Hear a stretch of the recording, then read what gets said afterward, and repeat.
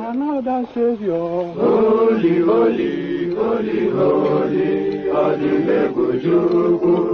Another Savior. Another Savior. Holy, holy, holy, holy, Adimebujuku.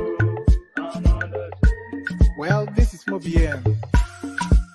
This is dedicated to the gallant heroes of the Nigerian Biafra War and IPO families all over the world. I remember the Nigerian Biafran War, in the thickness of the Biafra genocide. Hey, one man revived the vanishing hope to life. Let the great Biafran army to fight, and they were singing out, holy, holy, holy, holy, all the Mebujuku is another Savior. They were singing out, holy, holy, holy, holy, all the Mebujuku is another Savior. Holy, holy, holy, holy, all the Mebujuku is another Savior.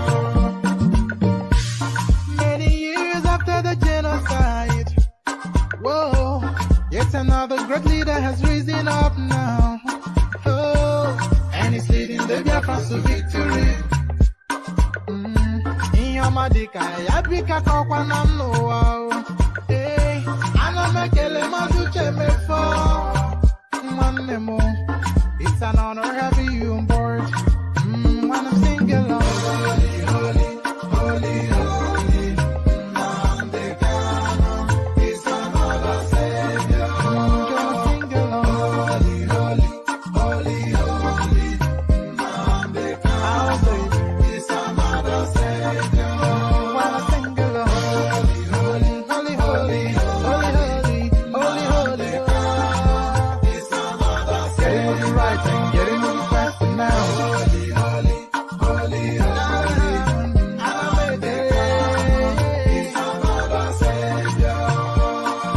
Holy, holy, getting moving right and moving faster. Yeah, for freedom. Is another Savior. Yeah, for freedom. Holy, holy, holy, holy, Nandekano is another Savior. Another Savior. Holy, holy, holy, holy, Adimebujuku. Another Savior. Another Savior. Holy, holy, holy, holy, Adimebujuku. Another Savior. Well, this is Mobien. This is dedicated to the gallant heroes of the Nigerian Biafra War and IPO families all over the world. I remember the Nigerian Biafran War, in the thickness of the Biafra genocide. Hey, one man revived the vanishing hope to life. Let the great Biafran army to fight, and they were singing out, holy, holy, holy, holy, all the Mebujuku is another Savior. They were singing out, holy, holy, holy, holy, all the Mebujuku is another Savior.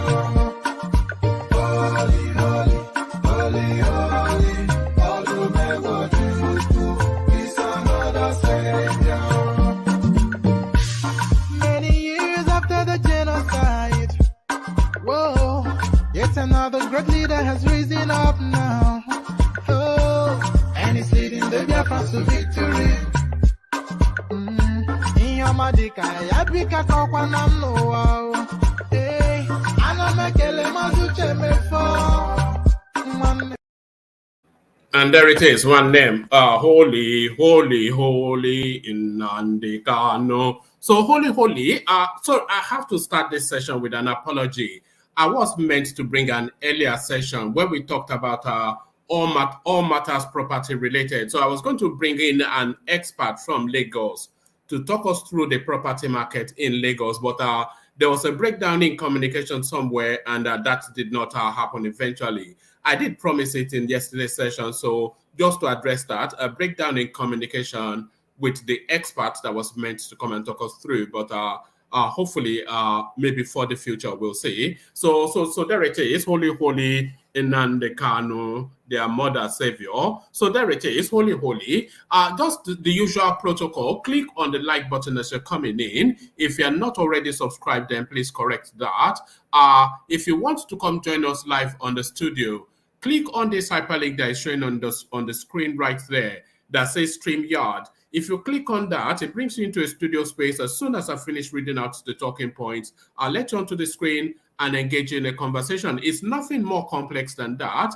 And the only really participation, just click on that hyperlink that says StreamYard. So click on that hyperlink that says StreamYard.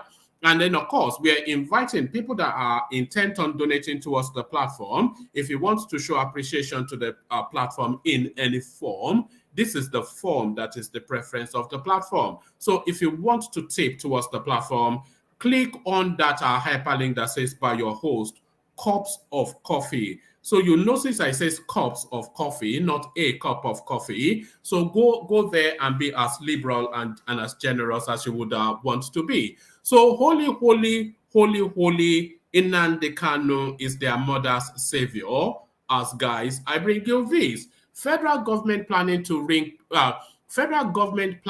rig presidential election in Southeast.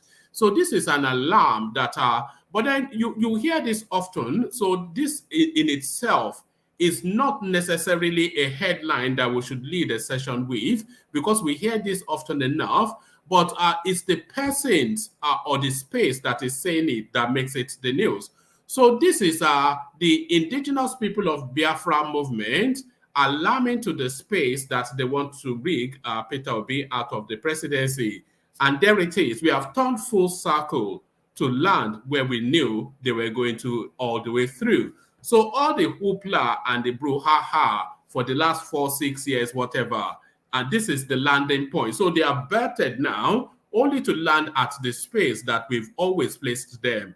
Federal government planning to rig presidential election in Southeast. The indigenous people of Biafra, IPOB, makes the allegation. So IPOB now, and we've always said that the Peter Obi narrative is very much altogether an IPOBian narrative, and then of course there they are taking ownership of it. So there is that one. So from that one to this one, Vice President Oshibanjo visits APC presidential candidate Tinubu in Abuja. So it's the onboarding now of Oshibanjo into the Tinubu campaign space that is the news here. Because, of course, there's been somewhat of a cold distancing, you know, an arm's length sort of thing that you stay over there and I'll stay over here. But it looks as though now the short little man from Ikene has thawed in his heart, seeing now the momentum is heading in a certain direction. So he quickly jumps on board. Vice President Oshibanjo visits APC presidential candidate Tinubu in Abuja. So quite what went down there, we'll find out shortly. Our 2023 presidency, Atiku reveals what he will do if he loses again after 6th attempt. So, you know, it's only when I landed on the 6th attempt that it resonated somewhat in my mind, if there's such a word, that it resonated in my mind that this guy has actually, this is now the 6th time that this pot-bellied man from Adamawa will be contesting to be denied. When is enough enough? How many times does the girl have to say no before you know, before it you know, they say persistence, but really it's not going to work out for you. But this has to be, well, it can only really be its last window. So thank God for that. Whatever happens in this electoral cycle, by 2027 and then subsequently 2031, we're expecting to see totally new, especially if Peter Obi wins. If Peter Obi wins, the one good thing of a Peter Obi victory will be the final cleansing of the old guard. Because if Peter Obi does win, it cleans out all of the Tinubu cleaned out, Atiku cleaned out, Buhari cleaned out, Obasanjo cleaned out, Babangida cleaned out. Because we cannot from Peter Obi then go back again to people like them. No. So that would be a cleansing. But the only thing is, Peter Obi it doesn't present convincing enough that he has the accoutrements for the job. That's just the That's just the one space. The one thing that his presidency would bring is the ending of the old guard. But ending of the old guard is not sufficient enough to hand anybody a presidency. Our 2023 presidency, Atiku reveals what he will do if he loses again after 6th attempt. Maybe he'll go for number 7, who knows. Peter Obi accepts Okukwe's resignation as DG of Labour Party campaign. So we just document this to reach the final full stop of that, the final bus stop rather of that storyline that we've been following over the last 2 days. So you know, when you put a full stop, that is where the sentence ends, and this is the full stop now on that journey. At least Okukwe's space as the DG of the Obi campaign. Peter Obi accepts Okukwe's resignation as DG of Labour Party campaign. So the end, Lokwe cinema, as they say in Yoruba land, and that marks the end right there. So that marks the end right there. But this marks a new beginning, this next storyline. Nigeria Central Bank increases weekly cash withdrawal limits to 500,000 naira for individuals. So it looks as though they've managed to break the will of Emefiele, who was quite adamant that it was not for the turning. But it looks as though now, because just all manners of just weighing upon this guy. But now they've increased it from not by 100% really, but by 500%, because the original limit set was 100,000 naira, and they just ratcheted it up to 500,000 naira. So 500,000 naira a week, people are able to withdraw now. But what's led to that change of heart? Nigeria Central Bank increases weekly cash withdrawal limit to 500,000 naira for individuals. So we find out now how his will was broken, Emefiele. So still with Oshibanjo, details emerge as Oshibanjo visits Tinubu and Shettima in Abuja. So this has to be a campaign journey. It cannot be anything other than a campaign journey. So he's now onboarded to that campaign. So still within that space, Tinubu's march towards the Aso Rock seat, President Buhari in closed-door meeting with Tinubu. So closed-door meeting, you say, what possible story could there be there? But the optics of it, a lot of people try to sort of birth and germinate the narrative that there's somewhat of a distancing of Buhari from the Tinubu campaign. Buhari is very much frontal in the Tinubu campaign, have no equivocation about that. And if Buhari would have his way, the person he'll be handing over the reins of government to will be the looter of Lagos. So there it is, President Buhari in closed-door meeting with Tinubu. So quite, pardon me, so quite what played out there, we'll find out shortly. Oshibanjo, Tinubu in closed-door meeting over 2023 polls. So, of course, he's onboarded as well. So some of these stories might well be repetitive, but we'll see just what we make of them. So there it is. And there's one more story. It is not, it's actually a video clip. So I'll save that till later. But what I want you to bear in mind as a hint towards the story, bear in mind, when Tinubu was at Chatham House, he was asked 10 questions. He answered 4, and he delegated 6 to his surrogates, individual surrogates. He delegated 6 to individual surrogates, and a lot of the space went wild that I couldn't answer a question. So bear that in mind, that, are these surrogates then going to be president? He should answer the questions himself.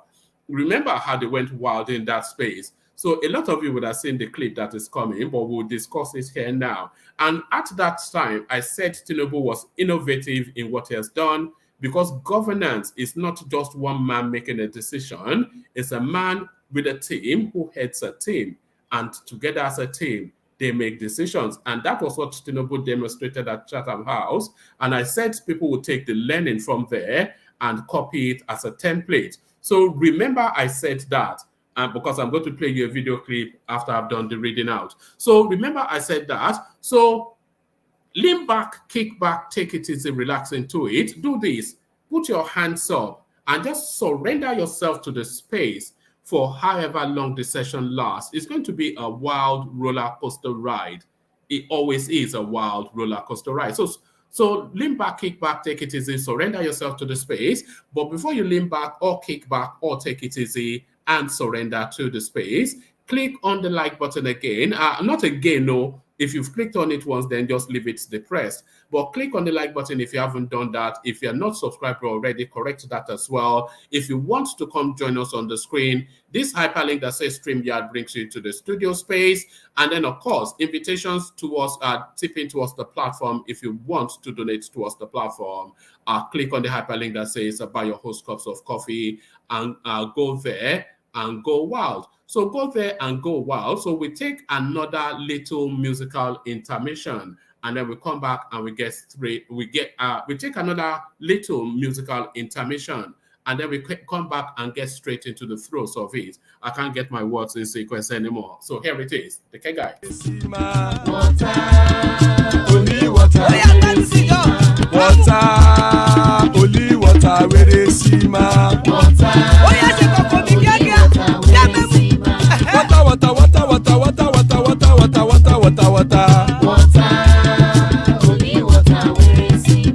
Hapa o naido.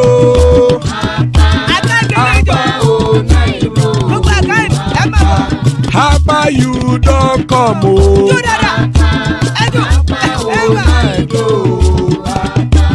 Hapa o naido.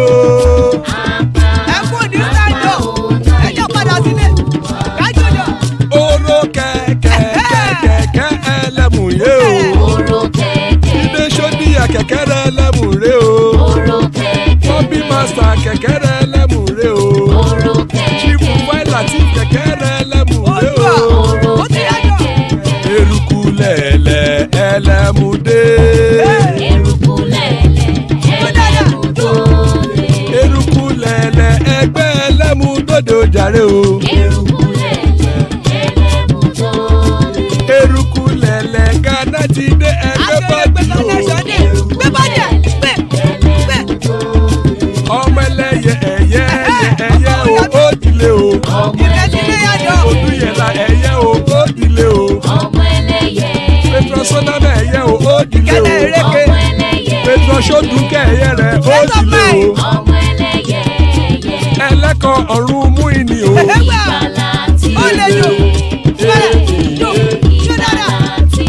Àkùkọ ọ̀run mẹ́kọ̀.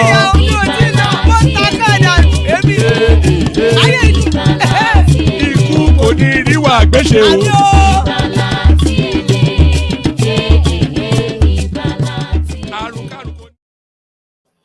And there it is, right there. You already know the meaning of that prayer. If you spent more than a minute here, Ikuko ni riwa agbeche, may death have nothing to do with us. Who would not say amen to that? I'm saying amen on my behalf and on behalf of you, my friends. So Ikuko ni riwa agbeche, as guys, I bring you this. So I'll bring you this story actually. I was going to avoid this story because we've been around this sort of story so many times on this platform. But it continues to rankle at the back of my mind, somewhat like an irritation. So let me just bring you it. We are back to the polls again. And this one are just as annoying as the rest of them has been. It says, Obi leads Tinubu Atiku Kwakwanso in fresh polls. So this usual post now that we get from the obedience is out again. The presidential candidate of the Labour Party, Peter Obi, for the second time in 4 months, has led the other 3 frontline presidential candidates in a new poll conducted in December.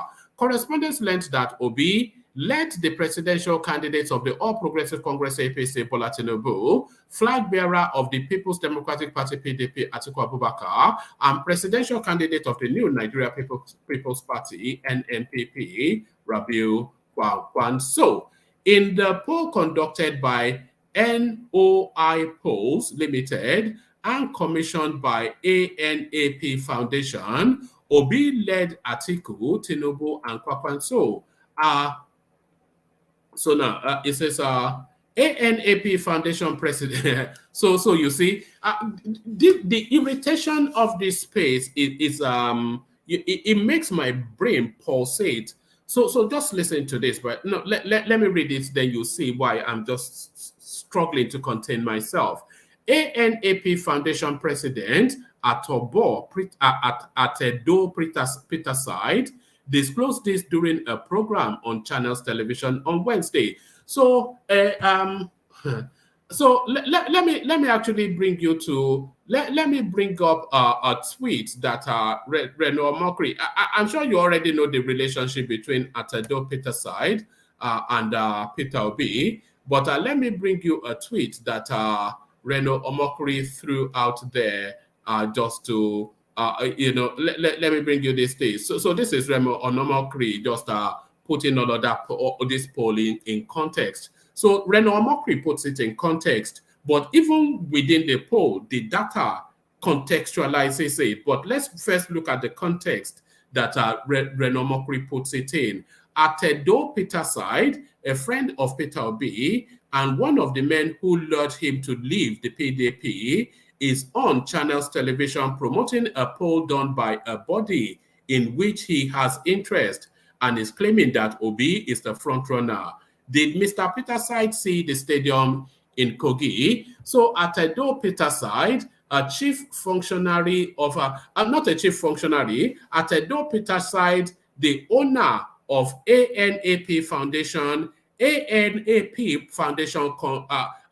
Peterside, the owner of ANAP Foundation, commissions a poll from NOI polls, and Atedo Peterside, by the way, a close friend of Peter Obi, a political advisor to Peter Obi, and one of his biggest champions. He commissions a poll, which tells us then that Peter Obi is the frontrunner of the election. So this is where we are.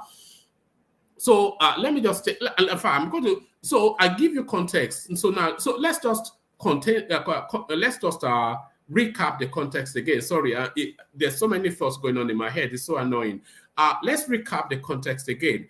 Atedo Peterside is a close friend, a political associate, advisor of Peter Obi. He guided him out of PDP. So Atedo Peterside is the president of ANAP Foundation. So is the president of ANAP Foundation. ANAP Foundation commissioned a poll from NOI Polls Limited. So are you following? So ANAP Foundation, owned by Atedo Peterside, commissioned a poll from NOI Polls Limited. And that poll then, commissioned by ANAP Foundation, owned by Atedo Peterside, tells us that his close friend and political protege, Peter Obi, is the frontrunner in the election. So that's the context right there. But there is more to it. The presidential candidate of the Labour Party, Peter Obi, for the second time in 4 months, has led the other 3 front-line presidential candidates in a new poll conducted in December. Correspondents learned that Obi led the presidential candidate of the All Progressive Congress, APC, Bola Tinubu, flag bearer of the People's Democratic Party, PDP, Atiku Abubakar, and presidential candidate of the New Nigeria People's Party, NNPP, Rabiu Kwakwanso. In the poll conducted by NOI Polls Limited and commissioned by ANAP Foundation, Obi led Atiku, Tinubu, and Kwakwanso. ANAP Foundation President Atedo Peterside disclosed this during a program on Channels Television on Wednesday. According to Peterside, ahead of the 2023 presidential election, the electoral process has moved past a 3-horse race to a 4-horse race. It disclosed that the former governor of Anambra State had 23%, Tinubu 13%, Atiku 10%, and Kwakwanso polled 2% in the fresh polls released in December. Peterside further stated that mobile phones were the instruments used to conduct the poll because of increased mobile penetration in the country, adding that a large percentage of the people were undecided. He noted that the level of interest in the 2023 election is due to economic insecurity and other challenges affecting the country. ANAP Foundation released a similar poll in September in which Obi led the 17 candidates in the race for Aso Rock's top job in 2023. So there is one more bit of this that I want to draw your attention to. There is one more, because there's something that was spotted and brought to my attention. So I'll bring up the poll. Let me see. Oh, it's not quite clear on my screen here. But I wanted to share the screen with you. But in this poll, the poll conducted by Atado Peterside tells us that Peter Obi, so we're looking at the Northwest now, where Kwakwanso comes from. It tells us that Peter Obi has 11%, Tinubu has 15%, Atiku 17%, and Kwakwanso 6%. So Peter Obi has a 5% margin on Kwakwanso in the Northwest. So the Northwest is Kano, Kaduna, those sort of places. So Peter Obi, he has a 5% margin. I'm looking. Let me share the screen. I'll share the screen, but you may not see it as visibly as I would like you to. But this poll is telling you that Peter Obi, he has a 5% margin on Kwakwanso in Kano. This is what it's telling you. Yes. Let me see if I can. Oh, hold on. Let me see if I hold on. Hold on. All right. All right. That's a bit better. So you can look at the Northwest here, where my cursor is here. That's the Northwest. So it tells you Peter Obi 11%, Bola Tinubu 15%, Atiku Abubakar 17%, and Kwakwanso 6%. So Peter Obi, he has a 5% margin on Kwakwanso in the Northwest. More popular than Kwakwanso in the Northwest. Peter will be more popular than Kwakwanso in Kano. So there it is right there. Thank you, Mr. Peterside. We see you. So it's just bizarre. It is otherworldly. It's from another planet. But let's get back on track and get back to where we were. Federal government planning to rig presidential election in the Southeast, IPOB now effectively declaring for Peter Obi. The indigenous people of Biafra, IPOB, yesterday accused the federal government of Nigeria of planning to rig the presidential elections in the Southeast against Mr. Peter Obi and blame it on IPOB and ESN. It therefore urges Nigerians to ignore all the alleged concocted lies associating IPOB with the burning of INEC facilities, owning a bomb-making factory, and destruction of electoral party paraphernalia in the Southeast, saying they are all aimed at destroying its image. IPOB also alleged IPOB also alleged that the Nigerian government and its security agencies are working with criminals to blackmail it because of its refusal to drop the Biafran restoration project. So the one thing that's always rankled me about that Biafran narrative, I'm just going to read this, then I leave this storyline here. The one thing that's always rankled me about that Biafran narrative is that word restoration. I'm not quite sure if a dictionary is needed. I'm not sure, because you can only restore what once was. You can only restore what once was. So there was never at any point in history any country called Biafra. So how can you restore something that has never existed? You want to birth a new country. That's fair enough. That's a legitimate want. You want to create an Igbo, and there was never in the history of mankind a homogeneous Igbo nationhood, either under Biafra appellation or any other guise. There's never in the history of mankind an Igbo nationhood. Never, ever. So this now is a new concept. So this word restoration, I don't understand it. The coinage Biafra, by the way, 1970, 1967, Ojoko, Frank, Okpigbo, or something like that, they birthed that narrative in just as early as 1967. So that word restoration, it always rank. How can you restore something that never existed? IPOB also alleged that the Nigerian government and its security agencies are working with criminals to blackmail it because of his refusal to drop the Biafra restoration project. So there it is. So that's the IPOB space somewhat tacitly campaigning for P to B. So the IPOB space, we always knew that the IPOB space was essentially for Peter Obi and underpinned the Peter Obi space. Vice President Oshibanjo visits APC presidential candidate Tinubu in Abuja. The Vice President, Yemi Oshibanjo, on Wednesday, paid a visit to the presidential candidate of the ruling All Progressive Congress APC, Bola Tinubu, at his residence in Abuja. Oshibanjo lost the APC presidential primary election to Tinubu at the party's convention in June. So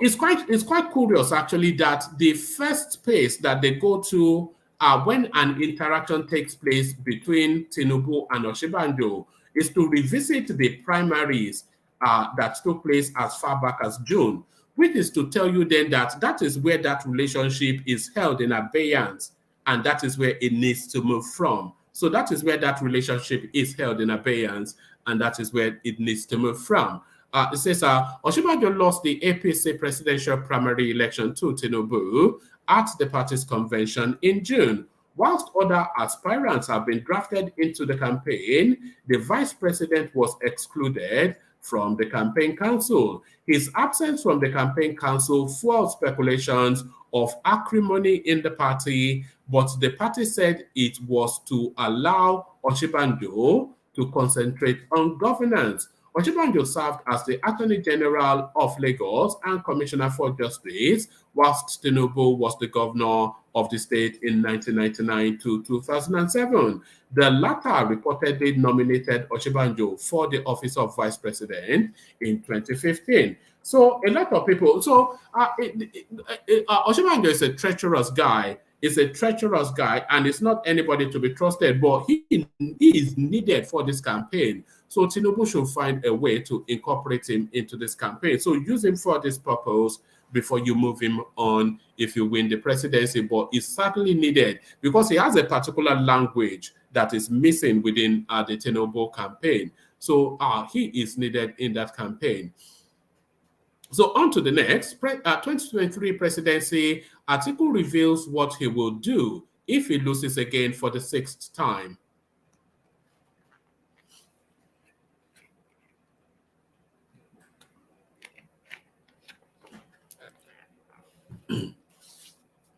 So here it is. Former Vice President Atiku Abubakar has run for the president 5 times. His current bid to succeed President Buhari in 2023 will make this his 6th attempt. In an interview published by Financial Times, Atiku said his bid to become Nigeria's president is a lifelong ambition that he will continue to pursue as long as he's alive and healthy. It is a lifelong ambition. And as long as, and by the way, when Tinubu said it was his lifelong ambition, people were throwing cutlasses at him.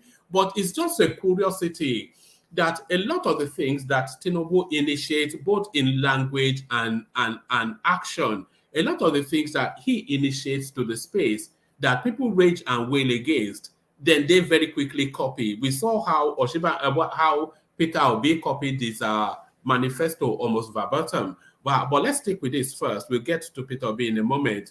It is a lifelong ambition. And as long as I'm alive and strong and healthy, I will continue pursuing it, the Financial Times quoted Atiku as saying in Lagos after a campaign rally. After saying he will continue to pursue the presidential dream if he's alive and strong, Atiku quickly suggested the presidential 2023 election will be his final act. I have come to the last stage now. I don't think after this I will run again. So I don't think after this I will run again. That sounds almost like a language of concession. That sounds like a language of concession. Meanwhile, a long-serving aide of the PDP presidential candidate, whose name was not mentioned, also told the Financial Times how his principal will win the 2023 election. The aide said Atiku will give his opponents, Bola Tinubu and Peter Obi, a close run for their southern strongholds and take advantage of Buhari's absence on the ballot to win the northern vote by a wide margin. Atiku reveals his no, that tells it to another story. So that's Atiku then telling us that this is his last bus stop. So this one now is just a bit this next storyline now is just a bit of tidying up. This is a bit of tidying up of all that we have been discussing over the last 2 days. Peter Obi accepts Okupe's resignation as DG of Labour Party campaign council. I'm not sure if it's what they read because the headline tells you all you need to know. The presidential candidate of the Labour Party LP, Peter Obi, has accepted the resignation of Donyo Okupe as Director General of the party's presidential campaign council. Okupe announced he was stepping down on Tuesday following a judgment of a federal high court which convicted him of money laundering. The court sentenced him to 2 years imprisonment, but with options to pay 500,000 fine on each of the counts, which totaled to 13 million. Okupe opted to pay the fine after the sentencing. In a letter addressed to Okupe, Obi acknowledged receipt of the letter. Dear elder brother Doyin, I received your letter offering to step aside in order to avoid any distraction to the good work of trying to forge a new direction for our country, on board of which you have been from the inception. It is a decision which I respect, Obi wrote.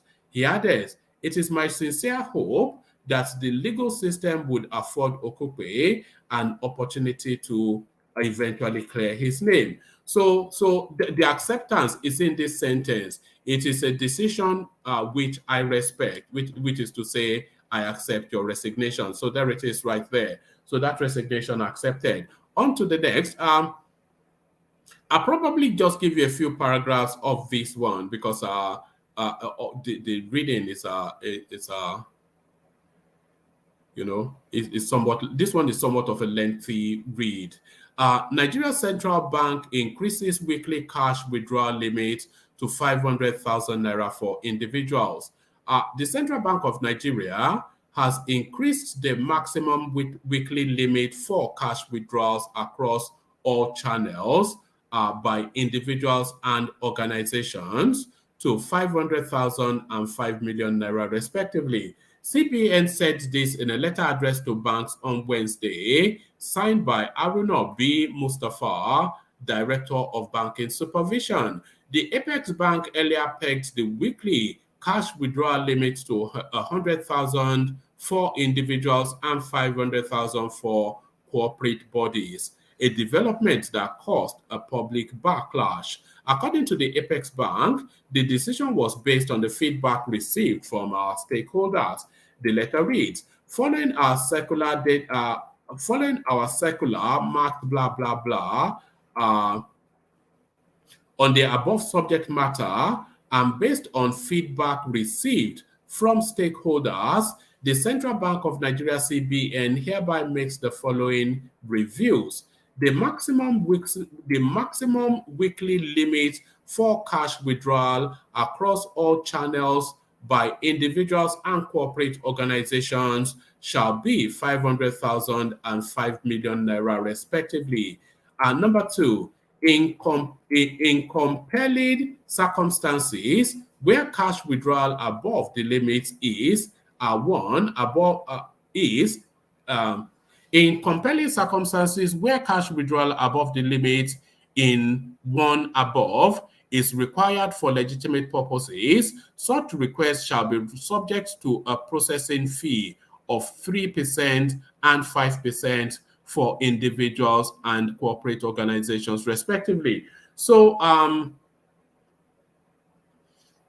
not quite sure what that means. Because if you read that paragraph, that circumvents that circumvents the policy position right there, because it doesn't put the caveat that it's in trenches. So let me read the paragraph again and then explain. Sorry, hold on.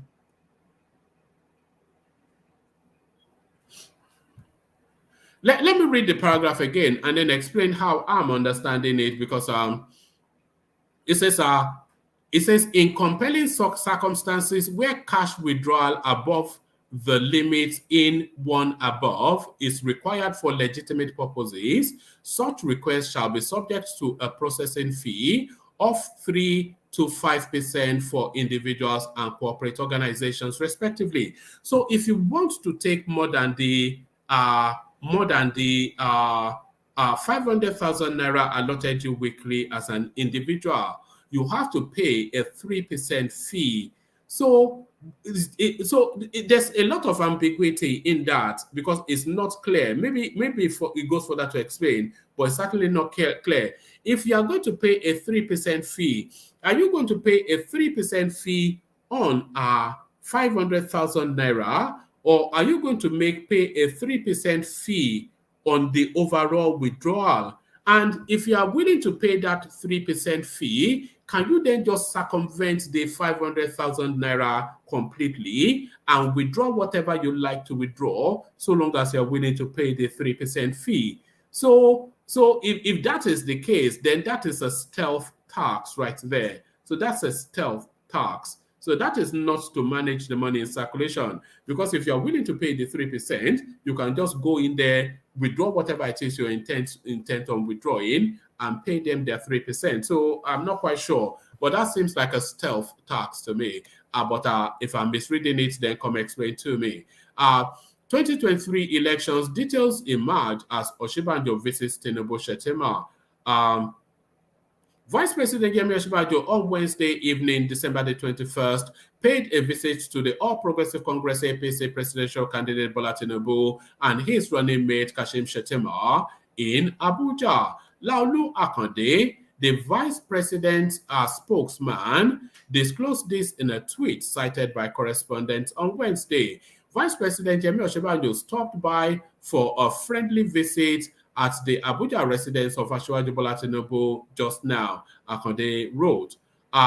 Also taking to Twitter, Tinubu said he and his running mate, Senator Shettima, received the vice president at his Abuja residence. The former governor of Lagos said they discussed some important national issues. I, alongside my running mate, Senator Kashim Shettima, this evening received Vice President Yemi Osinbajo at Professor Osinbajo at my Abuja residence. We shared time discussing some important national issues, he tweeted. So there it is. Meanwhile, APC officials who witnessed the meeting said it's Osinbajo's. I don't know how. It's badly written. That's what I'm stumbling over.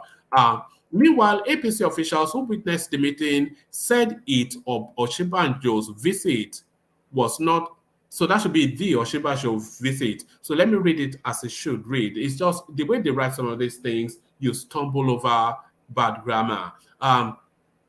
Meanwhile, APC official who witnessed the meeting said the Osinbajo's visit was not for any political purpose, but a courtesy based on their long-standing relationship. The APC source said Osinbajo's relationship with Tinubu is still cordial, though the VP's stand on the APC Muslim ticket has been clear and has pitched him against some party stalwarts. They noted that the VP's latest visit to Tinubu was in response to an earlier visit from Tinubu to the VP after the primaries, citing previous meetings between the two after the presidential primaries earlier in June. Correspondents recall that Tinubu paid the VP a visit at his Aguda house residence in the presidential villa shortly after the APC presidential primaries in June. The duo met later at the ministerial retreat, still in the villa, in October. An APC source who spoke on the condition of anonymity said though Tinubu and Osinbajo contested against each other at the primaries, they are not enemies. The APC chieftain noted that Oshibanjo is an Omoluabi and has high regards for Tinubu, who is also very close to the VP. For the avoidance of doubt, the VP's visit to Bola Ahmed Tinubu is merely in the spirit of the Christmas season. Besides, such a visit can best be termed as reciprocal after Tinubu paid the VP a similar visit in the past. So we leave that there, but that there's enough within that to campaign with. I'm sure there's enough within that to campaign with. Okay, I'll just give you this headline that I come into the room because I'm tired of the reading somewhat. Okay, let me just give you this. I'll give you this and then I'll come into the room. President Buhari in closed-door meeting with Tinubu. President Mohamed Buhari is currently in a closed-door meeting with the presidential candidate of the All Progressive Congress APC, Bola Tinubu. Buhari's meeting with Tinubu is coming hours after the presidency noted that the president would support Tinubu and other candidates in the party. The presidency gave this clarity following reports that President Buhari has not been involved in the presidential campaign of the ruling party. As of the time of filing the report, the details of their meetings have not been stated. So it's a photo ops campaign. So there it is, and then it tails off into what we already read, the Oshibanjo visit to Tinubu. So there it is. So let's come into the room then to see what's going on. So DOG, I see you. War Peace, I see you. Ajanle Koko, I see you. Thomas, I see you. And Akim joins us as the progressive. I see you. So good to see you all, gentlemen. Good to see you all. Let's kick it off with Thomas. Actually, let's take. Sorry, Thomas. Let's kick it off with Akim because the platform has not heard from him for a good while. So if it's ready to go, let's. Akim, the progressives, are you ready to go? Yeah, I'm here. Oh, all right, brilliant. Good to have you. So I want to take you back, the progressives. I want to take you back to Chatham House a few weeks ago when Tinubu made a presentation, then had a question and answer session. 10 questions asked, he answered 4 and delegated 6 to his surrogates. So I want to take you back to that space and the reaction that followed when he did that. So have that at the backdrop of your mind as you watch this clip. Watch this, the progressive. Yes. So how would you make us to change that narrative? Thank you. We have 4 questions now because we answered 2. No. So let's deal with the 4. Okay, for now. For now. I will start with the last one. And I want Professor to tell us, if he's a professor, I want you to tell us how education is the stand. Prof. This can pass you.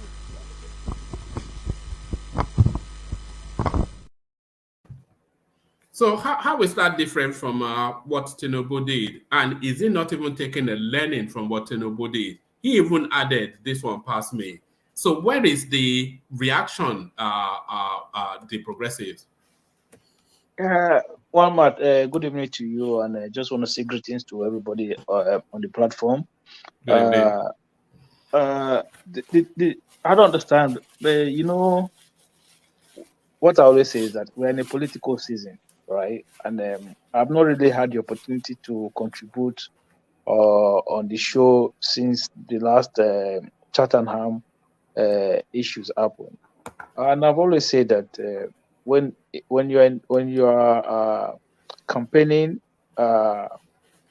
in a political season like this, I don't understand how some people turn themselves to judges who not make a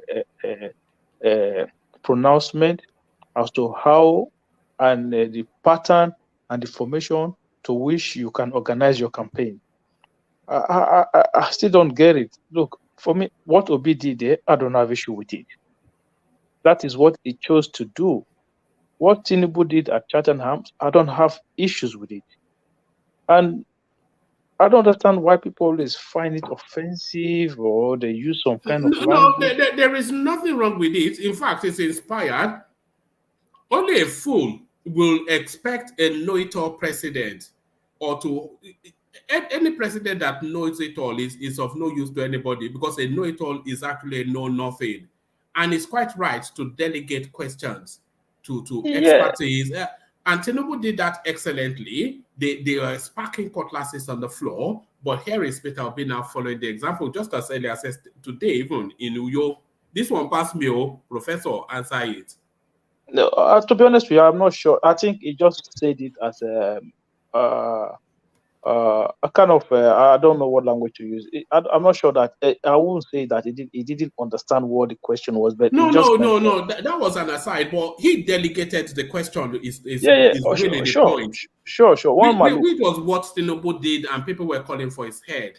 Listen, the delegation of question for somebody like me, I don't have problem with it. The people who are going to be having egg in their face today are those people who were criticizing Tinubu that day, who are Obi fans. So this is why, for me, I always try to balance my analysis sometimes, and things that I don't find wrong, I don't find them wrong, regardless of who is carrying out the action. So for me, I don't think what Obi did today is wrong. I still don't think what Tinubu did last day, because even when I watched the one Tinubu, Akim, so if it's in if we find our president at a war stage facing international press and they ask him question, he has to be looking for one professor around him to answer the question. No, is that the way it is done? Is that the practice? I think this is where everybody got it wrong last time, and then this is the same problem. These guys are candidates. It doesn't matter. Candidate going to become president. Hold on. Candidate will be president and will represent us. It does. They make a lot of difference. It matters. No. It doesn't make difference. He want to be president, and he will represent us at different. So, Ajale Koko, are you telling me now? Ajale Koko, let Akim explain to us why it makes a difference. Akim, okay. But Ajale Koko's point is that it doesn't make a difference, because even as a candidate, equally as a president, the personality that it brings through is still what we will see. No. One man, this is why I say you cannot compare it, because one, these guys are not currently holding on any office. So let's put it this way: one man, United Nations is holding a meeting. The president goes there. He goes on the podium. This kind of setting doesn't take place. So I don't understand how we are trying to compare such a scenario as if it's apple for apple. No, they are different. A president. What do you mean that it doesn't take place? It just doesn't happen. You cannot go to United Nations and then they'll have people put together. Progressive. When you said the setting cannot occur, what Tinubu did has never happened. So before then, you will probably be saying the same thing, because he did it. Now you're saying that instance is possible. He can actually go to a UN whatever and still do the same thing. Now you now say, okay, so it's actually possible. So let's not. Sorry, hold on, Akim. Des, how is what Tinubu did at Chatham House? How is it different from what Obi did at Uyo just now? One man, it's totally different. Right. It is totally different. Okay. Why is that? The question already that is being asked, this is a man that has been on the podium that has been interviewed so many times, more than any other candidate, and he's answered the same question that they just put to him so many times. He said the question is above him. He said the question is above him. One man. I can get you like probably 10 videos of him answering the same questions. I can send it to you. So there's no point. Hold on. But Tinubu, equally, he has answered the question, why do you want to be president? Wait, He has answered it a billion times. it's So not. It's not just that no, question. hold on. Why is it that him not answering that at Chatham House was sufficient enough to call for his head? No, one man. It's not just that question. It was the way. The first question they threw to him, he had to like basically put it to everybody that I'm not answering these questions. Which was what Obi just did now. No. Can you play? If you can play the video from beginning to end, it's not the same thing. One man, It's not you the see, same this thing. is the level of biasness that I don't want to play the video. Sorry, carry on. Hold on 1 second. I want to quickly say this is the level of biasness that I don't like participating in. You understand? Okay. Look, if you go back to the Chatham House event, right? There were at times when Tinubu surrogate will answer question, and Tinubu will have a follow-up continuation of that answer because it felt like they are still part of that answer that the person did not submit. Tinubu will on his own. If you remember the question of for Nigerians in diaspora casting their vote, Tinubu originally did not answer the question. Somebody else answered the question. Then Tinubu then added a follow-up to that question, which means he knew what the answer was. He delegated the answer to somebody, and when the person did not completely represent the answer, Tinubu added his own part to it. So these guys are just doing these things the way they want to. They want to run their campaign. It's a campaign, and if you're not happy with it, there are other candidates. That is Progressive. democracy. Tinubu has been asked a question about security. That became the famous whatever of Abado and all that. He just basically slandered the whole thing, saying that he's gonna employ 50 million. What the fuck? I mean, what is that? No, Bro, please don't use brother. Let me tell you something. If Tinubu sounded like Obama, if Tinubu sounded like Obama, you still won't vote for him. So let's not go back and forth with it. All right. Let's progress. Let Hakim have a say. I knew we'll get to this place. It's just the rank hypocrisy in it all. The exact same scenarios just played out, but under Peter Obi is a completely different thing. Yeah, that is the biasness that you get. Why do you want to be president? Tinubu said, okay, give that question to one of my surrogates, and they'll tell you. He has answered that question a billion times. They say, they say he did not even know his age. They were passing him paper. All of that. We had that for weeks and weeks. Here is Peter Obi now delegating questions to a surrogate. Is a totally different thing. It's an act of one man is a different thing. Yes, it's the hypocrisy of it, and they don't see it. That's the real thing. Akin, hold on. Sorry. Yeah. Good morning. It's a different case. One man. Yes. When Tinubu were in some conference they had with some first ladies and all that, he can swear do that. That's no problem. That's just a conference he had organized. Hey, Eze. But being on the international stage as a presidential aspirant candidate in a foreign country is his duty to stand and answer questions. Is obliged to answer or not answer. Which he did. Wait, yeah, he's obliged to answer, not answer or not answer. He did answer. He did answer. Excuse me, sorry. Yeah, let me just hold on. Yeah. But I just watched a little bit now. I've not watched the full. I believe Obi is on a kind of gathering, not even interview. Like no, it's in a question and answer session. With I know. When you're in the student body, it's a gathering they organize for themselves. So that one is like an interaction. They can delegate questions to anybody. Chatham House was an interaction? No, Chatham House is not interaction. He was trying to be interviewed internationally. If Obi was there and he do the same thing, I would say he's a coward. I would say that straight. What are you talking about? That space in Uyo, it was broadcast nationally and globally.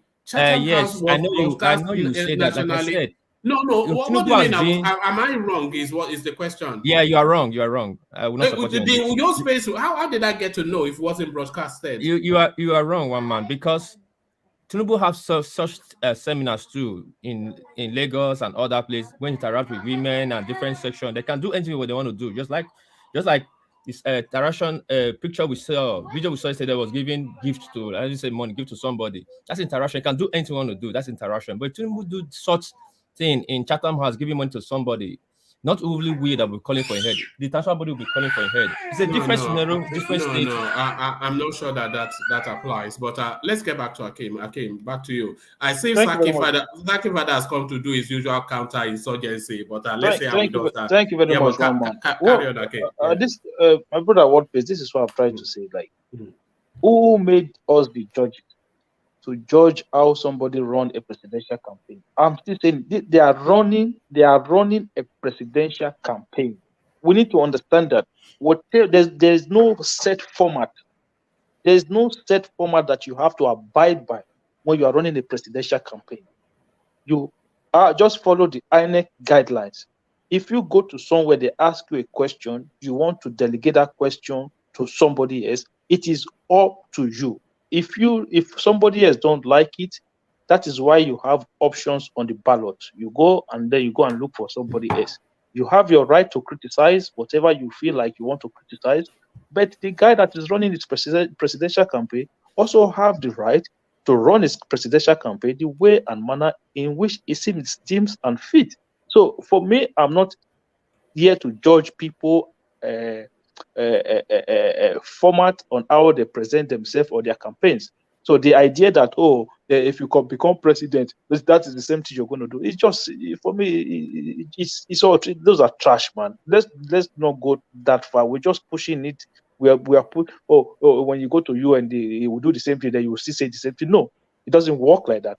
It cannot. It won't go to an ECOWAS meeting and then delegate questions. It won't go to a United Nations meeting and delegate questions. It will not go to African Union meeting and delegate questions. It doesn't work that way.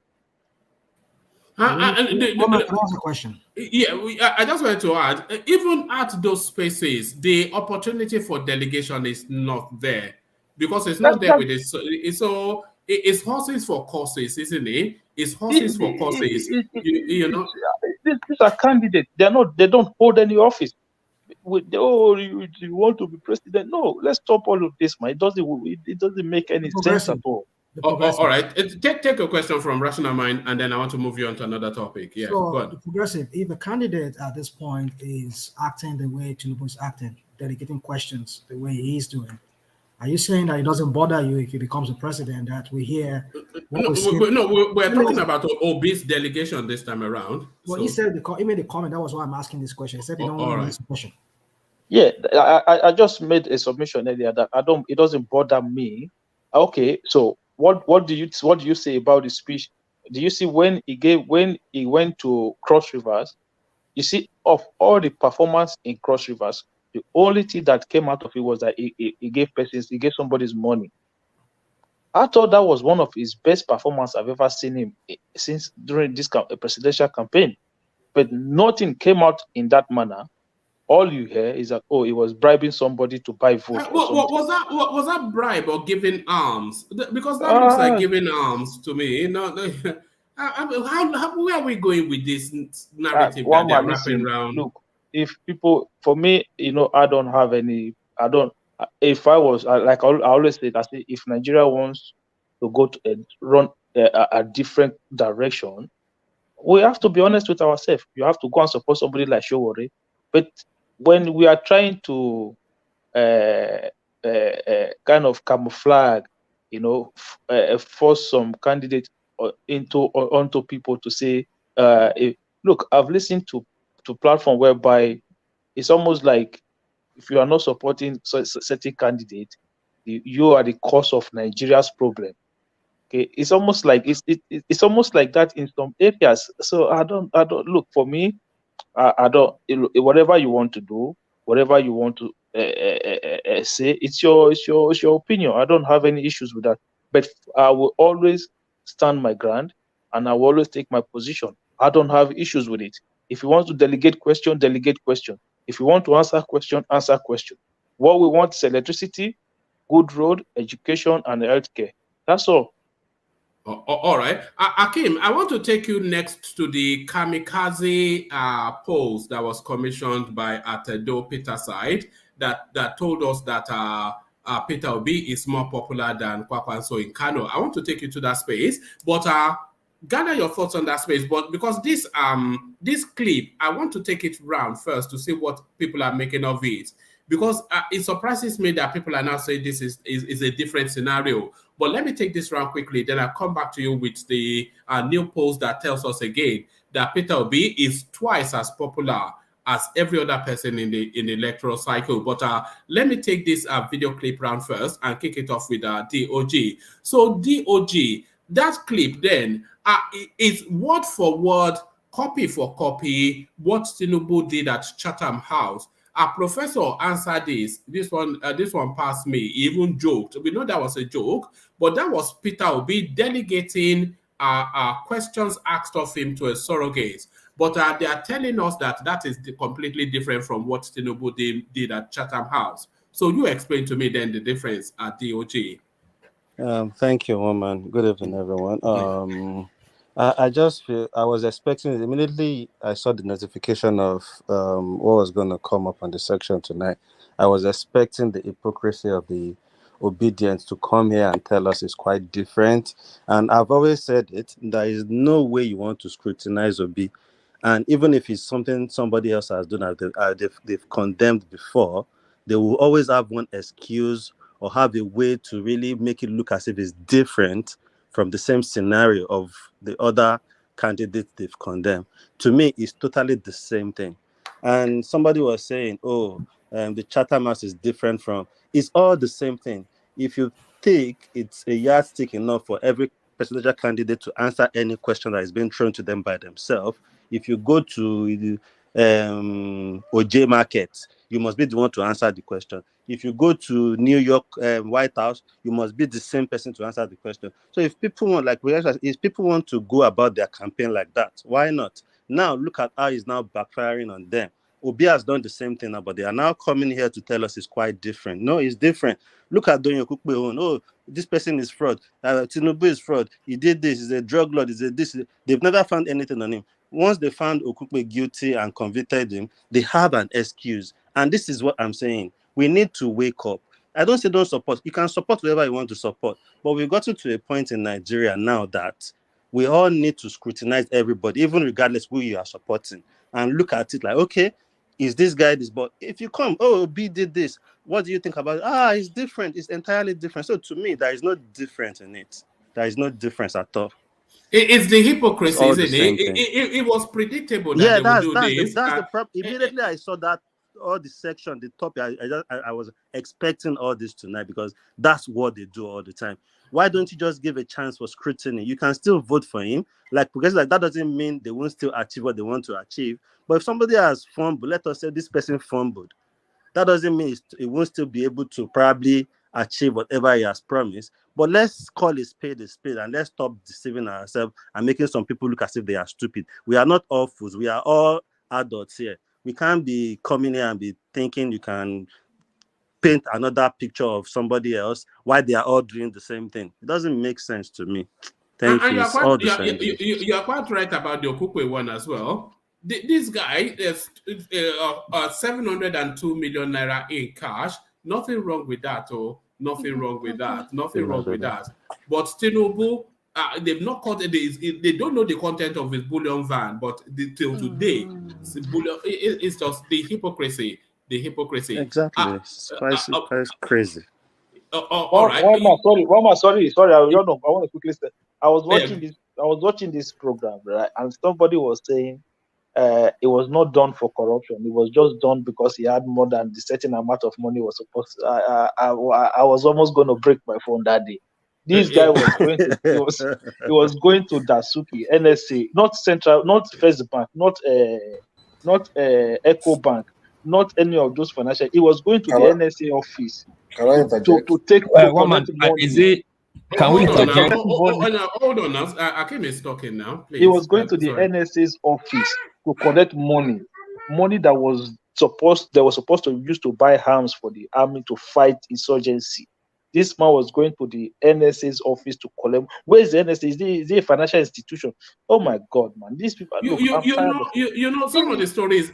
Some of the It's stories that they were saying, Akim, was that the money was to run his office. Like you said, the NSA is not a bank. it's It's not an administrative arm. It's not the finance department of the presidency. It's an organization that is there for security. for national security Why advisory. would he be going to the NSA to collect money to run his own office? It's corruption. The EFCC asked him what he did with the money. He couldn't come up with it. 702 million naira. Well, One it's theft. If Tinubu had done that, they would stone him. And here he one is. They one man. excuse that. The only reason Okugbe got away with a bigger charges was because the prosecutors, the EFCC, they are the dumbest people when it comes to prosecuting crime. Everybody gets away from EFCC. Yeah, they are the dumbest people when it comes to prosecuting crime. So what they do, they just media propaganda. Instead of them to do proper investigation, they will just go there and just arrest somebody. They start. No, that was a nail on case. Easy. If they are just if they are, oh my God. I'm sure he's grateful to get away with it because I'm sure he'd have been playing on his mind. Probably that's why he's even been Peter Obi's DG, to hide immunity under a high profile. And as soon as he got away with it, he just stepped down. They did the same thing with Lucky. They did the same thing with Lucky Benejo in Edo State. After all the money is told, they find him 2 million. The man went in his booth and took out 2 million and gave to the court, and they walk away straight to. Akim, let's look at what we know about the Donyo Kupe space. We know that he was collecting 10 million naira every month in cash from the National Security Advisor's Office. We know that. We know that the EFCC was triggered and they investigated. We know that. We know that he was called in to account for the money and he could not. We know that. You know, he said he had paid NTA for a program. NTA said the program was run for free. He said he was paying some staff. It came out with a fake list. So we know that he could not account for the money. And we know that it took 702 million naira. We know that. So those four things, we know factually, that's not subject to any, these are matters of fact, which even Okupe is not saying is not the case. So we know that. So what happened to the money? What was it collected for? Why was it collected? Is the guy's a crook? One man. But then is there a crook? If you remember, if you remember when can we interject now? This session is not only one question and one man. Sorry, do you mind? Let me. You can't.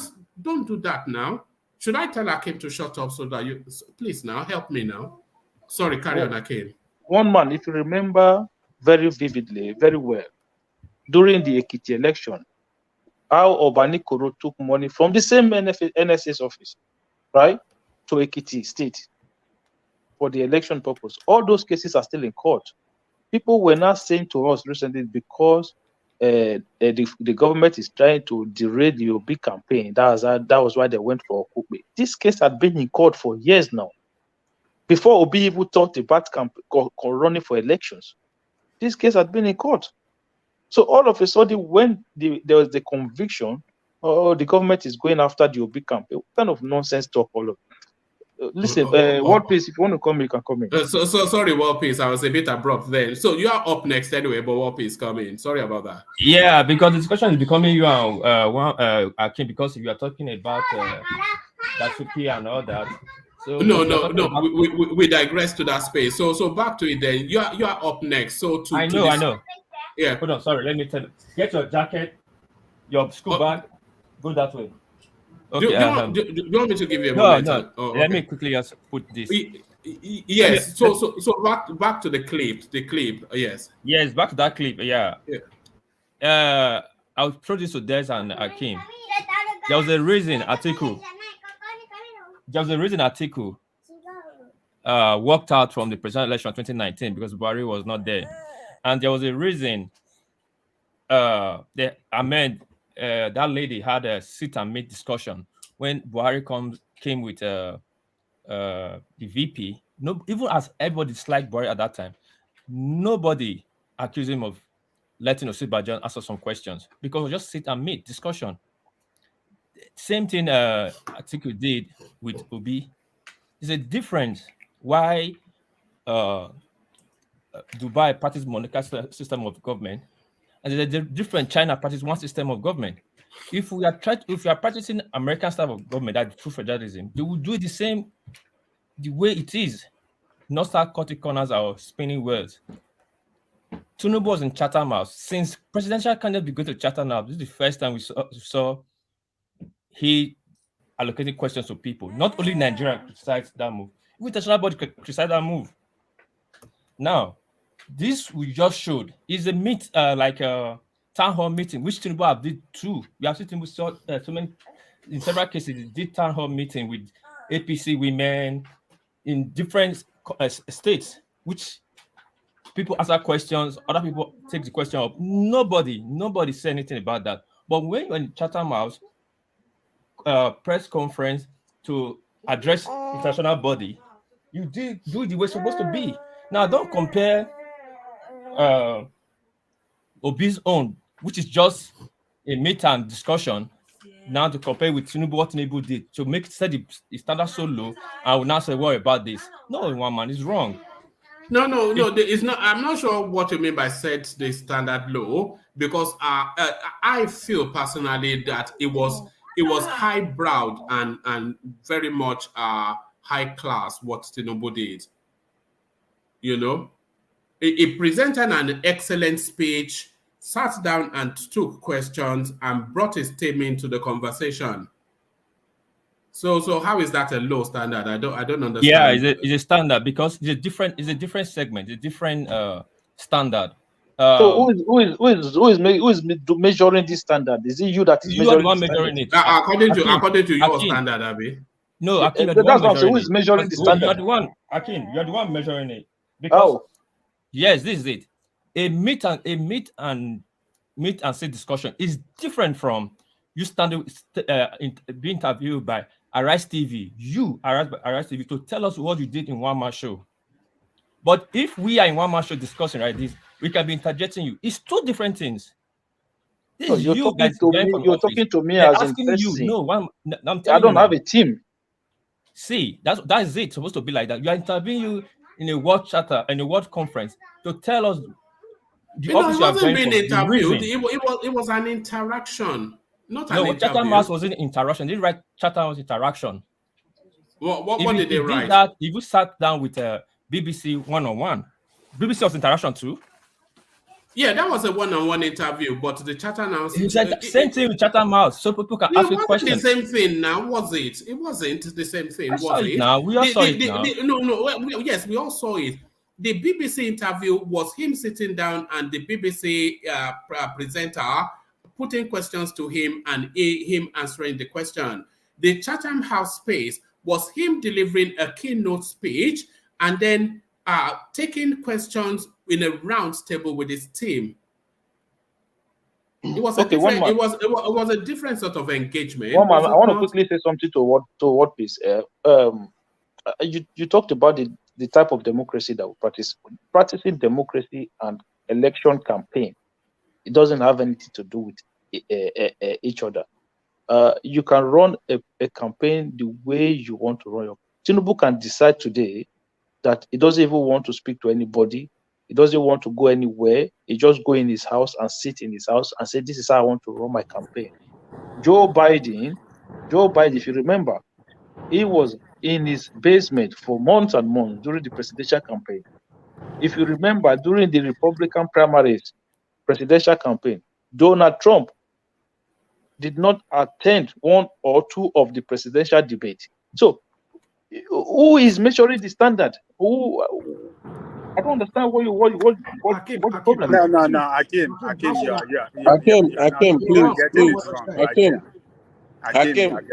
Akim, please define democracy before you begin to talk all this they are What, saying. what, I what do want you mean define I What do democracy? you want mean you to define define. democracy? Go Where to are the we going to? dictionary and tell me what One the man. definition Sorry, of guys. What One does man. I democracy what think does the is. question what is does the going definition round. of democracy have Why to don't do let with the it? question Hakim, go round instead of interjecting? It's getting rowdy for no reason. Let Yes. it go round, then we can just go back to other topics and continue smoothly. All right, we do that. So yes. So Akim, land that point, and then World Peace round that off, and then we take that question round. We're still with the clip. Akim, you were interjecting, so carry on. Yeah, thank you very much. When people talk about democracy, we're talking about candidate, not government. Government is different from candidate. When candidates are running for offices, you have options. That is why it is called election. You go out there, you support anybody that you want to support. It is when they become government. You cannot hold a candidate accountable. The only way you hold a candidate accountable is through the ballot system. When you go and vote, that is when you then make a preference. But when you have a government, you have to understand this now. Then you start talking about democracy. How the government is accountable to the people. That is when you are asking me to define democracy, you must understand not in the context of when people are still candidates running for the position of president. When they become a president, then the word democracy kicks in. They become Hakim, accountable that to the is a people. lie. Hakim, that is a lie. Tinubu as a candidate is not accountable to you. He has his own segment of voters. You, even if Tinubu become a pope tomorrow, the people who are not going to vote for him will not vote for him. But if he becomes your president, he has no choice but to be accountable to every Nigerian, regardless of those who voted for him or those who did not vote for him. Thank you very much. All right, back to you, World Peace. Round up that space on the clip, and then I want to take that topic round. So back to you, World Peace. Hold on. Sorry, hold on. Do you want me to go to another person? No. All right. So let's hear from you then. Akim, Tinubu's accountable. No. Leave that. Just address the clip by Peter Obi and tell us if you find it consistent with what Tinubu did or not. That's the topic. Yeah, that Peter Obi, like I said, the Peter Obi owner, I've not seen the full video, but I believe is a meet and discussion section, which everybody can interject where we're interjecting. Anybody can answer questions. They want to answer question, but that of Tinubu is a preamble of what he's going to do if he become a president. So whatever he display reflects what he's going to do. Well, I hope that is what he's going to do as a president, that he would delegate. He will delegate. I will hope that is what he will do. If he doesn't delegate, then that will worry me. He's going to be working for us. He's a civil servant, and he owns us. He owns us. He owns what I said. The opportunity to explain to us, not delegate questions. It's he we are voting for, not Herufai, not APC. No, he will delegate when he's a president, of course. He's not yet a president. He's not yet a president. Well, yes. Man. No, that is how he is going to. That is how he's going to preside. It's not a private entity. That's why there's a reason called a public office holder. He's vying for it. He's vying for it, and he's asking people to vote for him. Convinced for the job. So he has to show us the ability that he can do it perfectly and that's what it just showed you. It showed you so that if he becomes president, he will delegate authority. Yeah, and the people that want his vote are saying that is not the way to go. No, they are not. They are not. The obedience are, but those are not. They are doing it for their political expediency, but certainly not the people. What do you mean, the people? I don't object to it. I admire what he did, as did Peter Obi, because he's not copying it. No, Peter Obi is not copying it. What Peter Obi did, I'm just sure he did. Tinubu has done before the Chatham House. Nobody complained. Nobody complained about that. That's meet and discuss. Buhari did it. Nobody complained. Tinubu did it. But when it comes to like why are you fixated with Chatham House? Chatham House is a venue. Because that's the only interview Tinubu have done. Arise. What do you mean that's the only interview he has done? It wasn't an interview. Why do you keep saying interview? It wasn't an interview. What's Chatham House for? It was an engagement. And that's the only engagement he has The, done for the, Nigerian people. BBC, the BBC piece, that was an interview. The engagement that Tinubu has done, that's the only engagement we have seen. What about the one he did with the Arewa Consultative That's not Forum? engagement. That What was him it? talking to his APC Arewa people. That's not engagement. Just like his APC Arewa people. Yeah, because the Arewa Consultative Forum. Yes, the APC. yes, APC. How many people Arewa called? Atiku. You don't. Atiku was there. Hold on. Atiku was there. I'll get to you. Atiku was there. Peter Obi was there as well, I suspect. Wait, hold on. Please, sorry. When the news media I want you to understand that the Chatham House space, it was not an interview. It was an engagement. It was an interaction. What it did with the BBC, that was an interview. Interaction with who? With the fora. No, with the candidates. No, don't say, don't spin it. Candidate. What do you mean? It's with the candidate. Yes. The candidate is the one who is running. The last time I checked, Tinubu is the one running. Right. The tradition in Chatham House is anybody who. Why do you know the tradition? When have you ever followed Chatham House until now? Why are you speaking to the tradition? Do you know the tradition of Chatham House? Hold on. The tradition with presidential candidates going to Chatham House, Nigerian presidential candidates, is that they go there, they talk. Even the Bubu that went there himself, he spoke. Abacha went there, everybody went there, Atiku went there, and they spoke, they addressed the international community, international press. They have their team there. They definitely had their team, but they took the question because they are the candidates. But I don't recall that Buhari taking questions. Go on watch the previous. None of them. Even when what's his name, Atiku was gaffing at some point, Irina Mercury had to walk up to him and redirect him where he was supposed. He's the one addressing the community. I mean, addressing the international community.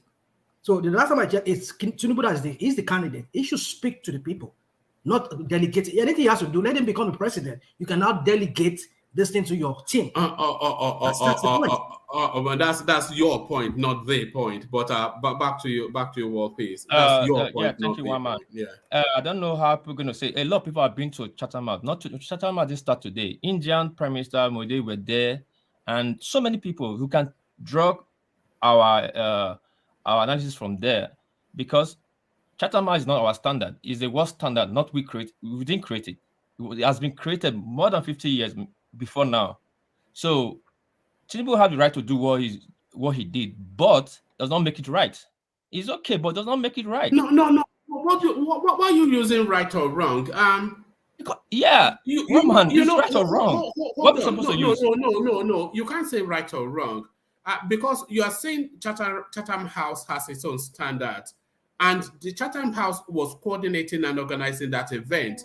And Tinubu, he played out as he played out. So if they felt it was not right, they would have redirected it. No, Chatham House is not there to correct you. What do you mean not correct? What do you mean they are not there to? Are you Chatham House? You seem to be impugning your own. Well, but the point I'm making is, if they felt that the engagement was not going to the standards that they uphold, then they will politely, there's nobody more polite than the English, they will politely redirect it. They say, Your Excellency, sir, can you take that question yourself? Or something like that. And one international journalist stood up and said, these questions are meant for you, not for your how will I say it, your surrogate or whatever. They asked him there, not the Nigerian journalist. Because they know, because we're not supposed to be so. For the fact you're doing it does not make it right. It's okay, you can do it. Doesn't make it right. What do you mean make it right? Okay, you have your say anyways. It's your say. Yeah, he's supposed to just give his section about what he's going to do and move on. If you cannot take the question and leave it, nobody's going to hold him to that. But comparing what will be... So, okay, sorry, what piece? If nobody's going to hold him to that, why are you now holding him to him delegated? If he's not gonna, if he says not going to answer the question, I know you want to come with that. So why are you holding him to delegate? I'm holding him to it because hold on, DOG, is his question, not a refined question. If I ask you how old are you, and he said it's my privacy, I'm not going to say. Nobody's going to flog him for that. Simple. But if I ask you, Tibu, how old are you? And he call Saraki. So Saraki, how old am I again? Then you will say, man, this guy is not even serious. Doesn't even know what he's gonna do. Doesn't want to run. Want to be my president. That's the difference. You know. That's the all right. difference. All right. And when Thank I'm you. done, this boy is giving me a hard time here. Yeah, no, no. Yes, thank you. Yes, we love hearing from him. So let me take it on, and let me take it to Desmond. So Desmond, you know where the conversation is. We were talking about Peter Obi delegating questions to his surrogate in the same manner that Tinubu did in Chatham House, but people are telling us that it's different. So oh God, can we even go with you? There's so much. I'm here. Okay, all right, go on. Oh man, I really don't have any comment to that video until you play the whole video. That's what I'm gonna say. If you play the whole video, we can now deduce what actually happened if it's the same with Chatham House. Because you're saying because of the few, I think, is it a 5 seconds or 10 seconds clip that everybody is now using to, I don't know what to call it. We have to actually know what actually happened. We saw what happened. It was asked the question and they palmed it off. No. One man, you played a 10-second video that it wasn't. Okay, hold on. Yeah, hold on. Yes. So how would you make us to change that narrative? Thank you. Don't worry. We have 4 questions now because we answered 2. No. So let's deal with the 4. Okay, for now. And we'll start with the last one. And I want Professor to tell us, if he's a professor, I want you to tell us how education is a scam. Prof, this guy pass you.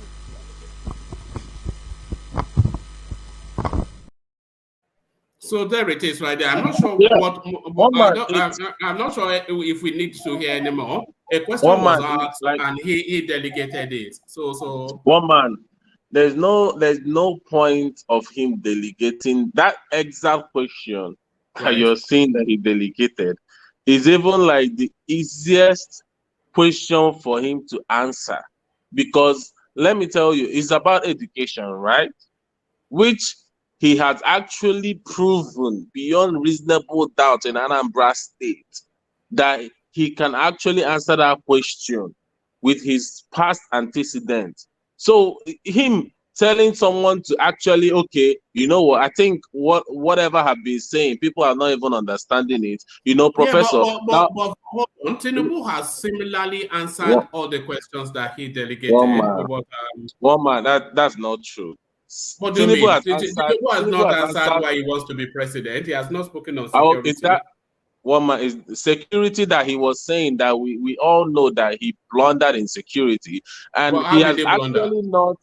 What are you telling me that you're going to employ 50 million people and feed them abado? Is that the answer? No, I don't understand. That's just ridiculous. Is that the answer? Des. You know what is funny, Des? You know what is funny to me now that you just said? You said he knows the answer, but we are all Nigerian and we understand pidgin English. After he said, Professor answer, this one passed me. Do you know? Listen, do you know why this one? Now said it's simple for him to answer it. If one man actually played the whole video, I don't think you'll be all this thing wouldn't even become the truth. But with that few seconds let me that ask one man you a question. Des, are you saying that that question Obi can answer that question? Is that your position? Okay, Ajali Koko. No, I'm asking. Yeah, Ajali Koko. The question is about education, right? It was about education. If you watched, yes, but they asked him a direct question, and this man said, Ajali Koko, Professor, come and help me. Do you know why I said if one man played the whole video, it wouldn't be all the. What Ajali Koko is asking is just yes or no. Is your yes or no? We won't be going back and forth about tell us what he's trying to but answer. But can I correct an error? Sorry. Yeah, sure. Ajali Koko, he didn't say this one passed me. The question is Hold about. on. No, wait. Hold He on. said so. Hold on. Let me Hold on. finish. Let me finish. Yes. So how would you make us to change that narrative? Thank you. Don't worry. We have 4 questions now because you answered 2. No. So let's deal with the 4. Okay, for now. For now. I will start with the last one. And I want Professor to tell us, if he's a professor, I want you to tell us how education is a scam. Prof, this can pass you. So there it is. He did say this one past me. No. See. Hold on, but he did say that. No, hold on first. Let me finish one more. Can you hold on, please? You said he did not say this one. Continue. Yeah, you said he did not say this one past me, but he did say it. So we heard him. So, but carry on. Yeah. You don't even want me to finish. No. I just wanted you to. Someone asked carry me. on. No. Or maybe I'm wrong because I didn't hear that I'm wrong. So I accept I'm wrong. Carry on. But no, they asked him, "Is education is a scam? This is the feelings of the youth, And he said, "You have asked 4 questions. Okay, maybe there is a professor here. Since he's a professor, since this question is about education, there is a professor here. Professor, tell them how education is a scam." I think he's trying to be clown. He's trying to, he's trying to create a kind of a comic, informal environment. In that very presentation. A comic informal environment. Let me sorry. No, sorry. I want this topic to go around. Just hold on. I want this topic to go around. So the interjections are a bit too much now and it's disrupting the flow. So let this go and then we take it round. So Des, back to you. So Omar, like I said, the question. What are you eating? I eat Tokyo, Look at this guy. Christmas has started early. Carry on. Sorry. Yeah. But anyway, yeah. Woman, the question is practically easy for P2B to answer, which we all know. If we are being honest to ourselves, education is something that he knows perfectly well, and there is no interview. There is no one single interview you play that P2B did without talking about education. You can't even play one without him referring you to what he did in Anambra State. So if you are coming here saying that it's a difficult question for him to answer, we all know what we are talking about. We know is a lie. We know deep down that we're just trying to make an argument. The argument won't even hold water. That's just the truth. So Des, hold on, Ajalekoko, please. I just want to take this question around. What Sake Father said is actually true. Because if you watch the scenario, if you actually play the whole video, that's why I say if you play the whole video, we won't be talking about this thing. If you watch the scenario, we'll see is basically trying to be funny in a way. Do you get? If we watch the whole video, that's why I wish we can all go back. Maybe after this show, one man won't play the whole video. We can all go back and watch the video. You won't be saying that is the same thing that he's trying to, delegate questions to, professor and all that thing. One man. Let's be honest to ourselves, okay? Let's not try to play politics here. All right, brilliant. Thank you there. So we take the same question to Thomas. So Thomas, you are up next. It's the strangest of things. It's a basic question that they asked him, and I'm sure he knew the answer to it. If he wanted to label himself to answer it, of course, he could answer it.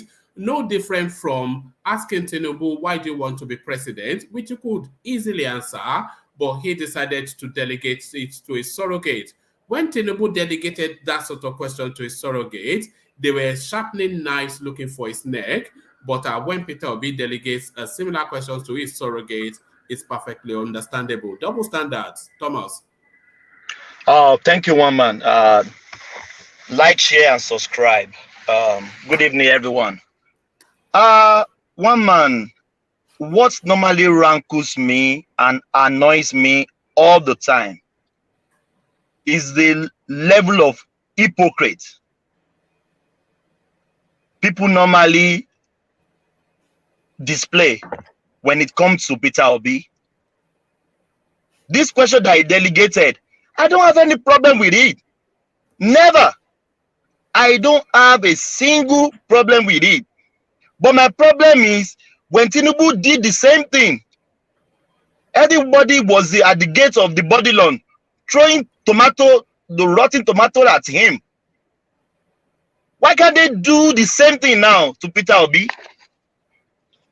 Why can't they do the same thing now to Peter Obi? I said earlier on, I don't care that he delegated the question to somebody. And the question is he can answer the question. But he decided to dedicate the question to a professor. Are you telling me that the question they asked Tinubu, he can't answer those questions? But he decided to dedicate it. But why can't they speak against Peter Obi now? It's just a bunch of hypocrites, in my opinion. As they are castigating Tinubu then, why can't the obedience castigate Peter Obi now? That is what normally drives me crazy. That what are you guys doing? Now you are excusing this guy now. But when Tinubu did his own, nobody else, you guys are not excusing him.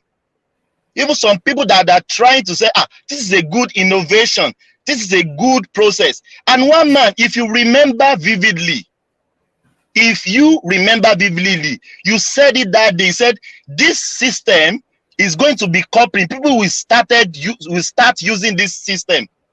And it's even playing out in even Peter Obi doorstep today. Why can't you? You see, Thomas, if Tinubu had not delegated questions in Chatham House, Peter Obi would not have had the bravity or the expansiveness of thought to even think to do that. It would not have the bollocks to do that. It would not have the capacity to do that. But it was because Tinubu did it that he felt that space has been opened.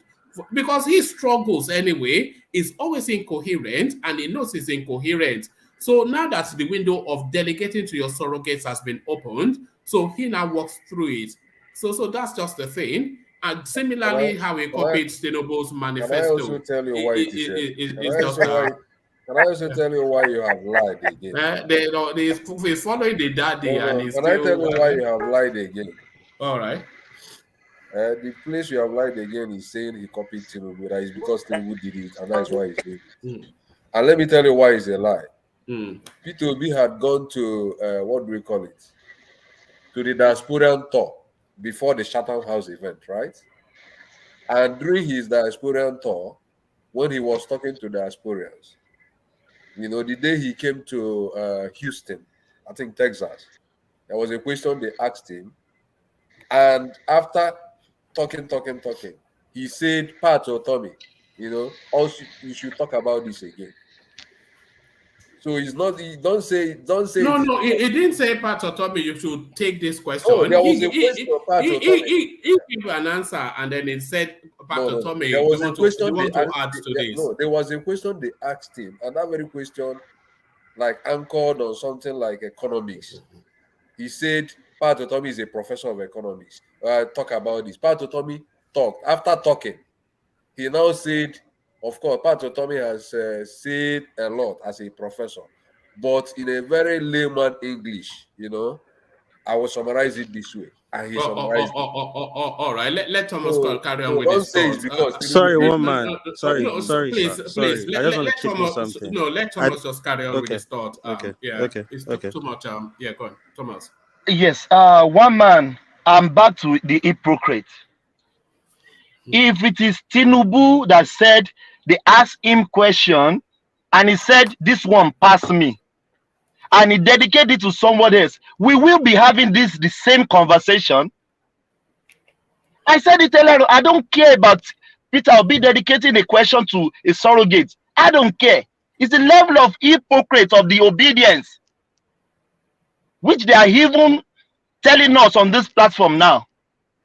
If Tinubu said, this question passed me, And even if you say it in a comic way, now they are not wanting saying they are saying it is comic now. It's comic now. If it is Tinubu that said the same thing, will we give him a pat in the back? Imagine, pause for a moment and reflect on what you just said. Imagine if Tinubu was in an interaction and they asked him a question and they say, whatever your name is, answer this question for me. Whoever it says, Shetima, answer this question. This one passed me. Imagine if Tinubu said that. Imagine that. They will shoot him dead. They will shoot him dead. Heaven will freeze. Heaven will freeze. Now it's comedy. Now it's comedy. Oh my God! You guys, you can do better than this, man. I am crazy here. I'm mad here. You can do better than this. I said it, I will repeat it again. I don't have problem with Peter Obi delegating questions. But if it is Tinubu, if it is Atiku, if it is Showore that did the same thing, will we be having the same conversation? Yeah, but Thomas, if it was Atiku or Showore, or they won't care. But Tinubu, they have, you know why they circle around Tinubu? Because they know he's on that journey to that say. So that's why they don't really care about Atiku. They know it's going nowhere, and they don't care about, in fact, they even like Showore because it's just like some, side dish, to come, But if Tinubu says it, because they know he's on the journey to that space, imagine if Tinubu had said, Shetima, take this question, this one passed me. Imagine that. Imagine that. They will gun him down. They will gun him down. It's just, you guys, you can do better. You can do better. Peter Obi, you are doing the right thing. Continue to do what you deem it fit that works for you. And it's just the supporters that I'm having problem with. You guys, you can do better. You can do better.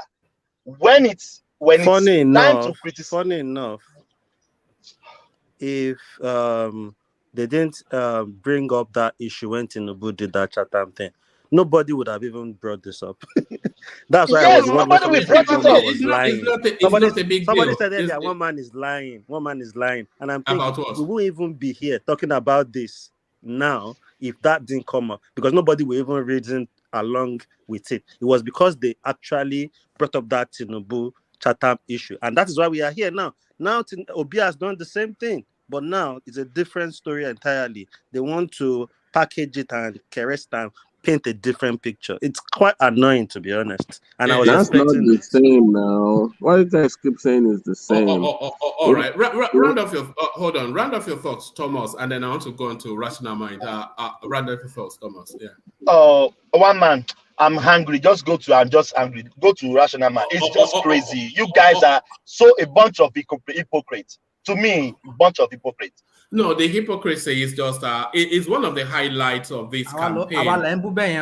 Are you an obedient? Are you an obedient now? Thomas, our hypocrites are we? Look at that. All right. So you're up next, and we probably know the direction you are going. Rational mind. But before I come to you, let me acknowledge the super chats that have been coming in. Kulata substituting for Alexander Gomez to say Okupe got away with it because Buhari has a deal with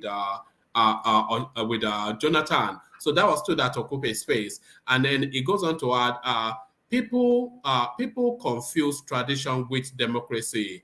It's a choice. So that's to that space. I think that might be out of the loop of the conversation, but this one very much central to the conversation. The third super chat from Kulata, it says, if Tinubu said it, rational mind would have a convulsion. So if Tinubu had said that, Shetima, take this question, this one past me, rational mind, it will be punching through the computer. It will, it will reach into the computer looking for somebody's neck to rip apart. Imagine if people are saying that.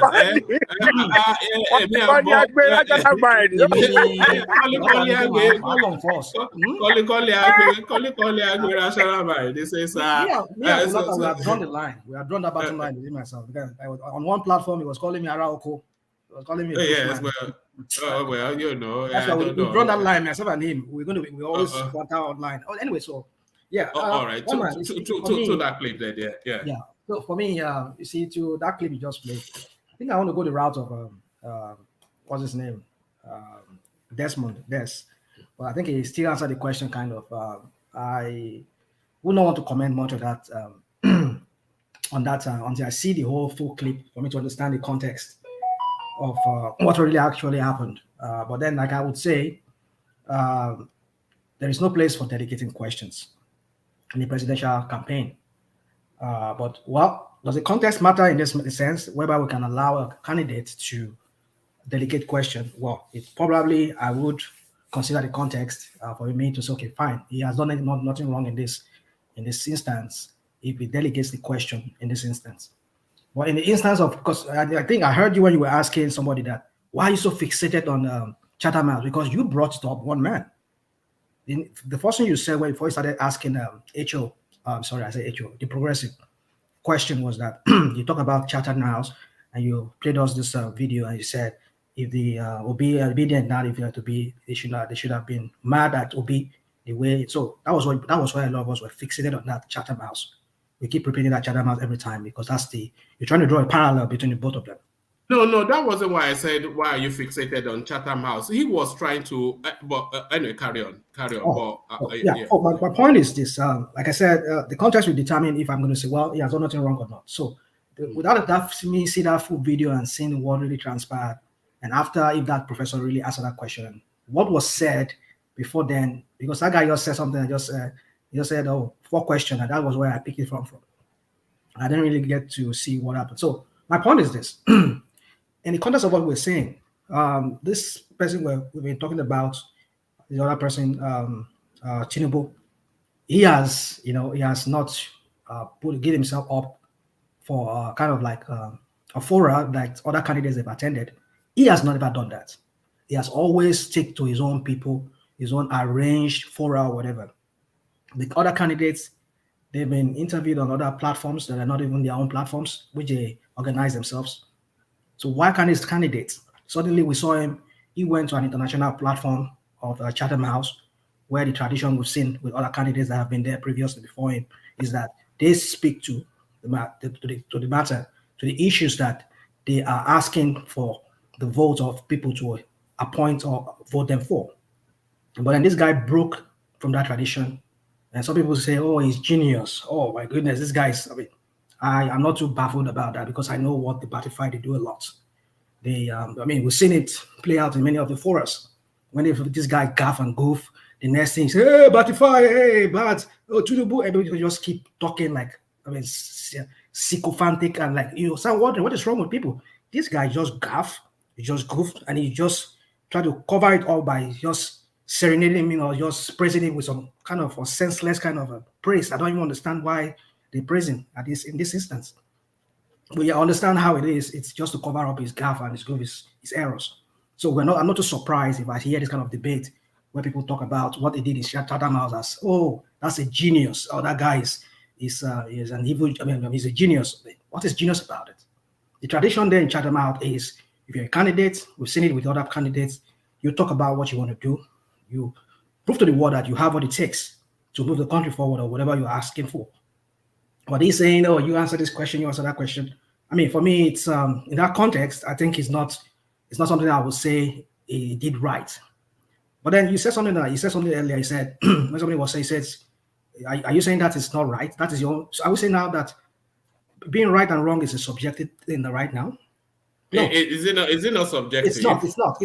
I know in the modern world, in the present society we have now, people kind of like make it look like truth is subjective. No, this truth will always stand. No. What do you mean truth? Truth is subjective, of course. It's not subjective. Well, you can say the truth is truth, but you just can't. You can't just. No. You do know what is not subjective? Fact is what is not subjective, but truth is subjective. Fact, truth. I see them as synonymous. No, they are not. Wow. Well, if you want to, maybe you want to put a spin to it, like you want to make it look like fine.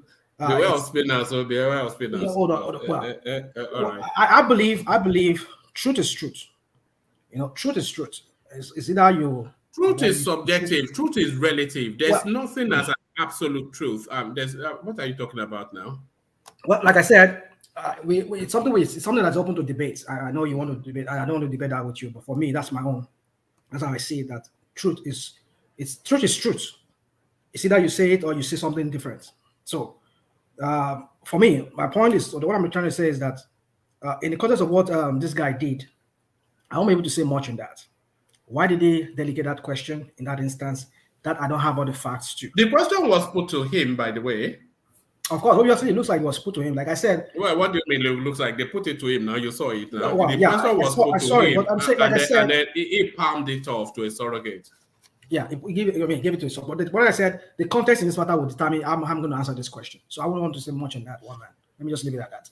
All right. Before you go, I was going to save this till later, but let me play you a video clip that I'm sure will rankle you even more. So this is really to rankle you.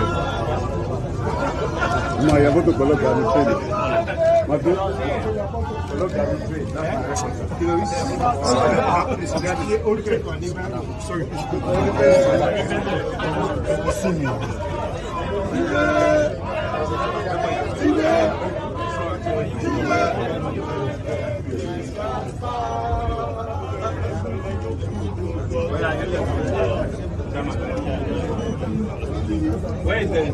John.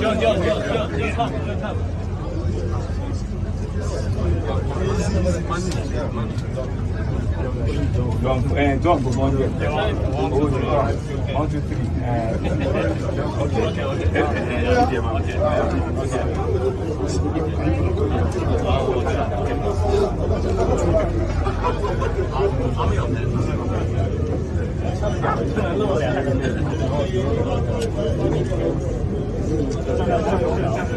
Okay, so you can key on. Yeah, cool.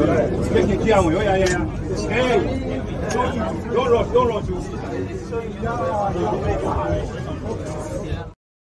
So that's another Tinubu initiative coming to fruition in Lagos State, or are you giving the attribution to someone who built it? One man, I've seen it. If you look at what the news says, he is inaugurating something that has not been completed. It's not been completed. Yeah.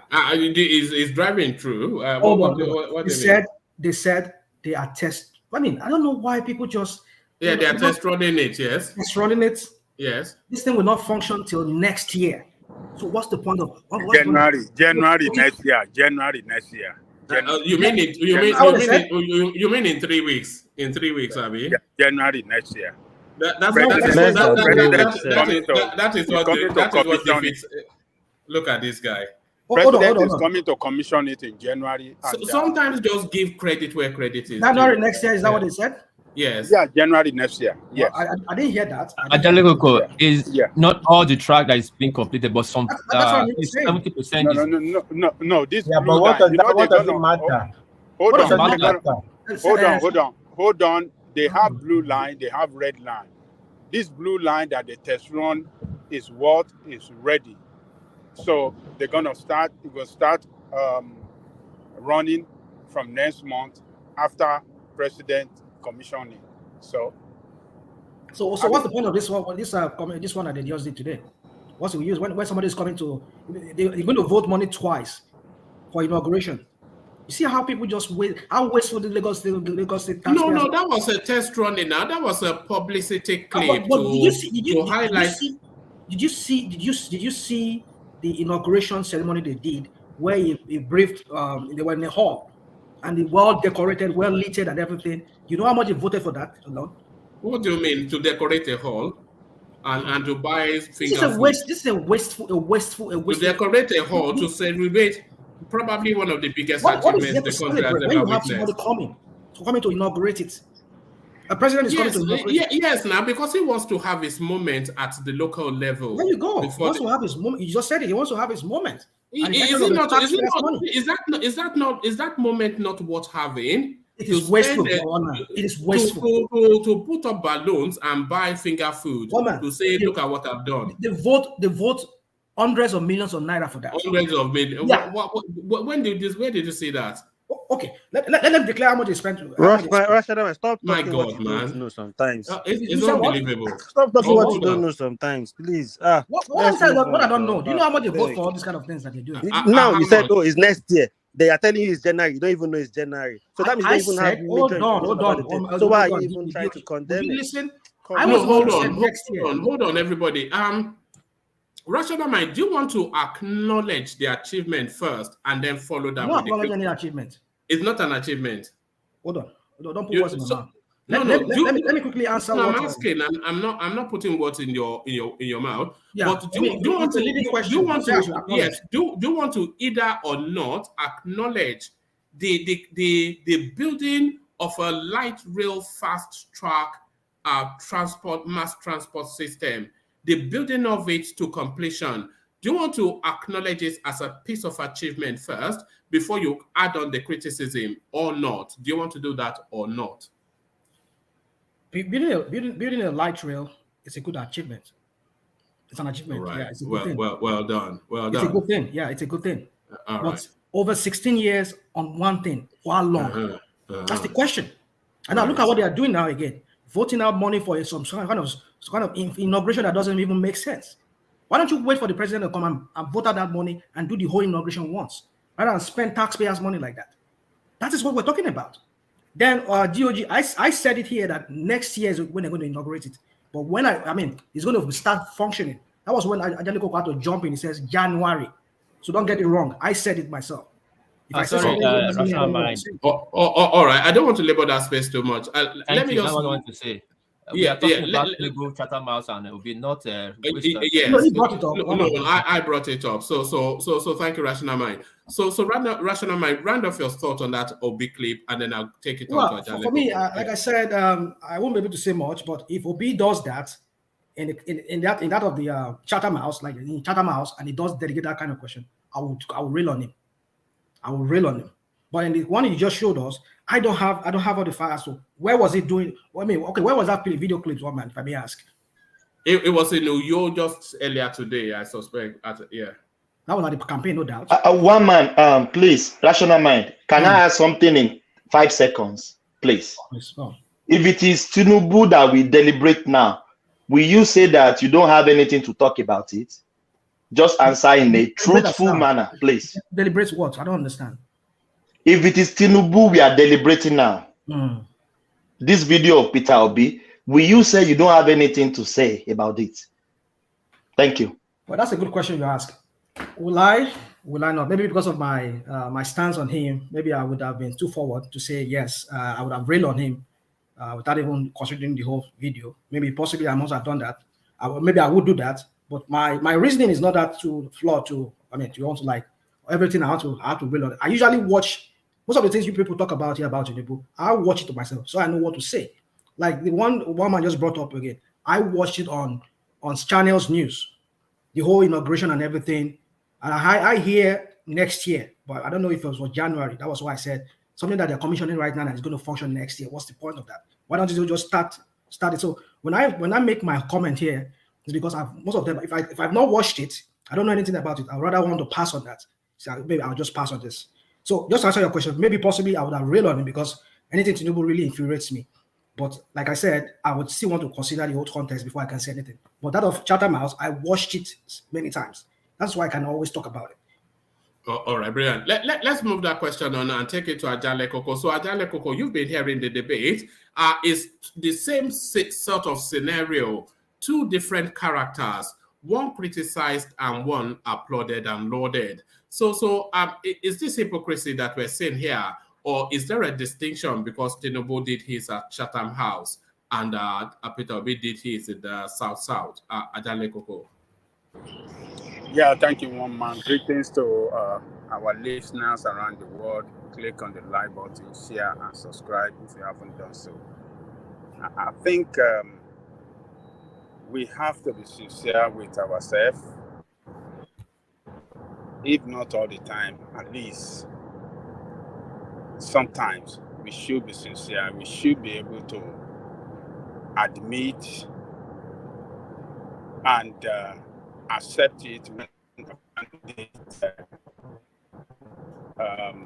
done wrong. Look, the last time that Tinubu did the similar thing that Obi did today at Chatham House, all the people that were praising Tinubu that what he did was fantastic, was innovative, was the best teamwork, all of them are Yorubas. All of them were Yorubas. And all our obedient that are Igbos disagree, vehemently disagree with them, oppose them. They told them that Tinubu lacked the capacity. He couldn't answer the question and all of this and that. Today, he switched the other way around. Obi did the same thing today. All the Igbos are defending Obi. Oh no, this is what he did. It's not that. I mean, it's a good thing. He answer. He knows the question. It's a comic. This Kulata said was innovative that day. Now, Zaki Father is saying it's a comical today. Yoruba man say what Tinubu did was a kind of innovative idea. A neighbor man is supporting Obi, saying that it's kind of a comical thing that Obi was doing. Look, we can accept sometimes when our candidate has done wrong, we say yes, no, he didn't do this well, and then we move on instead of arguing and defending what is indefensible. Both candidates, by their action for delegating question to another person or outsourcing question to one of their associates, simply shows that they lack the capacity to answer that question. That's it. Because there is no point for them to delegate it if they can easily answer it and then move on. That is just it. And what we need to know is that the reason for question and answer for presidential candidates is to test their knowledge on issues and matters that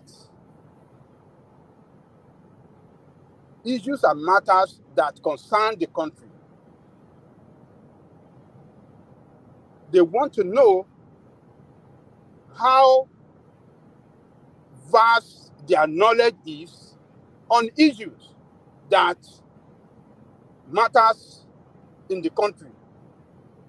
They want to know if they have the capacity to handle the issue well by the way they answer the question.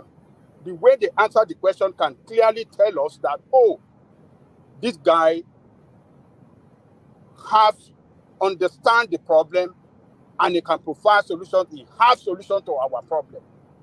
But when you start seeing candidates, delegating questions, it's not good. It's not the way it should be. It shouldn't be like that. It is totally wrong. And we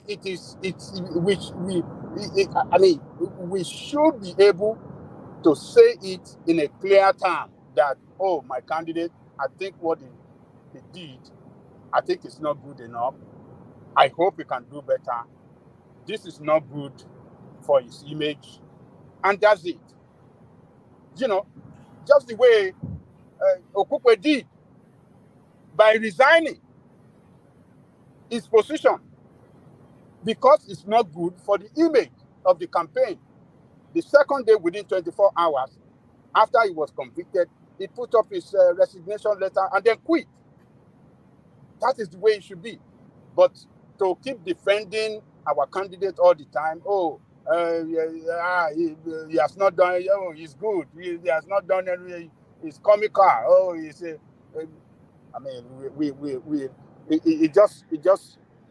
mean, Ajale Koko, is it an unreasonable expectation to expect that a candidate should be able to take on all questions put to them? Is it what? Is it an unreasonable expectation to expect that candidates should be able to take on all questions put to them?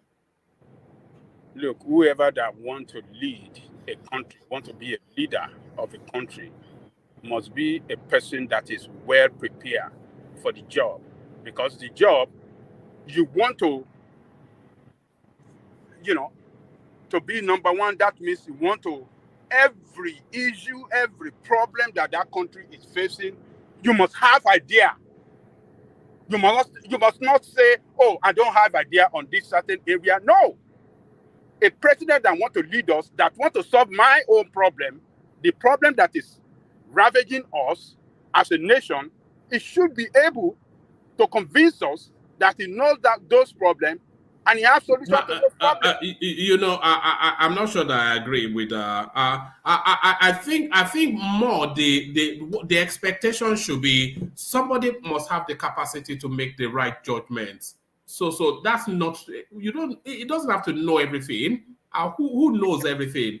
What it must demonstrate is a capacity to make the right judgment. That's really whenever have you seen the prime minister in Britain where you are, they asking him question and he have to delegate it to the to associate. When have you ever seen that? Can I answer? Yeah, go on. Can I interject? Baba Koko, there is not. Look, we are denigrating our own people. Why do we have to follow some white guy's method? No. Forget the white guy. No. Let's not. I don't want to go down that road. I'm not talking about race. Okay, not white, foreigner. Okay, if we design, who says we cannot design the rules? Why do we have to judge our people by other people? The system of government you are running, democracy, is it your own? Is it African system of government? Is it not copied from Britain or America? Britain or America didn't design the government by themselves originally. It's different parts of the world throughout human history. No. We are now deviating the conversation. I want to take it back to what Ajale Koko was saying. What the expectations should be of a president or somebody that aspires to be a president, that he must be able to address all questions put to him. And I'm inviting that. Is that an unreasonable expectation? Because that's really the colloquialism for that sort of a person is a know-it-all. Why can you possibly have that expectation that somebody must be able to have an idea of? If it doesn't, I'm proposing instead that more what we should look for is the capacity of that person to make judgments, and that really is, you cannot expect more than that, surely. 100%. Yeah. Let me tell you one man. Judgment will come behind the door. Judgment will not be in front of everybody. Judgment will be behind the door in his office. Ajale Koko, we're losing you. For the country. Can you hear me now? Yeah, that's better. Carry on. I said the right judgment should be behind the door with his team to make the right judgment in the interest of the country. But it should have idea, it should have knowledge of every situation, every issue that matters to the people of the country, and it should be able to answer questions on every one of them. Judgment is different. When you want to take a decision on the country, we are not going to be there. He will be there with his team, and they will do that decision and that judgment on behalf of us. But when it comes to question and answer session, the president should be able to convince me that I've had senior functionaries in this country say when they are put a question, they say, "I don't know, but I can certainly find that out for you." I've heard senior politicians say that, "I don't know, but I can certainly find that out for you," or I'll give you a fuller answer in the fullness of time. If it has to do with presentation of fact, but if that is when that politician will say something like that. But if it has to do with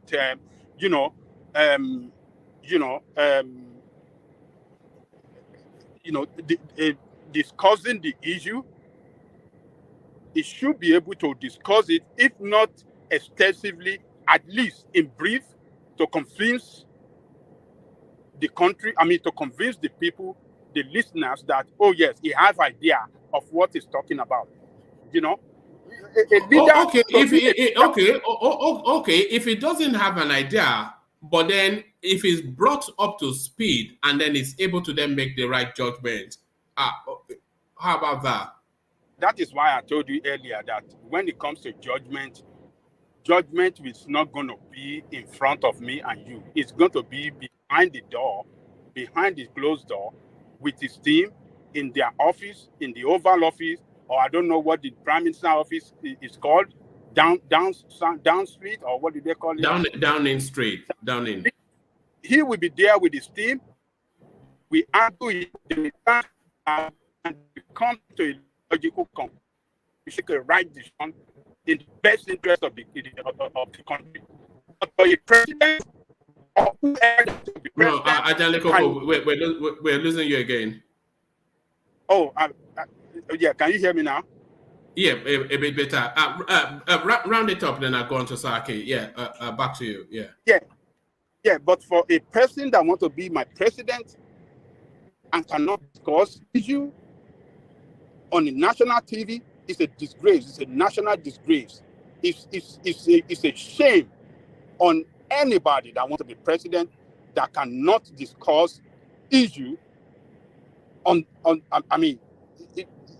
to convince his people that he have idea of what being asked about.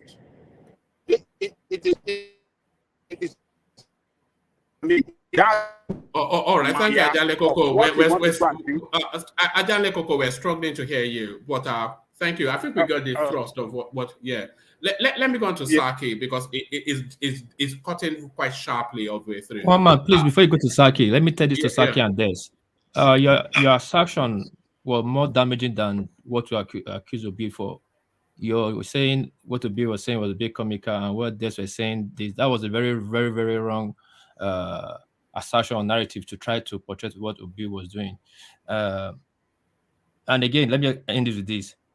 What would have said, if you see that show, one man presented to us, the show to us, it was Labour Party's stuff. You could see the high table was Labour Party functionary delegate from maybe the speaker, whatever, the youth leader and all that. They were on high table, while Obi was down floor with the people. So that was just a conversation different from Chatham House. So we speak to the narrative the way it is. We should not compare oranges and apples, you understand? So that your narrative and this is really wrong. It's below the belt. Thank you. No, it's not wrong. You just don't agree with it. That's all. There's no right or wrong. But to you, Saki. So Saki, to you then, I think you were already preempting that is out of context and everything. But what we did here was a question put, and what we did see was that question deflected. So that's enough. That's a context in itself. So what we heard was a question put, and what we saw was the question being put to Peter Obi, and then what we subsequently saw was Peter Obi deflecting that question to a surrogate. Exactly the same sequence we saw at Chatham House, but you have a different reading of it, Saki. All right, we don't appear to have Saki further. So let's go on to Fatai. So Fatai, your reading of that space, Fatai. Yeah, brother. There's so much shifting of goalpost. So I don't know, but let me just start with the preamble. Uh, um, when World Peace said now that event was somewhere in Nigeria. Me personally, what one of the things that I don't like most in my life is what is called cognitive dissonance. The ability for somebody to hold two opposing thoughts in one brain. The brain cannot handle it. Before they were criticizing Tinubu that Tinubu, instead of taking questions from local people, he goes to foreign land to be taking questions, and that's supposed to be bad. On the other hand, they are saying, well, if the same thing we say is not good, if it's done locally in Nigeria, it's not the same thing as Chatham House. In other words, if you go to some foreign land to do it, then oh yeah, it's a big deal. But if you do it in Nigeria, okay, it's not a big deal. In that case, why are you criticizing Tinubu that he goes to foreign land to speak? He didn't speak local. This is cognitive dissonance. Me, I love. We are all Nigerians. We can't change it. Whatever. I can't. I don't particularly like to measure myself with some foreigner. Who cares about the foreigner? Who cares if it's Chatham? Who cares about Chatham House? If it's not good, it's not good. If it's good, it's good. Whether it's Chatham House, whether it's Nigeria. If you say it's only important, it's only significant that it's done in Chatham House, are you saying whether doing it in Nigeria is not important? It's not a it's not special enough. Only Chatham House is special for you to make a criticism. But if it's in Nigeria, oh no, it's nothing. Then what are we when the foreigners or I don't know are looking down on us? Why do you feel angry then? If by ourselves we look down on our own space, it's done wherever it's done. If the thing is bad, it's bad. If it's good, it's good. This is a matter of objectivity. That's number one. Number two, the shifting of goalposts. Like I don't know who said one time that the question was on education. Of course, Peter Obi knows everything about education because of what he did in Anambra. Well, what he did in Anambra always is that he take the WAEC from 20 something to first.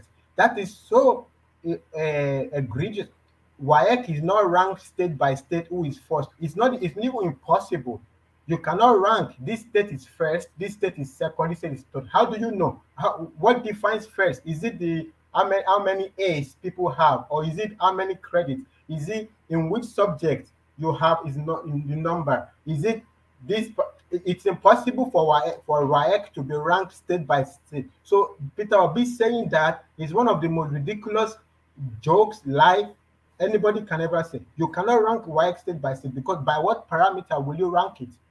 So he took Anambra. You can say he improved Anambra's WAEC, but you cannot say he took Anambra's WAEC from a position from 20 something to first. Who defines what is first? Is it by five credits? Is it by 9 credits? If you say 5 credits is first, if you say 9 credits is first, maybe some people don't care about 9 credits. They just want 5 credits. If I get A1 in 5 credits, I did only 5 credits. Who are you to tell me that your own 9 credits of A2s is better than my own 5 credits? So it's impossible to rank state. So Peter Obi is lying about is that such a bold lie. But me personally, I love Peter Obi. I think he's played a very smart game. But I think it's the last time I was saying obedience are the worst enemy of Peter Obi. They create such they force things down your throat. They create such impossible. It's even if you know a little bit more than 2 plus 2, you wouldn't even want to support Peter Obi from what obedience do. These things happened now is the same thing you criticize Tinubu for, by which, of course, it's perfect. No, but because some Chatham House have some traditions. Who defines tradition? Traditions are broken every day. Every day traditions are broken. Are you saying that because he's Tinubu in Nigeria, he doesn't have a right to break a tradition because he's not British? So if that tradition was broken before Tinubu, 2 days before Tinubu came by a British, then you will say, okay, it's fine. So because Tinubu is the one to break it now, there can't be anything good about it. No, it doesn't work like that. If Tinubu broke it, if objectively It breaks with tradition. There's nothing wrong with breaking with tradition. Traditions are broken away with every day, everywhere. That's actually the point of life. That we will not progress in life if we don't break away from tradition. There used to be a time that women couldn't vote. Should we then say because it's the tradition for women not to vote, we should keep living like that? Broke traditions are broken every day. Tinubu broke the tradition of Chatham House. At any rate, we don't care about tradition of Chatham House. Chatham House is not Nigeria. We're not voting in Chatham House. We don't care what happens there. But if he broke it, okay, he broke it, he broke it. Now you can't say because he broke it, therefore it cannot be right. If you say if you want to create, I don't even know what people. Fatai, Woman, can I interject here? Carry on, yeah. Sometimes it baffles me and it nauseates me a lot when I hear people say things the way they say it. I mean, it's your opinion. I'm just trying to understand why people sometimes they say what they say. I mean, this one man called Tinubu, we kind of make excuses for him for many things. And it seems like you are making an excuse for Obi. Well, I mean, I no, don't get me wrong, Fatai. I criticize Obi if I have to criticize him. I criticize him on this platform. If I don't have to criticize him, I don't see any reason why I won't do that. But then sometimes we make excuses for this one person called Tinubu, all because of what? I don't get it sometimes. No. Hold on, rational mind. Sorry, you can continue, Fatai, but there are more reasons to be critical of Peter Obi than there are to be of Tinubu. And more reasons, more concrete reasons, even to be critical of Peter Obi than there are of Tinubu. But people give him a pass. But carry on, Fatai. Yeah, brother. Yeah. It's not about defending Tinubu. It's because obedience forces you to be defensive. They are shoving things down your throat. You have not. I'm not a baby. You will be shoving things down my throat. You will leave me with no choice than to come back and defend you. What they did a poll. They said Peter Obi 15% in North. Kwankwaso is 2%. What do you expect? You expect Kwankwasians to just lie down and take it? They're gonna come back at you. This is life. Nobody is a baby. It's not the same poll down our throat. Now you said Tinubu did bad in Chatham House, and now you are trying to defend Peter Obi. What do you expect people to do? They just lie down and take it? No, it's not that everybody is trying to defend Tinubu. Many times I've been here. I have said it many times. I love Peter Obi personally. I don't think he's an angel. He's not Jesus Christ, and he's not Einstein. He's not Jesus Christ. He's corrupt as every other politician. He might be less corrupt. It might be, I don't know. He cannot come and say Peter Obi trust in heaven. He's not an angel. He invested Anambra's money and put in his own company, Fidelity Bank. You don't do that. All this is quoting Netherlands. If he did that in Netherlands, they will prosecute him. They will jail him. They will prosecute him. You don't, but that's not the point. Because what he did might not even that is called conflict of interest. Yeah. We might not be as bad as other people. That's fine. They're all corrupt. Peter Obi might even be cleaner than all these other. It might even be cleaner than Tinubu. That's not the point. Fatai, can you hear me? Yeah. There is nothing to suggest that Peter Obi is cleaner than anybody in this electorate. No, I'm not saying. Because you've just given an example right there. Imagine if Tinubu had taken all the account of Lagos State during his tenure and packed it into a bank that he's the major shareholder of. So that's why I'm saying a lot of the things that criminalizes Peter Obi, they criminalize him more concretely than anything because a lot of the things that they track Tinubu, yes, a lot of them, but they are innuendos, they are inferred, is not as substantive. But if Tinubu had taken, and these are not made up stuff, this was what Peter Obi did. He took the account of Anambra State and put it in Fidelity Bank, which is a bank that he was the chief executive, major shareholder of just prior. He did that. So that's that's fraud. That if that's not fraud, then I don't know what is. Brother, all these other politicians, they steal money, but they hide under the table and steal it. Peter Obi, what he did is like daylight robbery. You take my money, put in your own account, and you tell me you make investment for me. In your own factory, in your own factory. It's unbelievable. No, I'm not. Look, They will I come love after you.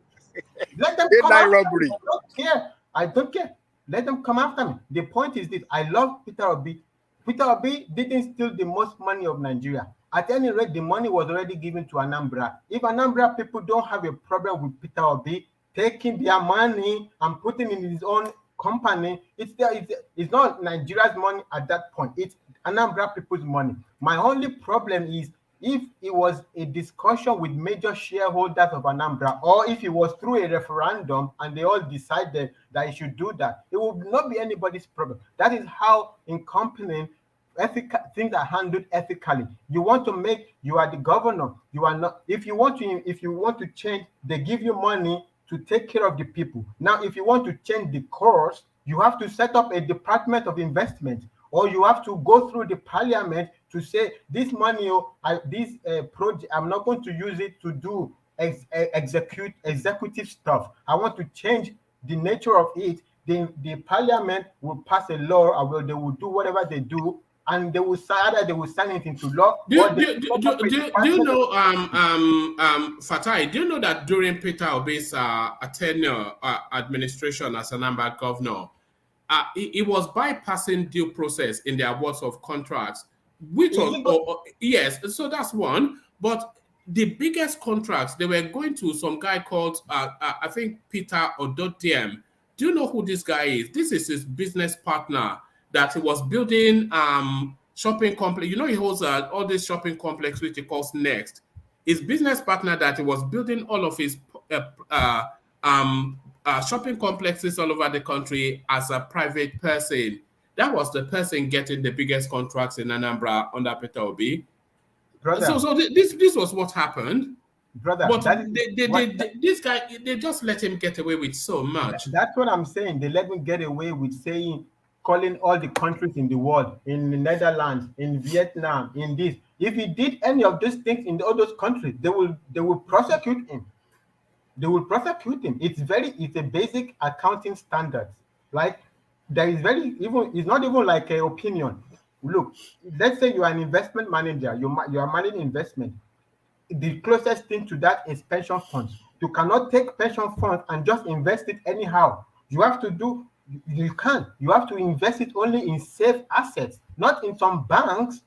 Those things in terms of investment, they are categorized as risky investments. The only instruments that are classified as safe investment are treasury bills, especially US Treasury bills. Those are the only investment, like come rain or shine, the money, you will get the money back, and they always have low interest rate.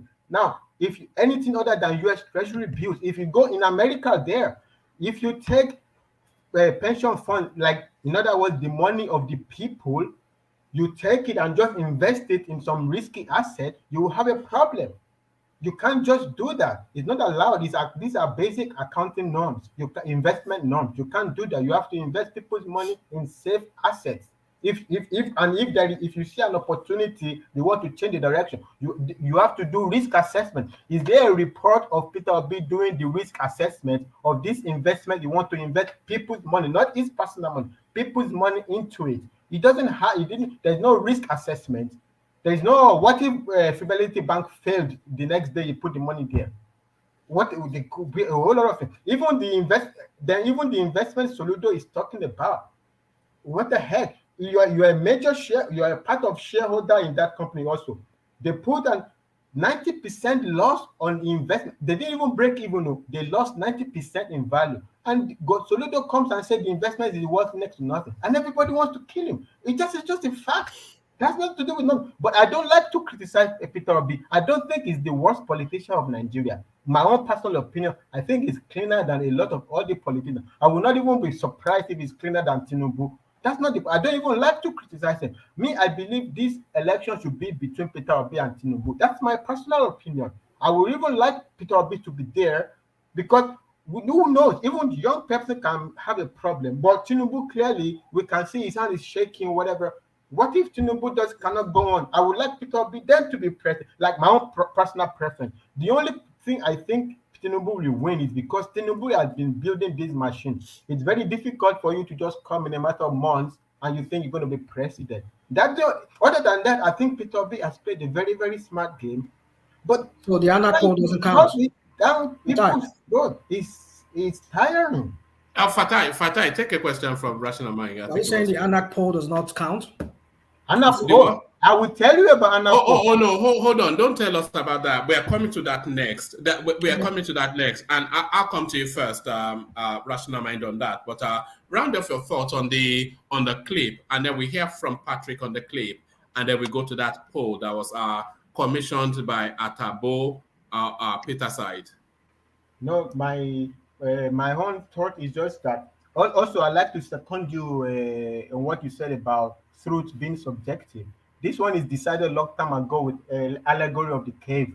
Truth is where you are facing. Your truth is most where you are facing. That's why even in the court you use falsehood and lie, because you cannot all the truth, lie, these things are subjective. If you don't know the content and you say your own, you speak something and it turns out to be a lie, but you didn't know it's a lie, you are not lying by law. If you didn't know, it has to be intent. Truth and lies have to do with intent. Facts and data are what is definite. Truth is your truth. This is it. I try to educate Rational Mind, but it's too obstinate to learn. Your truth against my truth doesn't mean I am. If I say something that I believe it to be true, you understand? It doesn't mean I'm lying, but that's the way I up to the level of my knowledge or context. That's the way. That's my truth. But if other information comes in, then I will be forced to change it. But it doesn't mean I was lying yesterday, but it's my truth. So if it's facts and data, these are definite. Truth, very subjective. But we should always strive towards truth, towards, like, at least to the best of my knowledge, this is the truth. That is what you are. That is the most kind of thing. And then finally, my own point is just that Chatham House, whether it was a tradition or is not a tradition, that's not even the point. It's some foreign land. Who says we cannot break the tradition of some foreigner? Are we not smart? Do they have two heads? We have one head. We can break the tradition. If you want to discuss whether it's not good, I can get it. But when people start to make a distinction, Chatham House or local, what does it matter where it is? If the event, that one is either neither here nor there. According to anybody's taste, you might not like it, I might like it, or whatever. This one is. But if the debate is because it was in Chatham House, who cares about Chatham House? It's just some place in some foreign land. We can go there and break their tradition. It doesn't matter. They can break it and we can break it. If they can break it, if they start to do it differently now, we will not mind. If they had done it before, we will not mind. But because Tinubu is the first to do it, we say it shouldn't be done. Why can't Tinubu break established tradition if he's entitled to it? All right, brilliant, well put. So very good. So that's Fatai. Now you see the quality. You heard the quality. So there it is right there. So we go to Patrick next to see what he's making then of what people are saying are double standards, but arguments to the contrary. But on the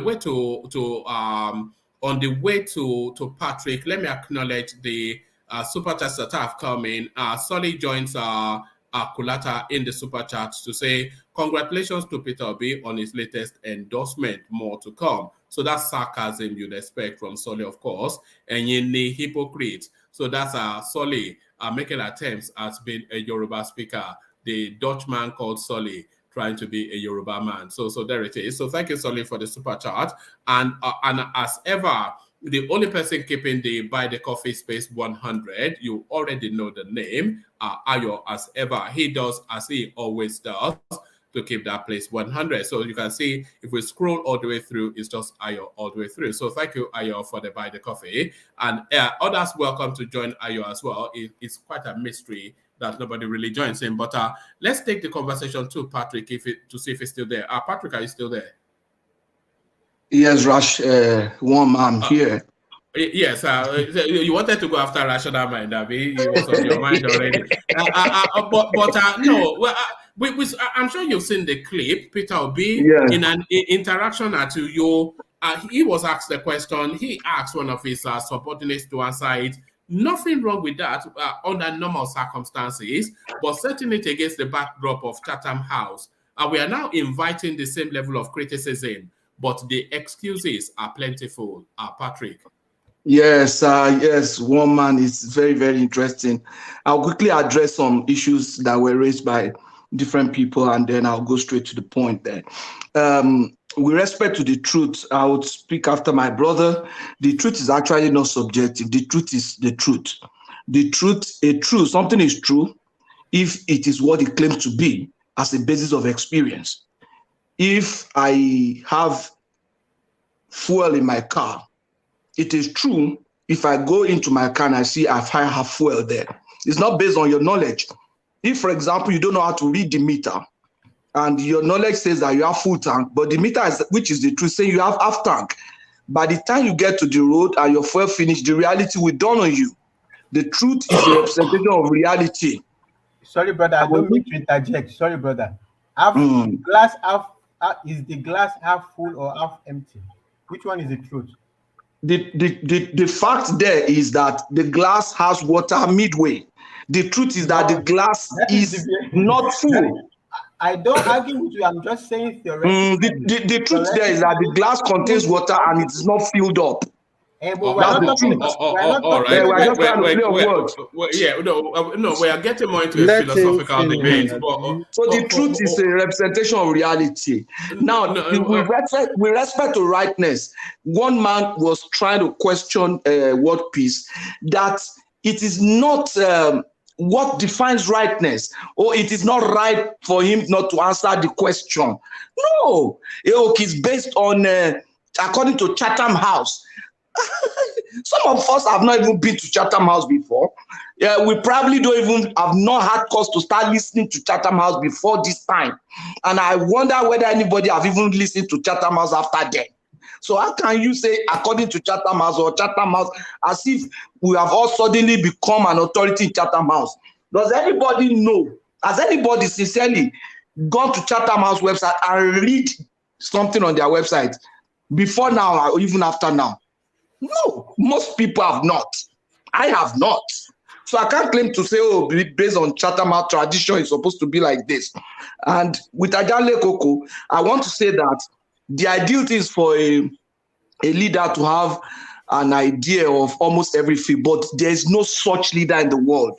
There have never been such leader, and we are not likely to have such leader in the current world. A man who knows everything, who has an idea of everything. And mind you, as a doctor or as a teacher or as a physicist or as a chemist, you cannot claim to have an idea of everything in your field. So you are not even a president now, but at least you have a field. I'm an accountant. I cannot claim to have an idea of everything in my field, but I've been trained in such a way that when new things come out, ideas, when they are discussing issues, I have an idea of the registers that are used in discussions. We have common definition of terms, and with that I can appreciate meanings and use my accounting brain to make judgments. So that's what is expected of any leader. We expect a leader to have an idea of everything, but there are no such leaders. In short, as fathers, we don't have an idea of everything on how to run a home. If not, we will be having problems in our homes. There's no human being that has an idea of his own field of endeavor. Have the idea of everything in his own field of endeavor. In his own field. Even as a father, I don't have an idea of all it takes to become a good father. But I can appreciate it when somebody talks to me on how to be a good father, and then use my brain to be able to process it and then work towards being a good father. You understand what I'm saying? That's my own position. Can I interject 1 minute? Very well. Okay.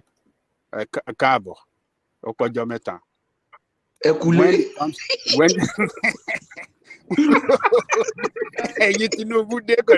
sorry for people that don't understand Yoruba.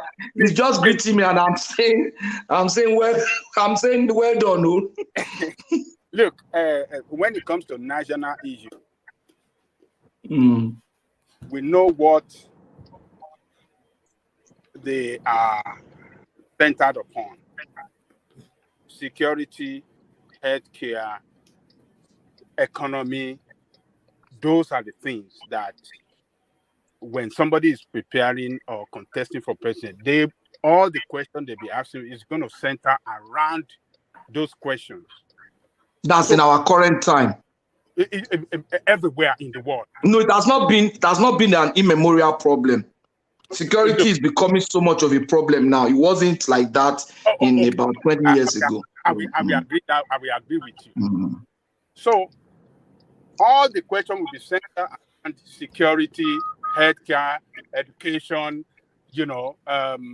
economy.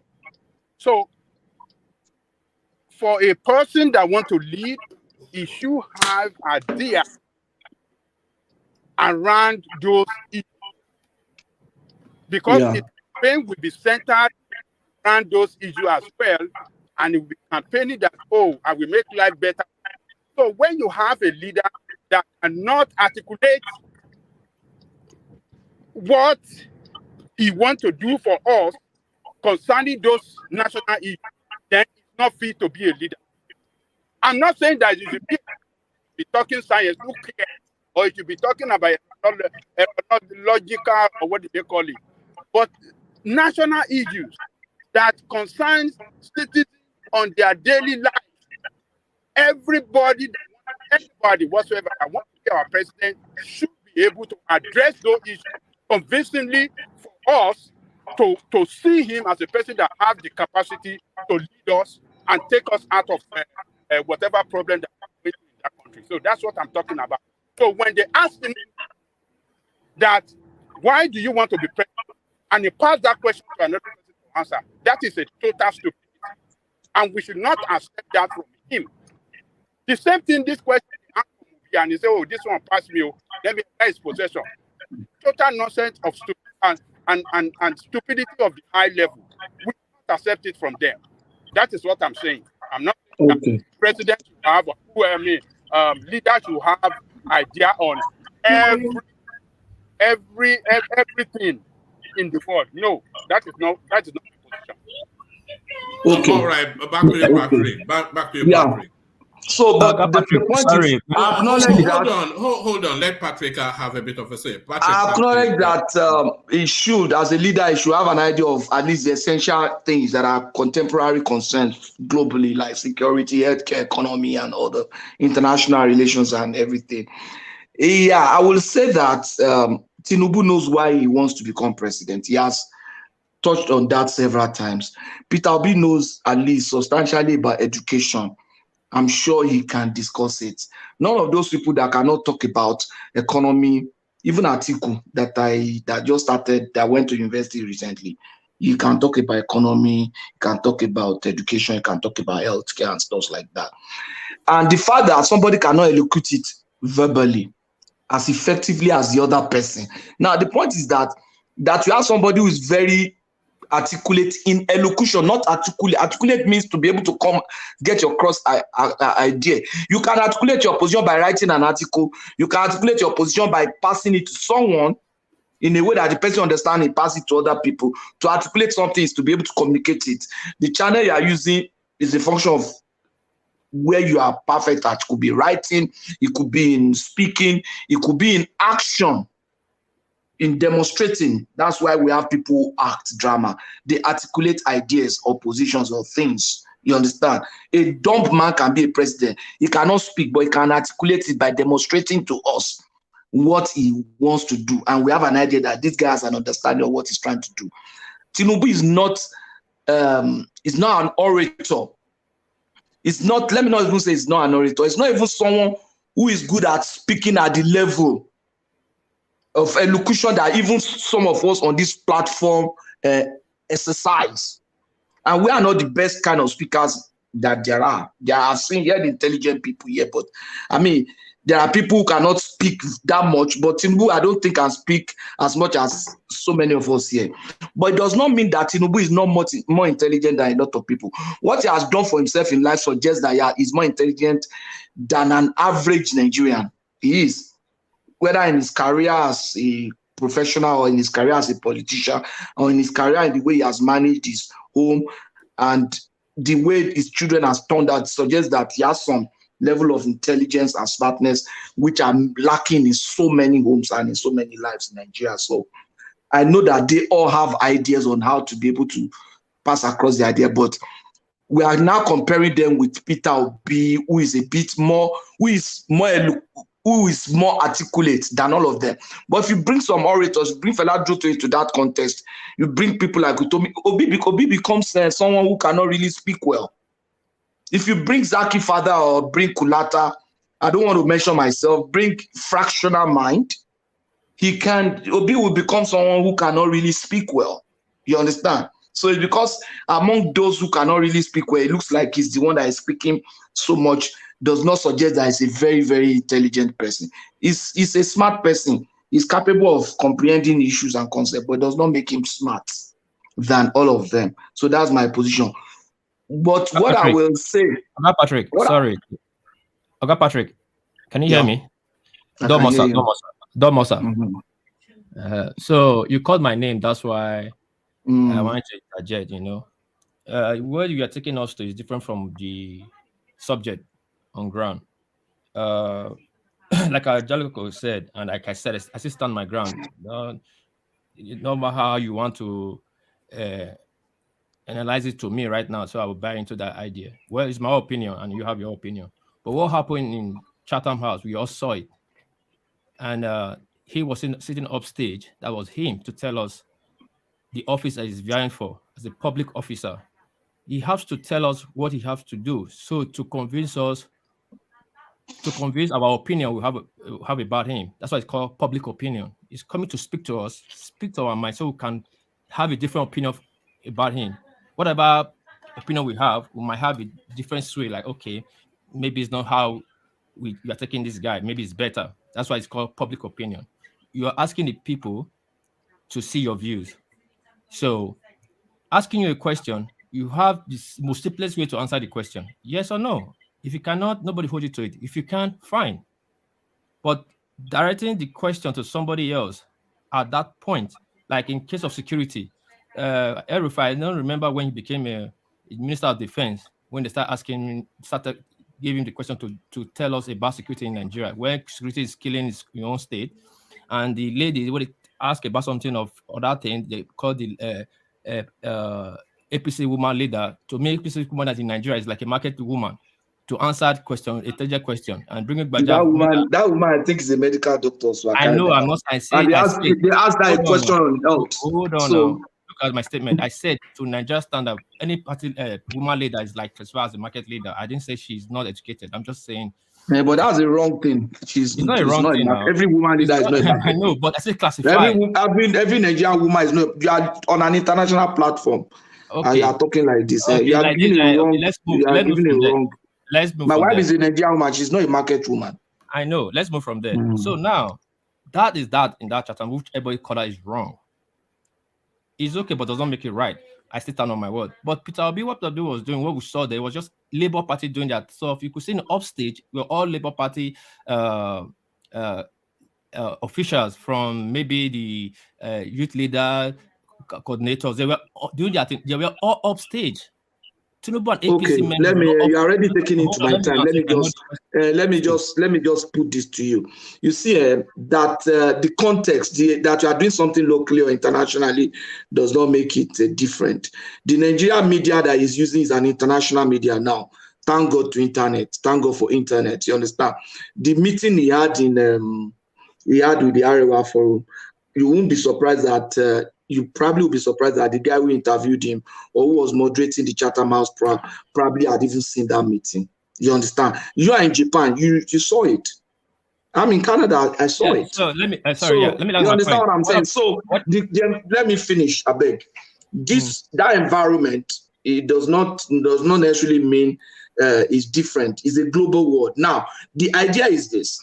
You have been asking me a particular question. How do you intend to govern Nigeria? I've said it in a way, severally. Now, I want somebody else to speak it and give a different perspective to it. This man has told us why he wants to become president. In short, he told us that he knows where he's going. He doesn't know where the other wants to go.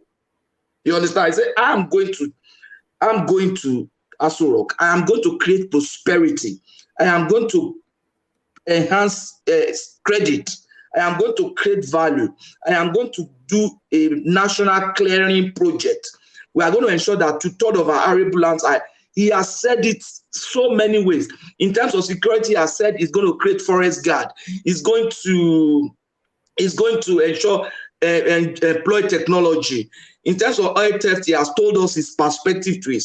In terms of clean energy, he has told us his perspective to it. Now it's on another platform. It's okay, I've said all these things. Okay, maybe someone else could give another perspective to what we are trying to do. So if I've answered those questions in different platforms, this man has answered those questions. Prejudice will not allow some people to even hear that he said it. Fractional men have just acknowledged to us on this platform that he hates Tinubu. That's a very terrible thing to say about another human being. No. Rational man has also told us. He has also shot himself in the leg by saying he has prejudice. Patrick, this is what you do a lot. You just no, that's what you said now. You said maybe it's because of the hatred. I don't like him. No. That's why I did it. When you were talking about the real, you saw it. Immediately you mentioned that I just chatted you.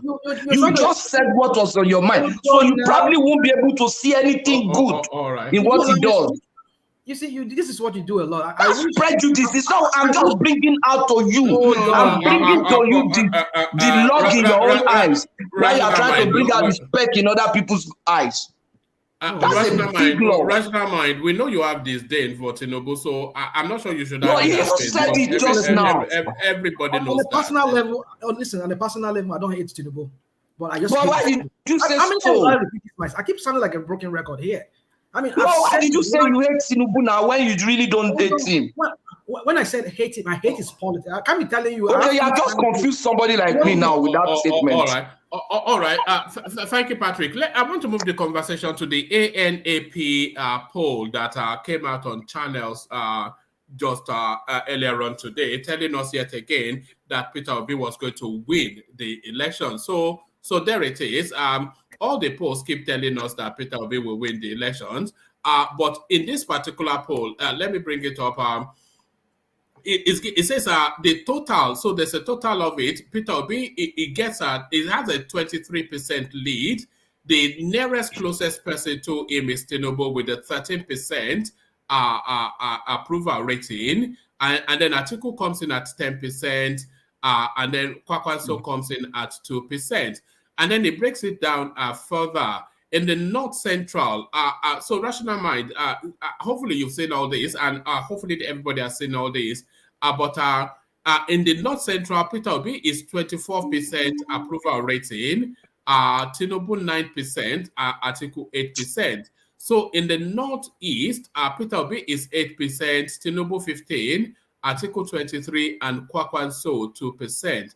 Now, in the Northwest, which is central to where Kwakwanso comes from, Peter Obi is 11%, Tinubu is 15%, Atiku is 17%, but Kwakwanso is 6%. So in the Southeast, Tinubu is 50%, 1% to everybody else, and 0 to Kwakwanso. So similarly, in the South-South, in the Southwest, they could not bring themselves to give Tinubu to give Peter Obi the Southwest, so they gave it to Tinubu. But Peter Obi 15%, Tinubu 22%, Atiku 4%, and Kwakwanso 1%. So Obi first, Tinubu second, Atiku third, and Kwakwanso fourth. So what are you making then of this poll then by ANAP that was discussed at length on Channels Television? That's Atedo Peter side poll, right? Atedo Peter side, the is that question for me or for? I think they are trying to.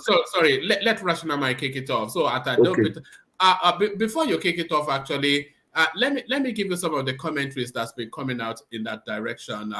This one from Reno Omokri. So this one from you of course dismiss Reno Omokri out of hand, but Reno Omokri dismissing this poll out of hand. So this is what he's saying. He says It says, Atedo Peter side, a friend of Peter Obi and one of the men who lured him to leave the PDP, is on Channels Television promoting a poll done by a body in which he has interest and is claiming that Obi is the front runner. So it says that Mr. Peter side said the stadium in Kogi. So the ANAP, by the way, is an organization owned by Atedo Peter side, who then commissioned NOI to carry out this survey. And of course, you know the relationship between Atado Peter side and Peter Obi.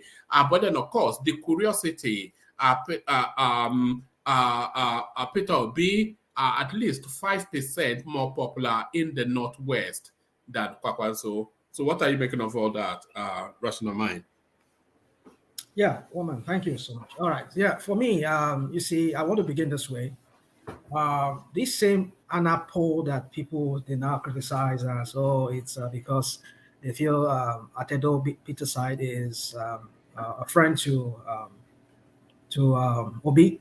For that reason, they feel it's skewed in favor of him. It's just to promote Obi. Well, then I would like to remind those PDP and the APC people who the same Anap poll also was in favor in 2011 when Jonathan won. The Anap poll, you can go check the histories there. That they projected, what's his name? Jonathan to win the election. Jonathan won the election. And in 2015, we projected Buhari to win in favor of Jonathan, the incumbent president. And he won. And in 2019, that even people still debate to this very day, the Anap poll shows that Bubu was going to win, and which he did ahead of his own clansman, Atiku. Now, this same Anap poll now is now bringing up all these facts. Well, should I call it fact? Well, let me just say, well, according to them, maybe the embedded fact that some people will say. Now they are also projecting Obi now to when that poll was made, that Obi was going to win the election. He's going to win that if it's done at that very time when they did it. Then same APC people that never saw any issue with it in 2015 and 2019, and the PDP that never saw anything wrong with it in 2011, and now saying that it's cute. Well, I just believe I just want the APC and the PDP to be ready to be looking at what is going on. Either it's false or true. Well, I think it's feedback to them to know that something is inherently wrong. Yeah, but do you want to unbundle the actual poll itself, though? Do you want to unbundle it? Yeah. So in the Northwest, where you have one of the biggest spaces like Kano, Kaduna, etc., they are telling us that Peter Obi is 5% more popular than Kwakwanso. Yeah, that's where I look at the whole thing. When I look at the on channels today, or even before channels, I've seen it online. Take a look at it. I think in the Northwest, I think we won in Northwest and Northeast. I think he did. But then I think he still pulled ahead of Okwanso. We pulled ahead of Okwanso. So right. I think the only way I think but hold on to that space. Does it? Sorry, Ajale Koko, unless you want to interject, then you have to mute yourself because there's a lot of background noise from you. All right. Let's stay with the Northwest, where Kano, Kaduna, all of these sort of spaces are, Katsina, etc. They are telling us that Peter Obi got 11% and Kwakwanso got 6%. Does that rhyme? Does that sound logical? Northwest, let's see here. Peter Obi had 11%. Kwakwanso had 6%. All right. Yeah. Yes. So because I have it in front of me here. So anyway, you see, that's what I don't really understand. Who are these people that were? No. Does it make sense? First, does that sound? Is that true? True or false? Well, we can't say if it's not true or false, woman. I can't say if it's true or false. But we're talking about Jigawa, Kaduna, Kano, Katsina, Kebbi, Sokoto, and Zamfara. Yeah, because this question Peter Obi has a 5% margin on Kwakwanso in Kano. I remember what's his name? Chino Kibaloya asking this man, Peter during the interview. Yes. I mean, what could account for that? Why could it? Well, he said there are so many variables, so many factors that could account for that. When they polled it, people that because he said another thing he says if you look at the margin of error, I mean, is it the what's it called, the undecided voters in the Northwest? There were 32% there. So the people who refused were 19%, which seems to be the highest. Okay, sorry, I think Northeast is the highest when it comes to people who are undecided voters. So, but look at that margin too. So that margin, if you factor it in, who have not yet decided, maybe that could also account for, that could boost Kokwanso or any other candidate up. But when they polled it, that is what they came up with. So the question now is, who are these people they polled? You can't make assumptions on what the undecideds are, because the undecideds, they will not deviate to, but they are not aliens now, they are people of that locality as well. Yeah. So they will not deviate that sharply from what they already have collated as data. Yeah, but then they are telling us that Peter Obi is 11% and Kwakwanso is 6% in Kano. Okay, 11%. I mean, I think the tabulation is for all the region. I'm all the state that make. That's for that's for the Northwest region. I'm just using Kano for emphasis. So we can't say exactly in Kano, because one of the polls they did in the past, Kwakwanso was leading in Kano. That's what I mean. Previously, I think some other person from other polling was also interviewed, and they said it that. The one I saw if we look at the composing states of the Northwest, which is again Jigawa, Kaduna, Kano, Katsina, Kebbi, Sokoto, and Zamfara. If you look at those states, Jigawa, Kaduna, Kano, Katsina, Kebbi, Sokoto, and Zamfara, does anything suggest that Peter Obi would have a 5% advantage? It's nearly double, because it's 11% and Kwakwanso is 6%. Is there anything that suggests to you, from what you know of Nigerians and the political space, is there anything that suggests that Peter Obi will be twice as popular in those spaces? Jigawa, Kaduna, Kano, Katsina, Kebbi, Sokoto, and Zamfara. There's nothing to suggest that. Woman, if you ask me that question, to be frank with you, there's nothing to suggest that.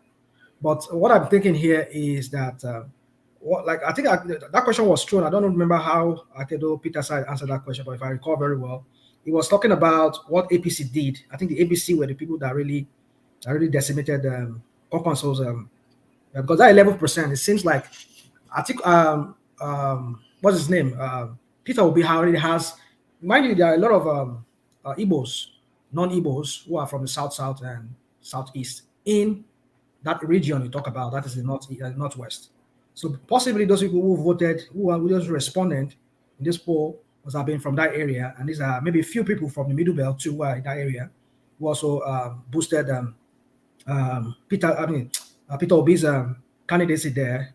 They polled for him higher than. So I think, according to Peter, from what I heard, he said, if you look at what APC did and PDP did there in Northwest, they seem to have taken out of Kwakwanso's numbers there. So possibly that's what's happened. That's why Rabi Kwakwanso dropped to 6%. Because if not, Kwakwanso should be having higher than at Peter Obi. But that 11% for that Peter Obi, I'm sure these are people from the south, especially people from southeast, south, because there are a lot of them there, especially in Kano, Kaduna area. There are a lot of them are there who are doing business. And if you go to Sokoto too, a lot of Igbos are there, and people from, say, from the Middle Belt too, say like Taraba and the rest of them, they live there. So I would believe that these are the people who really boosted Peter Obi's candidacy there, giving that 11%. But that Kwakwanso, it doesn't make sense to see that why would Kwakwanso be at 6%? In considering even given all of these things that you have said, the reading now just with one digit differential is to say that Peter Obi is twice as popular as Kwakwanso in the Northwest. I would say so. That's what I'm saying. 11% to 6%. That's what. That's what I'm saying. I would say that Peter Obi is popular than. I don't expect him to be popular than what's his name? Peter Obi. Kwakwanso, yeah. Peter Obi is popular than Kwakwanso. Yeah, I want to assume that, because going by what we know about Kwakwanso. But what I'm trying to say is that 11%, no doubt, are the people from the south, southeast, and middle belt who are more in that region. These are the people that voted. People most likely, maybe the Christians among them there, and maybe few Muslims who, well, maybe are the people that polled that number for what's his name, for Peter Obi. But what, according to Atedo Peter's side, from what I remember, what he said we should consider what APC and PDP did there. So APC and PDP, no doubt, must have taken away from Kwakwanso's numbers. I would have made him more. I mean, mind you, again, if you factor in those. No, I think that's a misreading, because APC and PDP, they are traditionally they're the traditional spaces that those spaces know. You understand? So with Kwakwanso now an entity, Kwakwanso should have taken from both the APC and the PDP and Peter Obi. Yeah, but that is what the poll says. That heightens it more than 6%. Well, in fact, if it comes third to APC, and there's no reason why Kwakwanso should come it's third. Like any logic in the head. Well, from what we know, that Kwakwanso is more known, and I mean, it should. But then I don't know how. I don't have all the facts. I don't know, but I'm going by what I'm seeing and what I've heard from Atedo Peter's side, and what I'm from my own analysis here, what I'm seeing. Because we factor in that 32% undecided voters too. That's another number to factor in there to like, oh, this number is still high. I mean, 32% undecided. So could it be that this 32% we could still find people who are for Kwakwanso? No. You know why I'm always hesitant when they say you have to factor the undecided.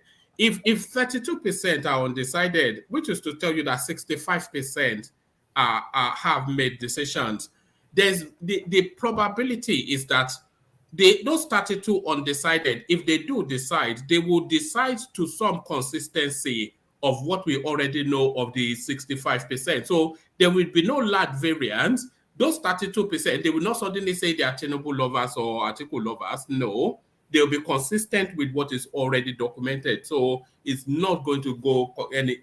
It's just, those undecided, they have no meaning. Well, besides what you just said now, I don't know how to put it anymore. But I mean, it stands to me. No, that tells you it's a commissioned obedient poll. Is what we're looking at. I won't say that one now, because this is the same people, Anap poll that has been polling for PDP and the rest of them in the past, and then nobody criticized them back then. Oh, your polling is skewed. Is this because you are Bubu's friend or you are Jonathan's friend? Nobody said that. I mean, why now? Well, you see, however it is, whatever it be, at any rate, whatever be the case, one man. I think I think APC and PDP should not take this. Well, just like pinch of salt, like, oh, this is nothing. We just brush it as like, look, I mean, Obi is a real threat. Either they realize it or not, it's a real threat. With what I'm seeing. Even let's assume that maybe it's fake, but they should do their work more and more, and maybe get themselves real up there so that they could really, if these polls are to go by, because we've seen that this Anap poll has been right from the beginning. I mean, from other elections, and it came to pass. So why now? Why are they not suddenly like trying to say, oh, it's because of is friend of the Anap man? But then I think they should work better and ask themselves, are we really popular like we show to the public or we show to the world during our rallies? Is that what? Like I said to you, the one I think I sent you that video. They are going on the grassroots. That's what I heard. They've been doing a lot of grassroots mobilization and sensitization towards Labour Party. But how true is this? I don't know. Maybe that is what we're seeing here in this poll. But time will tell. But they should not take this with a pinch of salt. They should. APC and PDP should be on guard. I mean, should watch out. That's all I can say. All right. Let me take the northeast let me take it to Fatai. So Fatai, are you there? All right. Let me take the. All right, Brian. I'm not sure if you have a copy of the poll on your screens, but I have it on my screens. And what this poll, commissioned by Peter's side, one of the obedient functionaries, which tells us that Obi wins the election. Let's go to the northeast. So before we go to the northeast, let's just account the states that make up the northeast. So the northeast is made up of Adamawa, Bauchi, Borno, Gombe, Taraba, and Yobe. So those are the states in question: Adamawa, Bauchi, Borno, Gombe, Taraba, and Yobe. So now in those spaces, this is what Atado Peter side is telling us that their political leaning is. So in the Northeast, Peter Obi scored 8%, Tinubu scored 15%, Atiku scored 23%, but Kwakwanso scored 4%. And no, scored 2%. If it were 4%, it would have even been so Tinubu 8%. No, sorry, let me do it all over again. Peter Obi 8%, Tinubu 15%, Atiku 23%, and Kwakwanso 2%. So what does that read to you? How are you reading that, Fatai?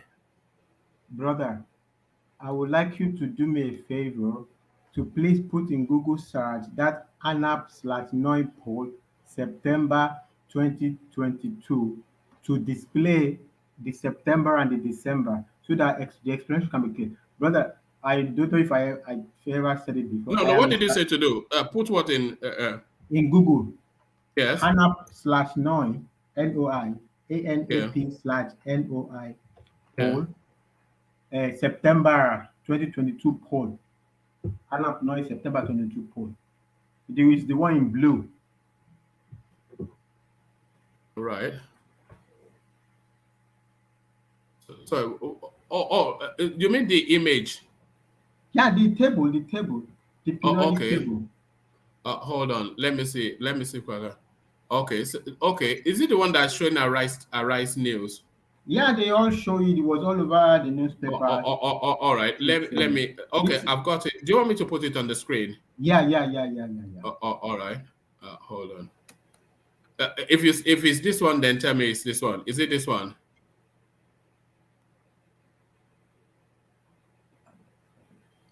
Yeah, it is this one. All right, brilliant. So talk us through it. Okay, so brother, first of all, the subjective part of polls is not really important. Like to me personally, in matter of statistics, I don't really care so much about whether Peter Obi wins North or wins Lagos. It's not the point. Let us look at the poll. This is what I always say. Whoever is supporting Peter Obi is a nice person. Don't shove it down our throat. This is a national disgrace. They are doing a poll, brother. If you look at North South, Northeast, and North Central, if you add the percentages together, Northeast is 106. There is no percentage that goes beyond 100. It must be 100. North Central is 94. If you had the percentages, so they don't add up. That's like first obvious situation. If you add up Peter Obi's percentages, the 6 regions, if you add them all up, Peter Obi is 154%. So you cannot have 154%. This, if you total the 6 regions, is 154% for Peter Obi. It is the same 154 in December. In other words, there is a preset total. They just messing around with 4% here, 5% there. Tinubu, same thing also. September and December, the total is 70. Peter Obi is, I'm doing the calculations until you call me now. I haven't finished, but I've got to that part.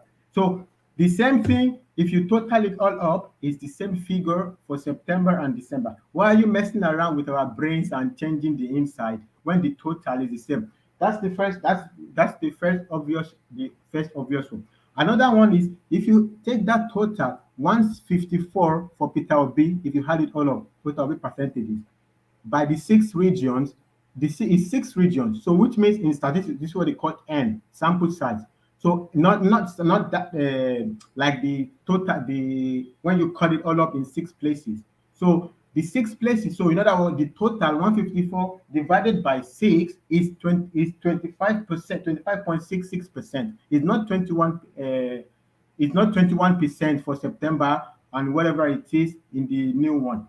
For Tinubu, it's 70, both for September and for this one. And if you divide it by 6, it comes up to 11.16. So in September, instead of 11, they put him 13, and today they put him they put 13. They put 13 both of them, September and now they put 13. If you look at Atiku, they put 10 for now. The past they put it 11.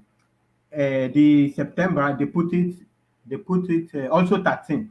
and so they now put joint second, Tinubu and Atiku. First of all, it is not a poll if you are doing ranking. You don't rank in polls. Have you ever seen a poll in the US? I'm not even saying US, anywhere in the world that looks like this is like a periodic table. When you do a poll, you will say this percent, this Tinubu, this percent, that one. It's not your business. You are not doing statistics. When you start to conjecture what is first, what is second, and it shows the obvious problem there. When you put them joint second, it means you are telling us that there is no margin of error. There is no margin of error. And if there is no margin of error, it means that you talk to everybody in the population. You are counting every single element in the population. If you're not counting every element of the population and you are doing representation that this sample represents this place, you have to have margin of error. So if the margin of error is plus, let's say it's actually the on China's television, the last one, the guy said they always do plus or minus five margin of error. And then he said, which means 95%. First of all, the guy doesn't even know statistics. The margin of error plus or minus 5 does not mean you are 95% sure. Confidence level in statistics is different from margin of error. And the one is not, they are totally different concepts. First, my point is this. So if it's Tinubu is 13 and Atiku is 13, and you have a margin of error plus or minus 5, it means the figure falls between 8 and 8, 13 minus 5, 8 and 18. So it can be both Tinubu and Atiku can fall anywhere within that range. So if you are doing statistics, you cannot rank somebody is 7. So if they both fall within that range, it means it could actually be 10, 11, 19, and Tinubu could also be 15, 12. So you can't rank them. So the fact that you are ranking them, it means you are biased and you are not doing statistics. People are slamming you in the comment section. They are saying you are summing it up in the wrong way. What wrong way? I'm not even talking. I'm not even summing what up. What did I sum up? Sum it up. Sum it up. All right, just carry on. Whoever disagrees with him should come online rather than come on screen. You sum it all up. Not east of the September Sum it all up. It adds up to 106. There is no percentage that is more than 100. Percentage is 100. When you add North Central, it is 94. The other ones are 100, but these two, so that's where you see the fault. This one is this poll they did in September is a cleanup operation for the one they did in September, which is obvious. Is like so. Then there is another row where they put none. Now, when you sample people, if there is none or no, they put refused. When people refuse, you don't count them as part of the sample. Refuse means they are out. Refuse. Why would you count people who refuse to talk? They refuse to give one way or the other, so you can't count them as, these people refused. It's like if I refuse to eat and you count me as part of people who eat. I didn't eat. You don't count me. If you are counting people what you are saying is that because correct me if I'm wrong, you know I'm a dunce. So let's say for instance you canvass 100 people and 10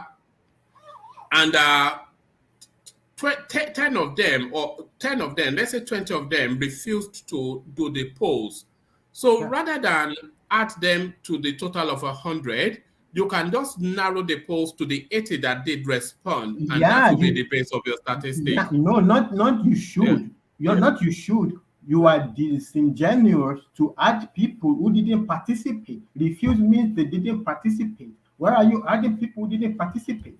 They did not participate. They are not part of your sample. Your sample is when somebody say, I don't know, it's different from the refused. That one is undecided.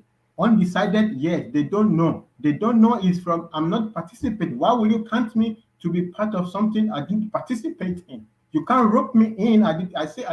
When you go to do polling, of course, that is what happened. You talk to 150 people. Some people say, no, I don't want to participate. Why would you then include them? They say they don't. It's like you do YouTube and you want to talk to somebody. And you say, no, I don't want to speak. Don't put me in the video.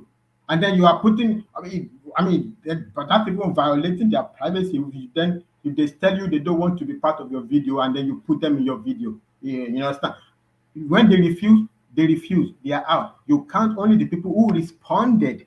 That's even the point. The point is, the point of a statistics is to evaluate based on what you have. Even if your expectation is to talk to 100 people and then you found 20 people they refuse and you found 80, you will do your mathematics on the 80. Then you will make the 80 representative of the population. That's even exactly what you're doing anyway. That is what polls mean, to do a representation from the number that you have, not to put everybody in the planet that refuse to talk to you and then you put it in the poll. They have no look. I said 100%. If I had a way, I would call into that Chinese television. I would tell them to stop disgracing Nigeria. We are 200 million people. It cannot be that not one person understands statistics.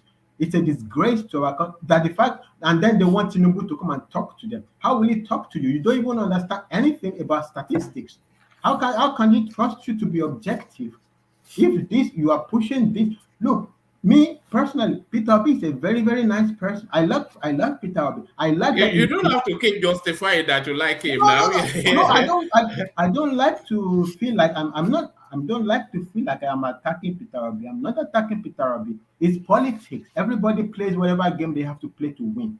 But my problem is people who just try to Fatai, are you not playing double standard? What double standard, Baba? On one side, you are saying you like Peter Obi. On the other side, you are saying that Odle Ojukoroju Nipe he invested the state fund in his personal in the Fidelity Bank where he had majority, where he's a majority shareholder. So how can you like thief? Why must you like a thief? What do you like in a thief? Sir, they said that we are trying to choose the best of the worst. When you're trying to choose between politicians, you are trying to choose one of the lesser thief. Is that what you are saying? Thank you. The lesser evil is what we choose when we choose politicians. We don't have a choice. These are the people in the field. Who told you that lesser thief today cannot be a bigger thief tomorrow? I am not God. I cannot know. But wọ́n ní bí sátidé ṣe máa rí àti sunday àti friday láti mọ̀ èèyàn tó jalè kékeré sì tó bá di ọ̀la olè ńlá ló máa jà. I want to leave that to the entire Nigerians, 200 million people, to decide this. But for me personally, no, I am. It's not even just a justification. I do truly believe that Obi will have had a better campaign if the obedient just let this guy run his game. This guy is a brilliant person. I don't know whatever money he had, maybe he inherited money or maybe he didn't. I don't know. He built millions out of maybe little or whatever, even if it's the same. I mean, he has to be smart at least a little bit. Just let him run his campaign, but you're just shoving him into everybody, down everybody's throat. It's irritating. It's irritating. This is not a poll. This is not a poll. This is just an extrapolation on a preset propaganda. And then you call it a poll. It's not a poll because a chicken and a lion, both of them works on the surface of the planet, does not make you call a chicken a poll. You cannot call this a poll. It's mathematically incoherent. If they don't add up, the percentages don't add up to a percentage. The margin of error cannot be understood when you have joint second. That shows that you are trying to put propaganda on people. You don't rank polls. You put it out there. 46. This one is 46. That one is 46. The margin of error is plus or minus 3. Okay, I will decide by myself whether they are joint second because they could range between the lowest of the margin of error to the mean. Actually, what you do with poll is you are calculating average mean. The mean could fall between that range of the margin of error. Are you a statistician, Fatai? Do you mind me asking? Because I noticed that anytime we talk about this sort of things, you always drill down into the figures. Are you a statistician? I did an MBA. I did statistics. I did financial management. I did accounting. Accounting at a separate, accounting is a very broad field, managerial accounting, financial management, Okay, so you are equipped to speak. So I know, I know exactly okay. exactly what I'm talking about. I'm just showing my opinion. I like to cut the fluff. I don't look things that are here and there. It doesn't really matter to me. Anybody's opinions here and there, but there are some things that are clear cut, theoretically sound stuff. For me, I find that very enriching. I don't find it enriching whether he speaks there, he doesn't speak, he should speak like this, he shouldn't speak like that. Just okay, it's anybody's opinion. It's neither here nor there. But these ones are very clear. This is not a poll. This is a fraud on the Nigerian public. This is a fraud. All right, brilliant. But I will stick with the poll still, or now the fraud. But let me take it in the direction of, let me take it to Thomas next. But Fatai, have a look in the private chat. I left a message for you. I'm about to leave a message for you. I've not yet left it, but let me take the conversation to Thomas first as I compose that. So Thomas, with every single one of these polls that we have gone through so far, they have always told us one thing and one thing only, and that is to say that Peter Obi is going to win the elections, and it's by varying degrees in often instances, but by this particular measure, and by the way, we're about just 2 months left to the election, so people are concretizing their thoughts and forming their final opinions. So this sort of poll that is this close to the elections, it is a good real barometer to gauge what will happen on the 25th of February. But what this poll is telling us is that Peter Obi, he has a 23% approval rating, and the closest to him, Bola Tinubu, he has 13%, Atiku 10, and then Kwakwanso 2. So by nearly double Peter Obi's approval rating. So that tells you then Peter Obi to win that election by a landslide. But does that rhyme with your understanding, Thomas? Oh, thank you, one man. If you could remember the last time we talked about poll, I said I don't even want to discuss any poll anymore on this platform. It's just crazy, all these concurring of numbers. I'm getting angry every time I hear about all this nonsense poll that don't even rhyme. Sorry, Thomas, there's a lot of background where you are. Oh yes, sorry, I'm somewhere. Can you hear me now? Yeah, we can, but carry on. Yeah.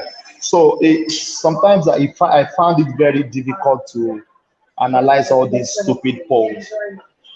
Somebody is telling me from the north, Peter Obi is much known, more than Kwakwanso. Is that sound with logic or reasoning?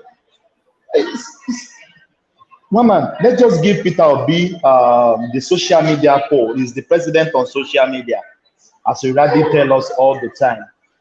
And you could say who conduct this poll is Peter side, Peter Obi's right hand man. It's just crazy all the time. And as any poll on this planet Earth win the election, I don't think so. As any poll on this planet Earth win election, I could remember Clinton and Trump. Hillary Clinton got the popular vote, but who won the election? Trump won the election landslide. So let us give it to Peter Obi. He's the president on social media. I don't want to discuss more about this. Wama, you can go to any other person. Thank you so much. All right. Alexander Kasha is just asking, are you auditioning your glasses? You've gone from the Shako Mendes to the Alamposa. What's going on here, Thomas?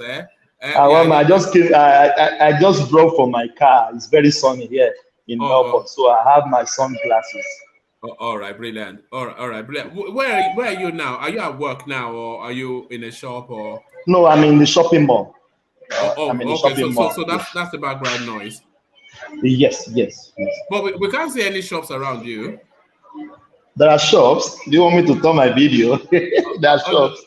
All right. Okay, you're in a quiet corner. All right, brilliant. All right. Stay with us. So let's go on from Thomas then. Let's go on from Thomas and go to let's go to we don't have Saki Fada anymore. That's just a hopefully we still have the progressive. Akim, are you still there?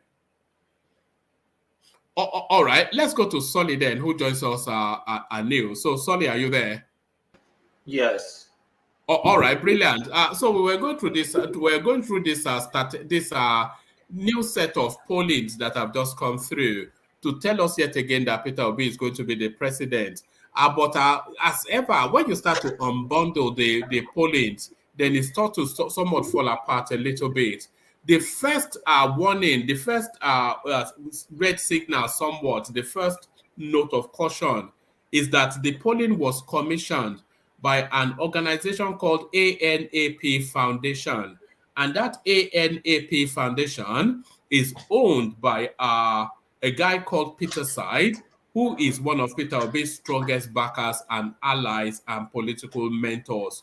So Peter Obi's political mentor is effectively commissioned this polling, but the polling they are saying was done by a reputable organization. But then what we're gleaning from it, it makes for interesting reading. So what we're gleaning from it makes for interesting reading. So they're telling us now that in the North Central, Peter Obi wins by a clear margin of 24%. Nice Tinubu one. gets hold on. Tinubu gets 9%.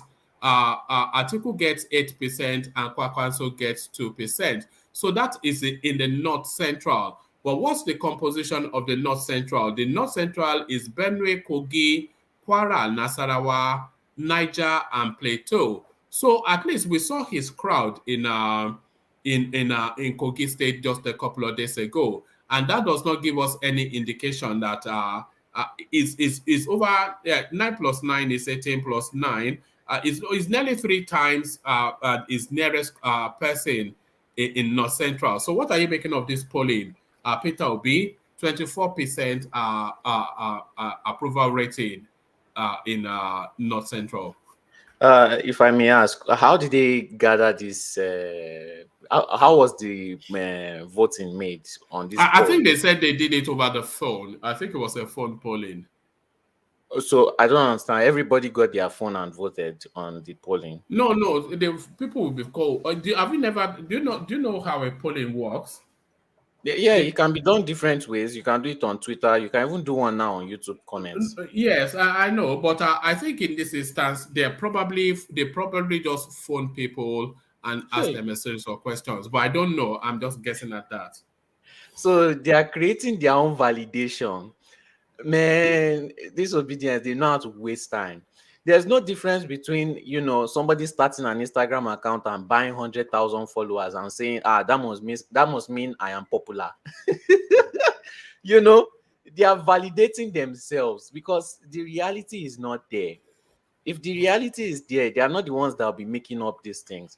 And they know that their supporters are not smart enough to be able to dissect all these things. And even if their supporters are smart enough to dissect all these things, that belief that they have, belief in the face of everything, I think is an ego thing, because they just don't want to seem wrong, or they chose the wrong person, or their candidate is not going to win. It's that ego thing. So they start to make up things that makes them seem very illogical. But as long as crowd is accepting it and everybody is saying go for it, it's correct, is a crowd mentality, unfortunately. So it's just ridiculous. I can't wait for this election to be over, because I want to see, I already know what they are going to say before the election. A lot of delusional nonsense, because they've never actually been through an election. Sometimes when they talk, I know that they've never even attended local government chairmanship election before, so it's just very unserious to me. I don't take all these things serious anymore. Anytime I hear Peter Obi again, I don't take it serious anymore. It's just a waste of my time to me. It enters one year and goes the other way. Nothing concrete. They've never been to an election, but they think that belief will win them the election. Instead of them to accept defeat in some areas, strategize and know how they can win in that area, they will rather cover it up with fake validation. So, and I don't understand the point of validating those who already support you? Why are you trying to gain more support from those who already support you? This already shows a flaw in their strategy.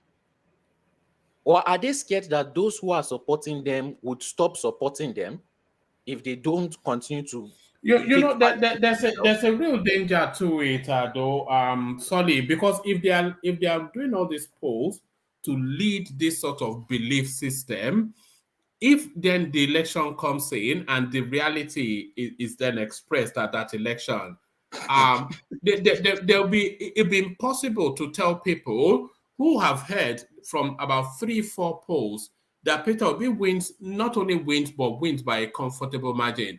It will be impossible to then tell them that no, Peter Obi actually lost quite woefully. When the polls tell you that he'll win by 23% to the nearest rival, which is 13%, and then you tell them that he lost, they won't be able to digest that, would they? I think his lack of exposure, or just the first stage is of grief, I think, is denial, you know. So they are in their stage of denial. They don't you live in Nigeria. Why do you keep talking like you are in America? Who cares about the reputation of the polling? You live in Nigeria. You wake up every day. You see people doing corrupt things every day. Not even in election, just normal everyday life. And you expect the election to be free and fair with polling from who are accredited some nonsense somewhere. Wake up to reality. You have to be realistic. But this is the flaw. This is the chink in their armor. Nobody needs to defeat the obedience. The obedience will be the one to defeat themselves. And yes, what you said is true. After they lose the election, because I already know they are going to lose the election, my fear is what is going to come after, because it's most likely going to, obviously going to go to violence.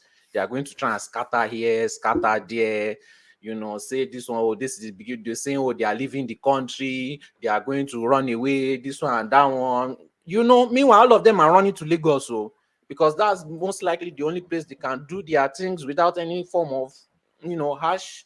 But anyway, so it's just hypocrisy mixed with delusion, unfortunately. But don't worry, about to clamp them down. You clamp them, all this nonsense, all this rubbish that you clamp them down, all these things that I don't even know why Buhari used to allow it. I think Buhari just allows it so that they can destroy, themselves. But all this nonsense will stop after 2020. They will, all this time wasting is because they don't have anything to do, and bad to give you something to do. That's the thing. And when I say clamp you down, I don't mean he's going to treat you like how Buhari treated you. He's going to look for something to give people to do, because that's what he does. He doesn't fight with people. That wasn't what it sounded like when you said it, or I think you thought about it That's why I again. had to clarify. No, I think you thought about it again and you said that no, I think I went too far. No, normally if I'm talking, somebody that is not aggressive about the other party's opinion would look at it in a very non-aggressive manner and try to assimilate it. But I have to make myself clear, because I've been attacked many times for things that they thought I meant. Meanwhile, I didn't say it, and I've been accused many times for things I did not say. So I have to clarify it. But you see, clamp them down. Hey, they've started though. Hey. Even your party man, yeah, I thought you and Joel, I thought you were buddies now, huh? Yes, but our political views are different. We like to argue on that. We can have different opinions. All right, thank you, Solly. So let me go to Saki then. Saki, so Saki, you wanted to come in. I just came back. Yeah, I just came back. I was like, I don't know whether you have called on me. Twice. Oh, sorry. I went somewhere. I attended to emergency. I just came back. Oh, all right. Sorry. I hope everything is good. Yes.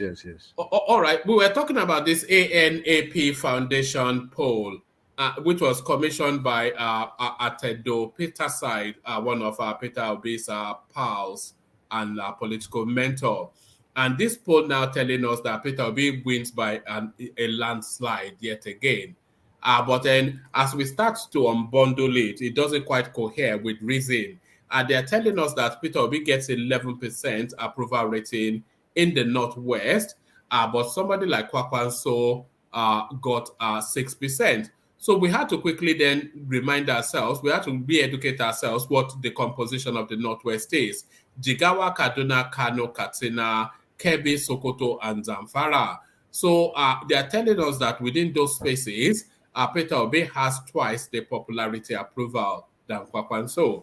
So we then led us to querying the veracity of this so-called poll commissioned by Peter Obi's pal.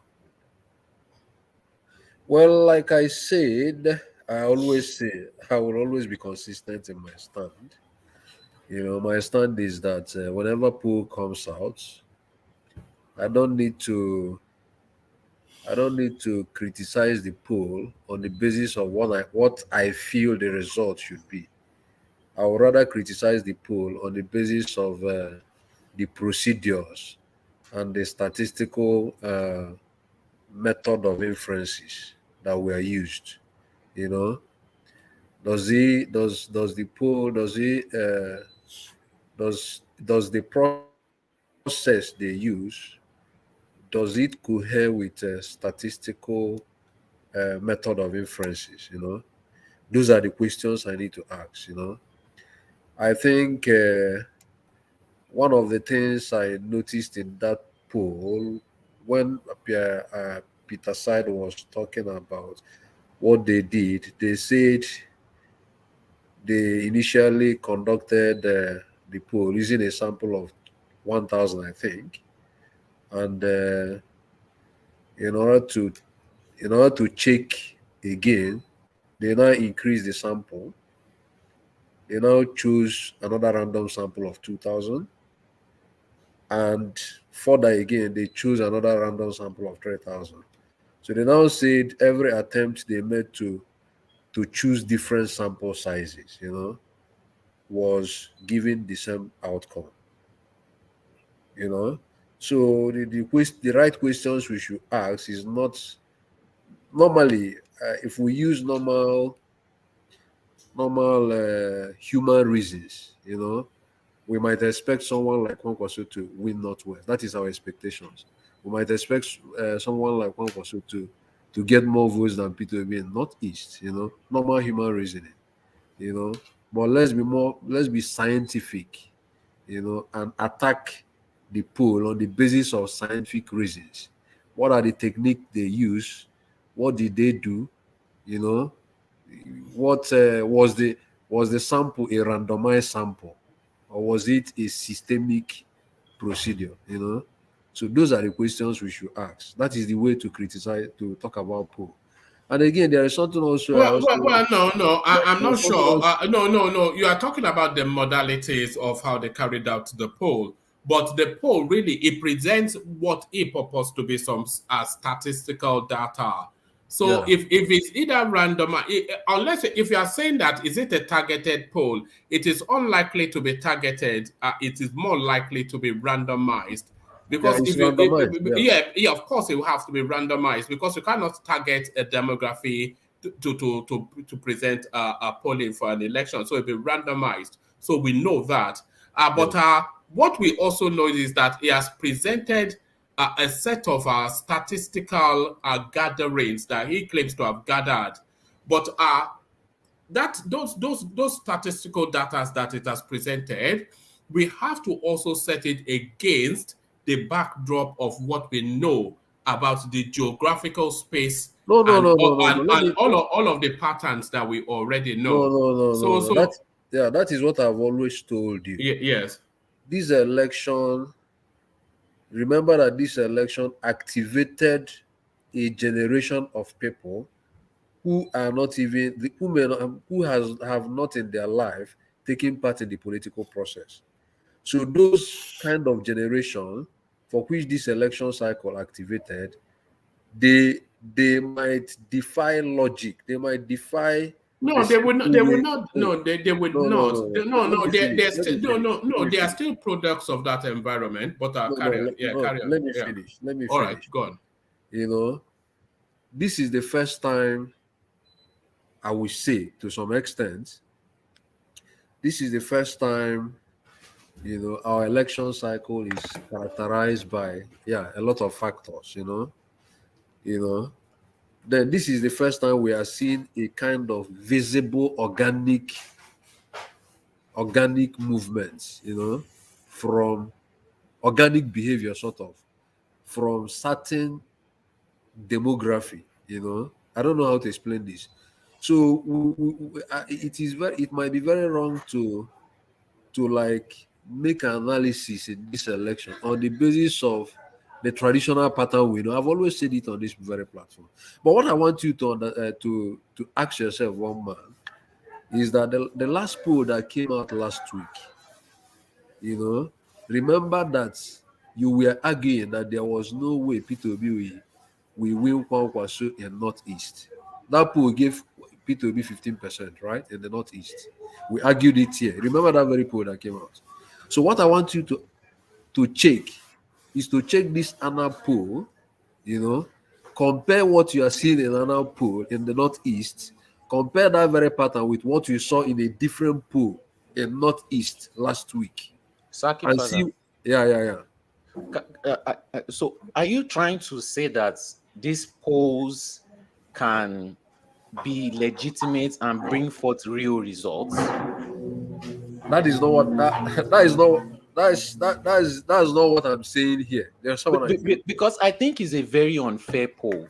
It's a poll based on if people had free and fair election. This election, if we could make this poll be influenced by the realities of Nigerian elections, like bribery, we can't bribe people in those polls. Yeah. We can't give them money. We can't give them Yeah. food. Yeah. We can't do the things that normally would happen in an election. So that's why Yeah. I don't agree with this poll. But this person, no. These polls lack the original criteria of a Nigerian election. It lacks Let the me. Nigerian Okay. electoral Okay. environment. Yeah. In 2011 election, the Nigerian election was also characterized by bribery and corruption, right? In 2011. Yet this poll was accurate in 2011. In 2015, the same pattern happened. Yet this poll was accurate, right? Yes, but you are the same Can I- person that said that. You are the same person that said that in this new time there are new people getting voters card. They were using old patterns, right? And we have new what do I call them? New new Entrance. events, new participants. So obviously this poll should not matter based on what you said also, because that poll was based on past antecedents. No. You are saying that our election is marred by corruption and bribery, right? Yes. And because of that, this poll doesn't work. Because this Yes. poll was conducted assuming there was free and fair election. Yes. I now refer to you that this poll is not the first time they are conducting this kind of poll. This same Anap something. They have been conducting polls even in 2011, and the variables we are talking about, corruption and bribery, didn't change. It Okay. was there in Nigeria. You have a point there. You have a Yeah. point there. Okay. Sorry, Father, can I intervene? What about the new participants that are added in this situation, like you just said? Do you still think that this poll is still carries the same weight and same value? Yeah, of course. With that. Of course. Of course, the new participant that came in even made it very better to predict, because those new participants will not like, if that bribery is going to play a role. Suppose it was playing on 50% role in the past. Now bribery and corruption, because of this new electorate, might reduce in the influence in the impact they might make in this election. You understand what I mean? And however, I think this poll was not even conducted by Anna. I think it was conducted by NOI, something like that. Zaki, Father, can I ask you a question? Yes, ask me a question. Okay, so you believe that the coming election will be characterized by vote buying and all the rest of it that used to happen in the past, right? I don't know what is going to happen in the upcoming election. What I am criticizing is the process through which hold on. arrive at the answer. The process is, forget about the process. Yeah. Are you telling us that the coming election will not be characterized by vote buying and all those shenanigans that we had in the past, and thereby we're going to have emergence of a president that on the basis of free and fair election? Is that what you're saying? No. Of course. So we I'm still not go to saying, we I'm still not saying are you saying that we are not going to this past, all those things that characterize our past election with regards to vote buying, we are not going to have it this time around? I'm not saying that there So will not be we're still gonna have it, right? Let me finish now. I'm not saying that there is not gonna be vote buying this time, but the right question to ask is: was there vote buying in the past? Yes. Yes, there was vote buying. No, wait now. In the presence of those vote buying in the past, Mm. as Anap Foundation, have they predicted correctly in the past 3 elections, even in the presence of those past vote buying? Have they predicted correctly? Yes, they have. Okay, so now. Sorry. Sorry. Rational mind. There was heavy humming coming from your computer. That was why I muted you, not to stop you from getting into that. There was some very heavy. Oh, there it is. Can you hear it? Again? Oh, yeah. Okay. All right. Yeah, there it is. So yeah, carry on. Are you saying that vote buying cannot change the outcome of the election, even with this poll that we had, if it is actually factual, this poll? Are you saying that vote buying, poverty in the land, and all the rest that we had in the past that characterized our election, are you saying that it cannot defeat this poll this time, when you obedient are saying they take shishi and go pay shishi? Yes. So you are saying vote buying cannot defeat, we know they pay shishi and we know they take shishi. I don't really know what you want me to answer. Well, until it is tested on ground. That is why my that is because why look at why I'm asking this question, because yes, you are basing your point, you are basing your argument on, okay, we are having new participants, new registered voters that are going to change the outcome of the election. That is what you are basing all your argument upon. That is not the basis. And that is what you are even saying that is responsible for the outcome of this poll. No. You just misquoted me. Oh. Sorry, Babaja. Sorry. Can I just ask you? Babaja Lekoko. Yeah. Saki Father is right. The poll needs to be interpreted. The poll has its own life.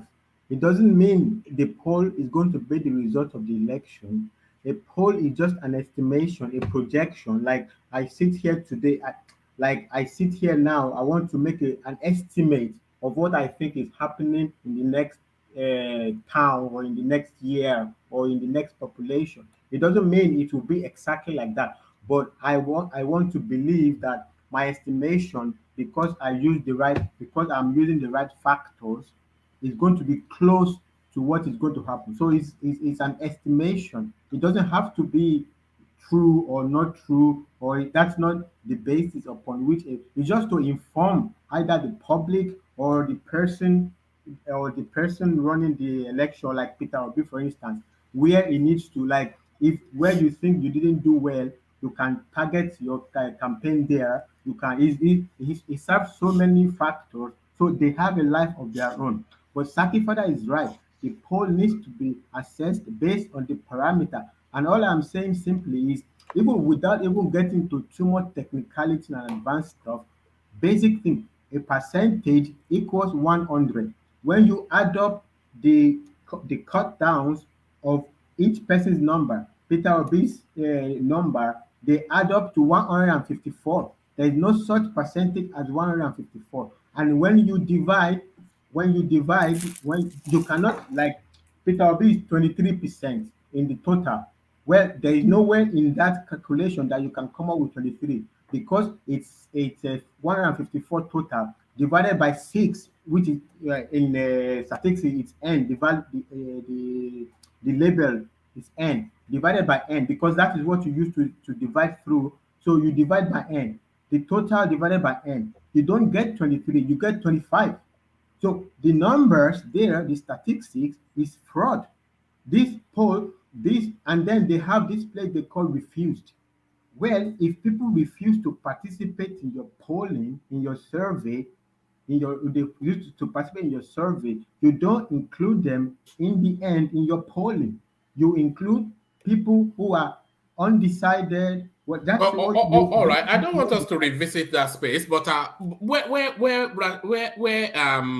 Saki Father was saying that the unknown quantities who are the new entrants into the political space, that they will bring a new sort of dynamism to the space that we cannot use antecedents to capture.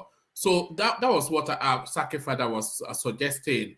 And I was wanting to disagree with that this new entrant into the political space, into the political thinking, they are not aliens. They are products of still that environment, and they are thinking, however advanced and of now and new generation you want to describe them as, they're still a product of that environment, colored by that environment. So I'm not sure that we're going to see any sharp or marked deviation from the norm.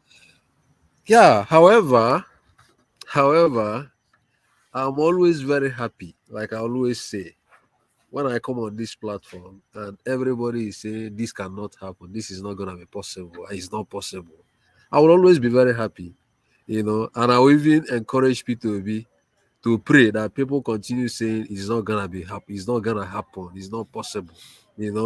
I want people to continue, seeing the P2B's or Labour Party path to victory impossible. I want people to continue like underestimating him, So it's to our advantage, I want people to keep like pushing it in that direction, because when you give your opponent the basis to think that you are actually, there is every possibility that you might have a pathway to the victory, your opponent will strategize to actually counter that very strength, So I want people to continue seeing him as coming distant fourth self, I'll be very happy. Can I ask you a question? Yeah, you can. Can I Yeah, you said you don't. It's good that they are underestimating him. Yes. Because the opponent will not see his strong arm. The opponent, let's just say we are all referring to the same person, Tinubu. Do you think the opponents? Okay.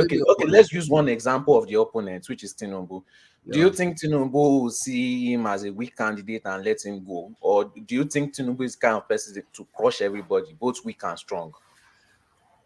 I don't know how Tinubu is going to react, but what I know is that initially when P2B came on board, Tinubu never even mentioned his name. The APC, what do we call it? The APC people, they never put P2B whenever they are discussing issues on television. They don't call P2B. But right now, Tinubu for the first time, has once acknowledged that, there are P2B is also in this game, No. Tinubu have mentioned, you remember when he went for campaign in Oshun. He said those in labor will labor for No, loss. no, that was initially, So, like I said, that was initially. so he has been mentioned. He has been talking about Labour Party, talking about what do you call it, Atiku. So Yeah. he is your candidate that never for once attack Atiku, only against Tinubu all the time. Yeah. So like I said, you know, I wouldn't want to dwell much on this poll. You know, it is really taking our time. But I pray that a lot of people continue seeing it the way we are seeing it. You know. Let's Zaki continue Pada, let seeing me it. say this. Let me Yes. say this. Look, we cannot continue to deceive ourselves or rely on poll in Nigeria. Yes. So many people doing polling can do their polling the way they like, but there are so many factors that will determine the winner of this coming election. So many things at stake: ethnicity, religion, other interest group from one part of the country to the other. A lot of things at play right here. So And can I tell you, Angelico? Can I tell you? Can I tell you, Angelico? Oh, hold on, let him land. So Okay, to let me, him land. Yeah. this polling is completely irrelevant. All right. So the determination of what we going to happen in 2020 is totally irrelevant. All right. Yeah. So if you believe that ethnicity is going to play a role by your logic, and religion is going to play a role also by your logic, right? So it then means that Southwest, Tinubu is Tinubu's place. So nobody should argue with him there. Southeast is Peter Obi's place. Nobody should argue with him there. Then Northwest, Kwankwaso Atiku. Nobody should argue with them there. Northeast, Atiku Kwankwaso. Nobody should argue with him there. It is now remaining two regions. No, you are getting my point wrong. That is not wait. what I said. You are misinterpreting. No. So sorry. Saki Fada, you want to rehash old narrative that we've circled around endlessly. But I think what Ajale Koko is inviting you to is that these polls, it doesn't bore into the heart of actually how Nigerians make their decisions. Yes. So tribe and religion is one thing, and then sphere of influence is another thing. A lot of votings are not actually the vote of the individual person, but often instances the vote of instructions by either leaders of the community, leaders of a particular faith, leaders of a particular interest, somebody they feel some sort of fieldom to. So a lot of those factors wrap into it, and a lot of these polls, they sit outside of where the real voting is done in Nigeria, because necessarily the people who take these polls are not the people that are within that sphere of influence that is led by religion, that is led by culture, that is led by warlords, that is led by community leaders. They are not outside that sphere, but it is within that sphere that elections are won and lost. Yes. There is no problem, let's it is also a bit like I said, I would like everybody to keep saying that polls are irrelevant. So let's just keep living on the fact that polls are irrelevant. Anything can happen. So let's continue on that trajectory. I'm not saying the polls are irrelevant. I'm just saying they are using it as propaganda tool. It's a tool for propaganda. Yes. Well, it's what do we call it? People can theorize, on how they feel about it, So let's keep on theorizing those ways, But do you not see it that way, that they are trying to reinforce the beliefs of their already clamped down supporters? Which do you not clamped see down supporters? Who are they trying to validate with these polls? No, who are they? Who did they clamp down? I don't understand what you mean by clamp down supporters. No.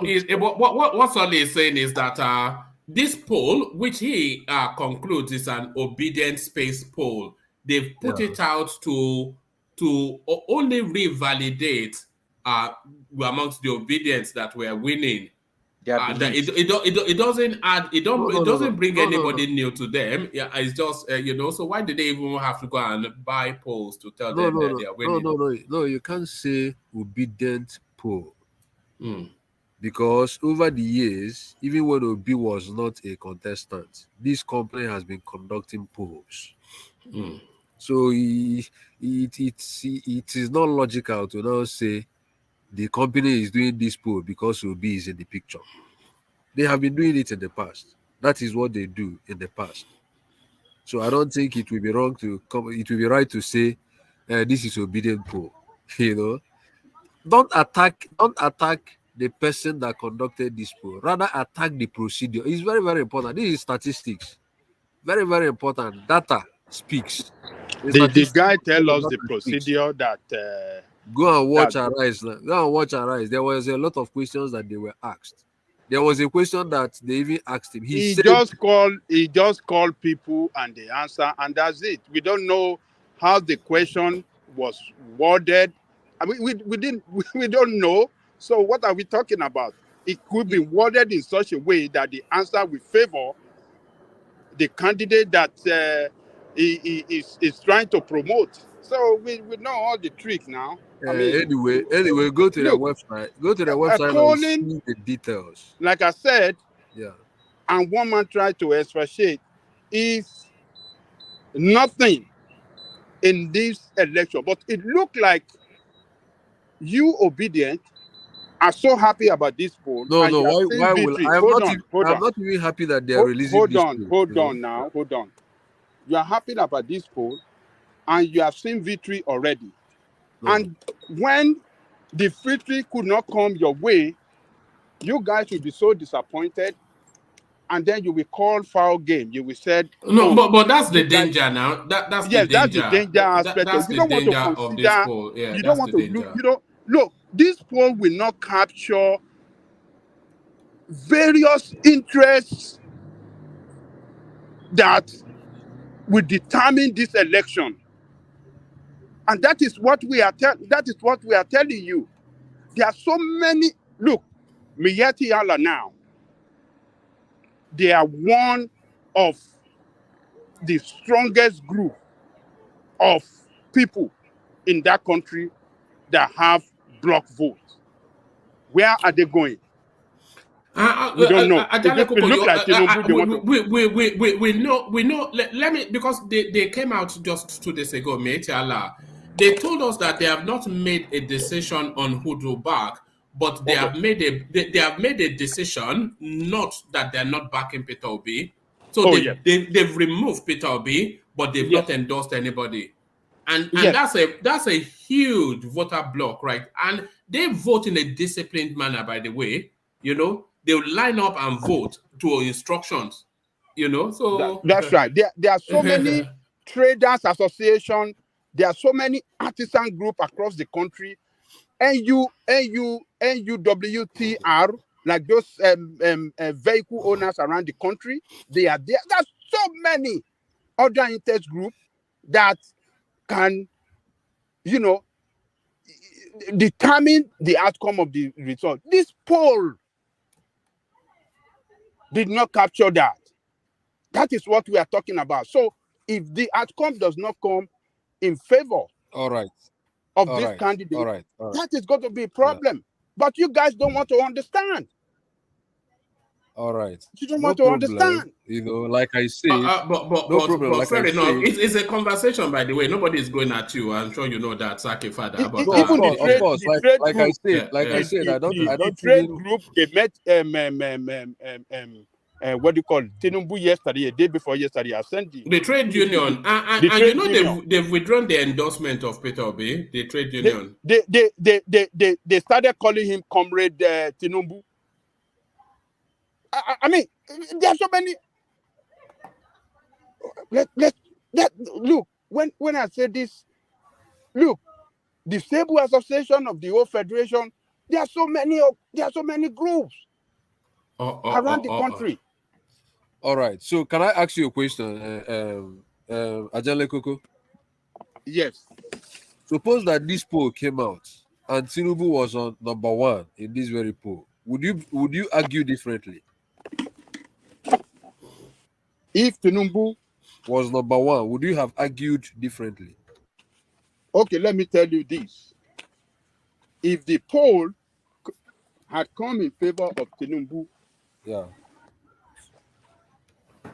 I will believe it. You know why? Why? Because their party, they are the incumbent. They are the one controlling Nigeria right now. Okay, can I ask you another question? And hold on. They're controlling Nigeria at the federal level. They have more senators. They have more senators than any other party in Nigeria. More representative federal rep than many other Nigeria. More governor, more local government. That shows that they are grandly represented across Nigeria. And can I ask you another question? Yes. In 2014, you know, when they conducted the poll, and they were showing that Buhari is going to win, and we had PDP as incumbent. When that result came out, if that result they projected, suppose that this is 2014, would you have argued differently? You know, if it had been in 2014 that we have Obi in APC and they are calling him, they are predicting him to win the election, would I have argued different? I'm talking about Buhari and this guy, Buhari and Jonathan. Jonathan was the incumbent, because you argued about incumbent. Jonathan was incumbent during that time, and then Buhari was in the other opposition party, and this poll was conducted, and this poll was showing Buhari as a clear victory path. So I now said, bring that 2014 till today. Suppose that the same Buhari and Jonathan are here, just like 2014, and that poll came out. Would you have argued differently? I won't argue differently, because let me tell you this: so many factors has come to play that will make me believe that poll, because we have seen powerful politicians from PDP move to APC. We have seen, hold on now, we have seen the merger, hold on. Yes. We have seen the merger of CPC, of ABGA, and some other political party merging together, forming a very strong political party against PCP. And the shakers, those that are shakers in PDP, already moved out of PDP to APC. Why wouldn't I believe? We saw a concrete factors that is telling us that, yes, power is going to shift. Why wouldn't I believe? What is it that is telling us that about Obi now? What is it? Okay. Just tell me, what is it? Do you know the issue? Do you know the issue? Do you know the problem you have at this point? Do you know the problem you have at this point? The problem you have at this point, problem you have at this point is that you are allowing your personal opinions and prejudice to affect your sense of analyzing scientific events. That is the problem you have now. You know, analyze scientific events. No, forget about scientific. Which kind of useless scientific in Nigeria reference? Forget about useless science. What is scientific? You allow your personal opinion to affect the way you We are telling you scientific does not work in Nigerian matter. You are talking science. Are you in America or Britain? What is scientific going to do in this? No problem. No problem. The poll, the point Saki Fada is making, personally, I go along with point actually I mean. But the same poll also was wrong in 2019. He predicted Atiku to win, but Buhari won. But the point is, a dead clock can be right two times in the day. So because it was right in 2011 and right in 2015 does not mean that's not the validation. The validation I haven't seen the table of the 2011 and 2015, so I don't know. I personally agree with Saki's standpoint that a poll we should do the mathematical evaluation. But this year's own, I have seen September, I have seen this one, I saw that one of 2 weeks ago in which they say in each local government they surveyed not more than 10 people. Well, I cannot evaluate not more than 10 people. Not more than 10 people could be five, could be two, could be one, could be zero. So to me, that's not a poll.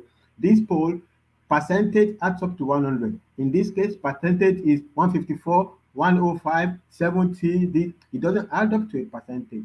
And that, yeah, that's what I wanted to say.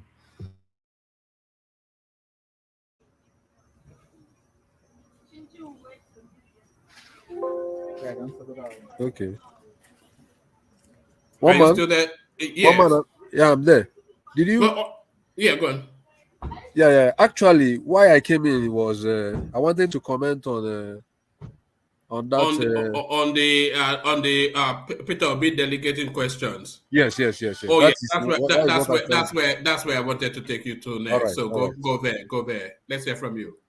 Thank you, one man, for giving me this opportunity again to Do you come here to analyze run it. counter? Do you come here to run counter insurgency? Is that what you're No, doing? no, no, no, All no, right, no, go on. no. Oh yeah, all right, go on. No. I want to. I'm always arguing on facts. That is what I want to argue on. So, let me. A better way to really understand that very conversation, you know, is to ask a question. The question we should ask is: before Tinubu went to that Chatham house, has Tinubu been holding like town halls with people? And the answer is yes, right? He has been having a lot of town halls, with different groups of people before he even went to UK for that Chatham program. All those town halls Tinubu has been holding, we see in those town hall where a question will be thrown at him, he decides to delegate to people. He used to do it in those town hall, and people were not complaining about that. But when he went to Chatham House and did the same thing he has been doing in the town halls, people now complained, right? So the No, reason, Happy Father, they yeah, were complaining. you say Obedience what? were complaining. Obedience were complaining then. Well, I don't know. I don't know, but I'm saying like on this platform we are here, on this platform. Let me judge from this platform because we have been complaining on what happened in Chatham House. But when he was going for town halls in Nigeria, meeting people and delegating people to answer questions, people were not actually complaining on this very platform. Now he went to Chatham, people came to this platform, started complaining. So the simple reason that might be responsible for that very complaint is that people perceive these two scenarios to be different scenarios. People perceive those town hall he has been going in Nigeria as maybe more or less informal kind of arrangement. The people consider it as more informal than that of Chatham House. They consider the Chatham House as a more formal arrangement, and that is why people started complaining in Chatham House. Now, let me bring it to Peter Obi now. In the case of Peter Obi, what happened in Calabar is that Peter Obi was the one who called people to come to a town hall. That he wants to talk to people. He invited people, right? That is different from going to Chatham House. He is not the one that invited somebody in Chatham House. Rather, he is the one being invited to come to Chatham House. So in the Calabar, P2B is more of like the subject, inviting people. But in the Chatham House setting, his role will be like an object being invited. So this thing makes the two scenarios different. When you are the one that organized your own town hall, invited people to come to your own town hall, that you want to talk to them, you are the one in charge of that very program. So it's more or less more informal setting, than when you go to somewhere like Arise Television Town Hall, where you are invited. Father, please, one second. Are you telling me that Tinubu is the one that organized the Chatham Hall? I can't hear you. Sorry, carry on, Saki. Thomas, we can barely hear you, and you are stopping Saki Father's flow. Let him just have his expression. So the Town Hall of Calabar was organized by, it was organized by P2B's campaign team, So anywhere he wants to go to campaign, he will first of all call students to a town hall that he wants to talk to them. They will come. So it's more of an informal, interactive arrangement. He's the one inviting students. It is not the student that invited him. He invited students, come, let me talk, let's talk, let me talk to you people. And they came to the town hall. So it is an informal arrangement. If the same P2B should go to a town hall organized by Arise Television, those town hall Arise Television has been organizing, he is no longer the subject. He is now the object. The object invited him, So he should not be the one to dictate, the procedures in that very setting. Zagi Father, please, please, if you don't mind, please. I don't want you to escape that question. Yeah, ask me. Are you telling? Yes, please. Are you telling me now that it's Tinubu that organized the Chatham House debate? That is not what I say. Tinubu didn't organize Chatham House. The Chatham House, he was invited, just like P2B is invited to come on the 16th. Tinubu is not the one that organized the Chatham House. So because he's not the one that organized the Chatham House, he should play to the dictates. No, but Saki Father, I think you are somewhat you are rewriting somewhat history with your narrative. I'm not rewriting history. Because at that Chatham House space, a lot of the outcry, it had nothing to do. I never recall that anybody was saying that this happened at Chatham House. What they were latching on to was that it was asked questions and he delegated it. So I did not remember in that space that the venue was labeled especially. Okay. It was just that it was asked questions and he delegated it. So you now seem to be layering the venue now as the determining factor. That is why one man. That is why I started by bringing circumstantial factors. I started by first asking, were people complaining about this when he was doing the same thing in town halls in Nigeria? People did not complain about it. He was doing the same thing when he was having a town hall in Nigeria. People didn't complain about it. Why is it that he now went to Chatham House? People complained about it, which means in the minds of the people, these two settings, are different settings. They expect a more formal conversation in the Chatham House, but in the one he has been conducting with people in Nigeria, people believe that is more informal. So he is the one that he can choose the procedure, in those ones that they did in Nigeria. Imagine that someone like P2B comes to Arise Television Town Hall. He's invited to Arise Television Town Hall, the one they normally do. He came, Atiku came, and Juan Kwasu came in that town hall. Then they now ask you a question, and he tell the town hall, I have a delegate.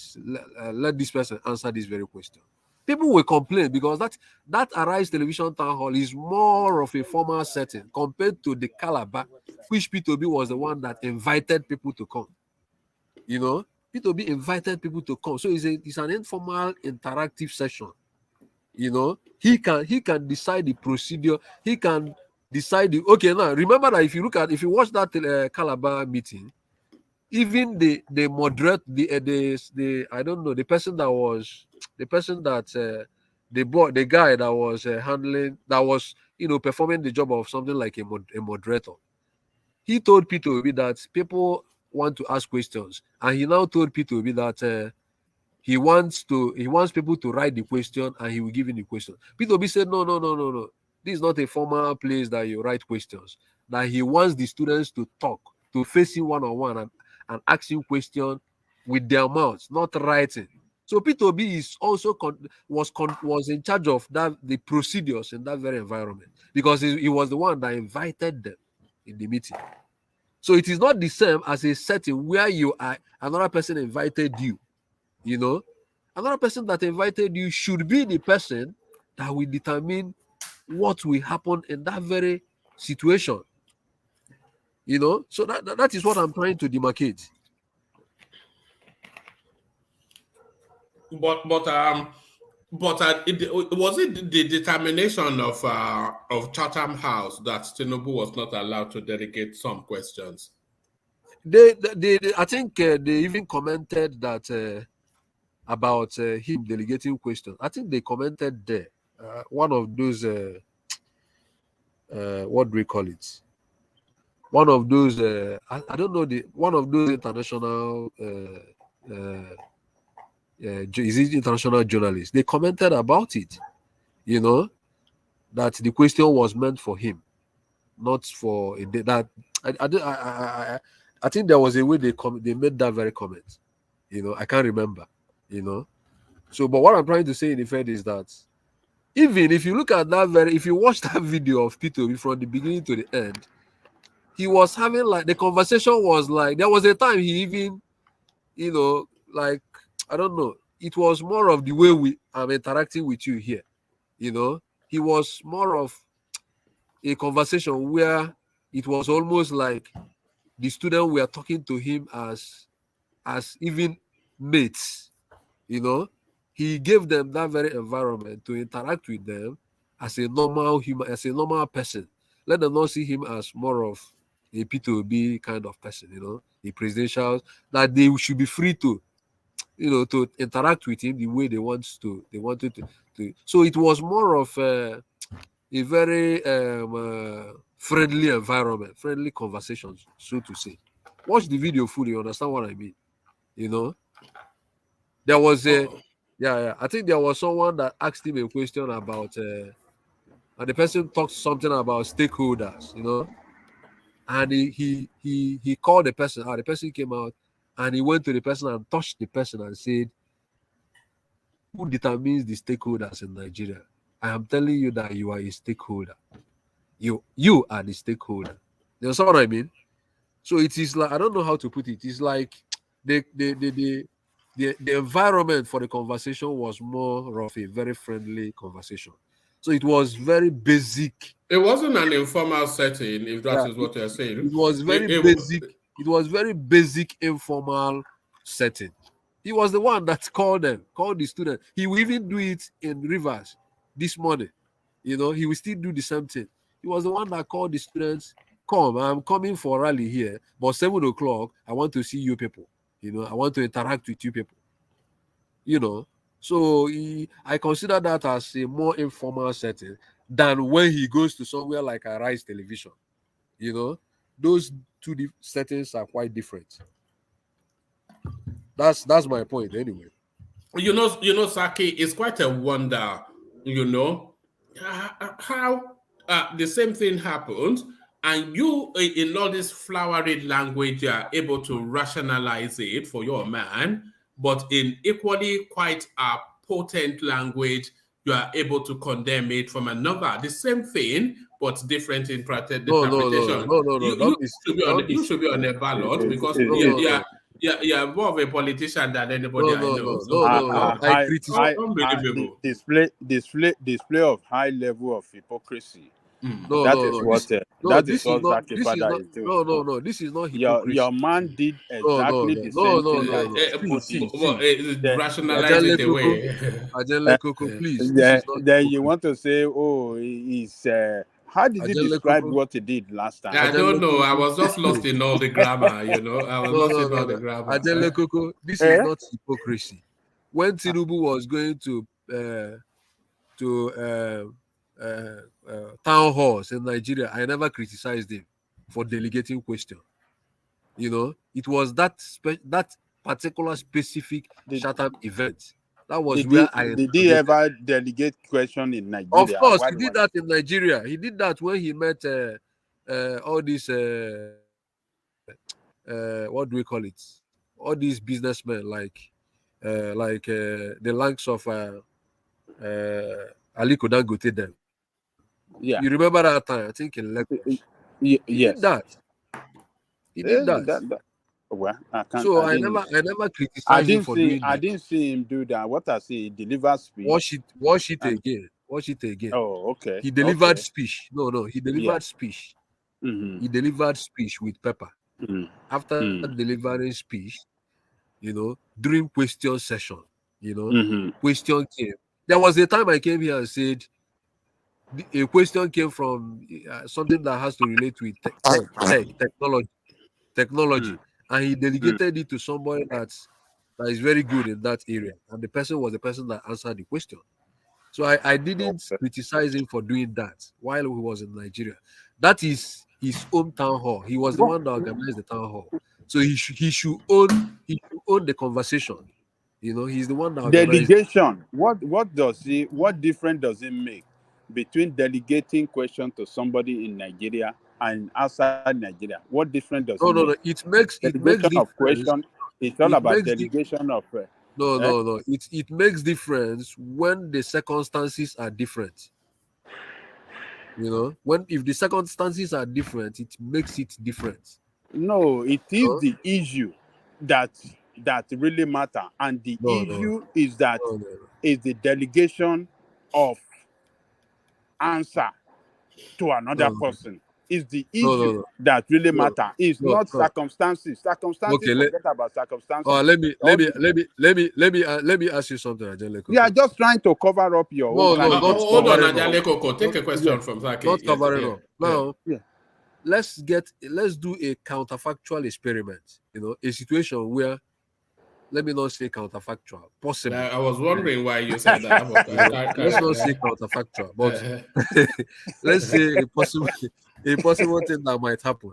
Let's assume that the United States president invites somebody like Tinubu, and say, I want you to come. I am organizing an event where you will come, but I will ask you questions on basis of what is happening in Nigeria, and then Tinubu, now coming to this event, came with some entourage, sort of, maybe 1 or 2 or 3 or 4 experts. Then in that very conversation, the president of America, start asking him questions, and then the president asked him first question. He say, "This person should answer it for me." He asked another question. He says, "This person should answer." He asked another one. This person, wouldn't the president of America look so stupid? I think he would look stupid. That's I think he would look stupid. Yeah, but, yeah. Okay. Because when he invited him, Tinubu didn't tell him that he was going to come with people.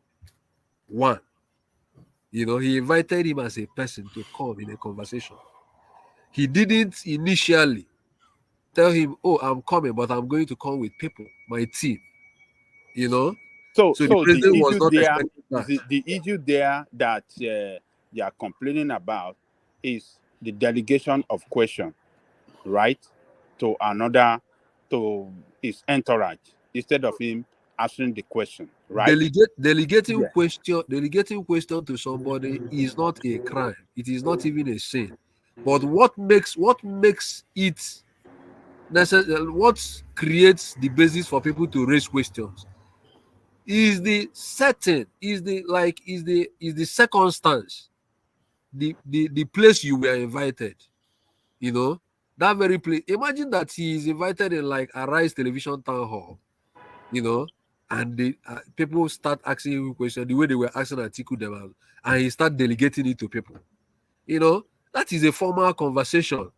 It is different from the town hall. You, the person is that you are the person that is organizing it. It's different. These two things are different. I don't know how to explain when you look, even the one that both of them does not even good. Whether you organize the town hall or whether somebody else organizes it, and they are asking you straightforward question and you are delegating it, it doesn't look good. That is what I want. That is what I want to tell you. Your candidate was asked a specific question, and he said, "Where is Professor?" Make Professor come answer. This one passed me, and you want to tell me that he has done good?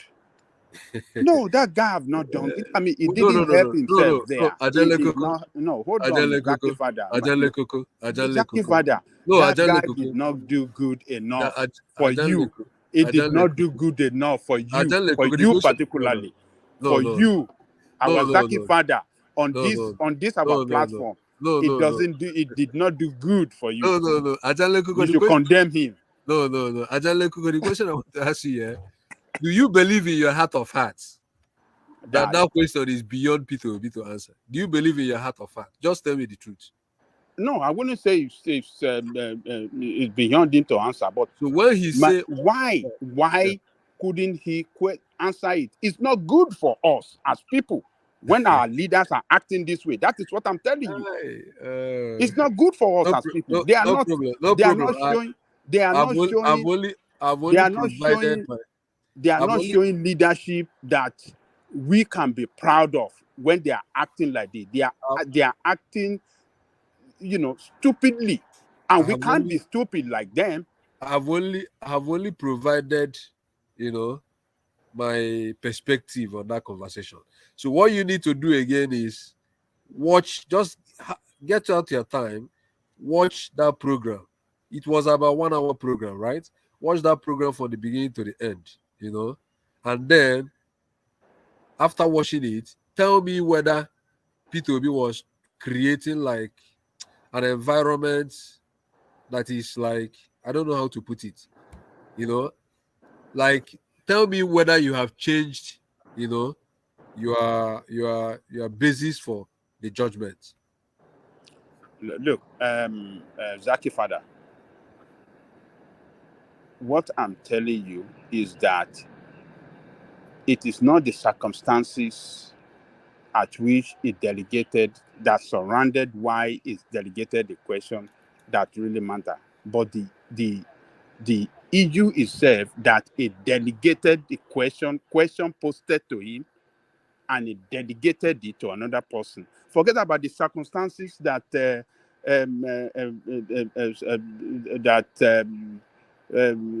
surround that situation, but the fact that it delegated question to another person to answer the same way Tinubu did. It's the same thing that Tinubu did. That is what we are saying is not good enough for our leaders or those that are aspiring to the headship of our country, acting in such manner. It's not good, and we should just say it in a clear term. We don't want them to do that. They can do better. Any question that is beyond you to answer it in a clear term. Let people understand. And the good thing about question is that it is good for people to pose you a very tough question. When you cannot answer it well, you ramble around it. That will give you the urge to go and do your homework well, go and research well, so that next time you can come out strongly to position yourself well. But I mean, there's nothing wrong. You can't know everything. Sometimes what you even know, you might not even articulate it well. it happens, and it make it look as if you don't know it. But because you couldn't articulate it well, it will look to people as if, oh, it doesn't know what it's talking about. It doesn't have solution to the problem. It cannot answer it well. So they have not done good. Obi did not do good right there. For his PR, he didn't do good. And the same way Tinubu did, as far as I'm concerned, some people will not see it like you didn't see it like that. One man did not see it like that for Tinubu. You did not see it like that for your Obi. So, but to me, as an independent man, I think it's not good enough. My own candidate answers all questions posted to him. That is the leader that we want. Not your own leader that are dodging away from question and delegating question. Is that the way they will be delegating question at international fora or before international press? Is that the way they will disgrace us? Let me rest my case there. All right, brilliant. So thank you, Ajan Lekoko. So thank you, Ajan Lekoko, and thank you, Saki Fada. So, gentlemen, I'm going to go round the people still available and just give a 5-minute monologue. So you can either monologue to anything that has caught your attention in the news cycle, or you can speak to this meeting that took place between Oshibanjo and Tinubu. So just give us either thoughts on that or the reversal of position on the cash withdrawal limitation. So just as early as yesterday, they told us we could only get 100,000 naira a week, but now it looks as though they've caved in. You can now get up to 500,000 naira a week. So any of that or anything that caught your interest in the news cycle, we kick it off with Thomas. So Thomas, what caught your attention in the news cycle today? All right, I think we've lost Thomas. So thank you, Thomas. So let's go to the progressives. What about you, Akim? Are you still there? All right, I think we've lost Akim. Rational mind. One man here. All right, brilliant. Did you hear? I was just saying. Yeah, me and Oshibanjo met with Tinubu today, and in both their Twitter spaces, they are gushing in their praise of each other. So it looks as though they are in the processes of onboarding Yemi Oshibanjo onto the Peter Obi, not to the Peter Obi, onto the Tinubu campaign team. So do you think that will be a voice that will be needed in that campaign if they're able to onboard Yemi Oshibanjo to add his credibility and his voice to their campaign?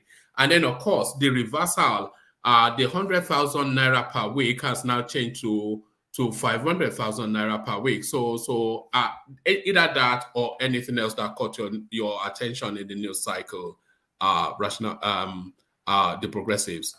Yeah. One, I think it's a good one as well, because whether you like it or not, it will show a form of unity within the party.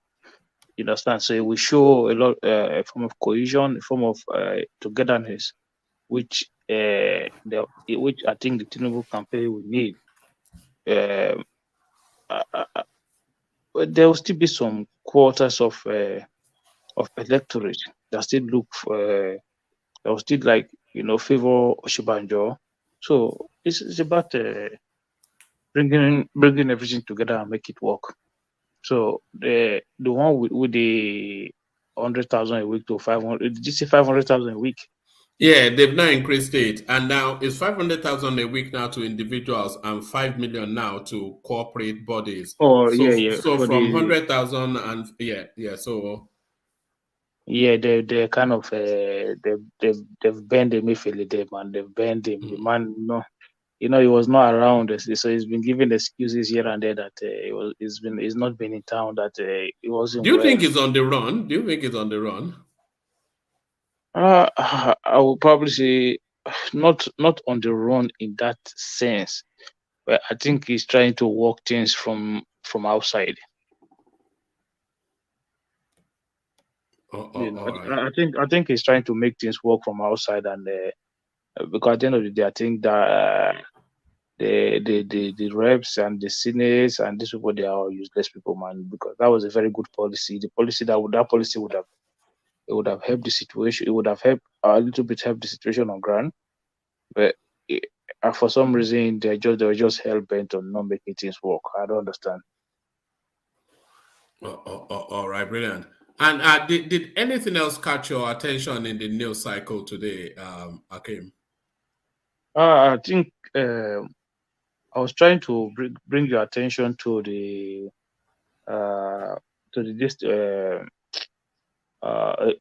rally, the rally or town hall that Tinubu did in Cross Rivers yesterday. I think. Yeah, they said it was quite impressive.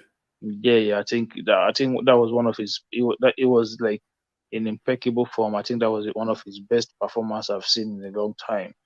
He did extremely well, and it was very presidential. And I think the River State governors is a level of intelligence and awareness as well helped the situation, because they kind of managed the way the thing was organized. So to know those big crowd stadium and stuff like that, it was just like a town hall, with places like that. You can easily select the level, the kind of people you want to put in there, so it make it easier. So I think I don't know why they don't continue do things like this. Like, I'm not just talking about the Tinubu team, I'm just talking about all the political parties, because if you watch campaign outside, a lot of them, this is how most time they do things, like a town hall, and just present policies and have a proper debate. I think he did very well until I started seeing on the news where they say he was buying voter. I don't understand. So it is one of those things. It is political season, one man. Oh, all right, brilliant. All right. So up next, Thomas. So Thomas, the same set of questions. Your thoughts on the Oshibanjo meeting with Tinubu and the 500,000 naira new threshold. Thank you, one man. Remember I always talk about Oshibanjo every time about his disloyalty to Tinubu. But he doesn't have any what they call it, anything. He had to support Tinubu. I saw the video. They were sitting together, they were laughing, discussing. There's nothing he can do. And we often hear that Tinubu is a forgiving person, not like Buhari.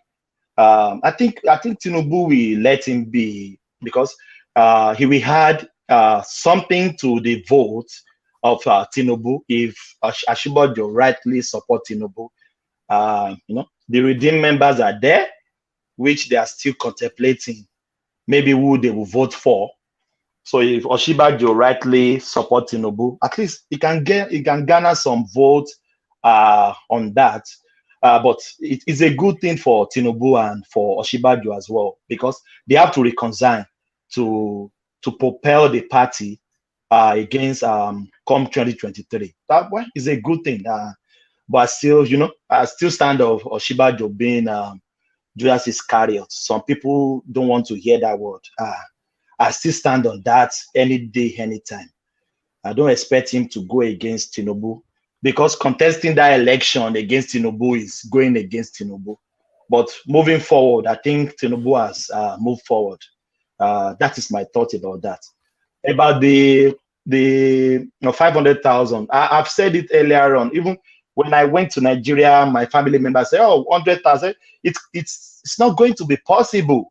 It's not going to be possible. 100,000 naira. How much is 100,000 naira?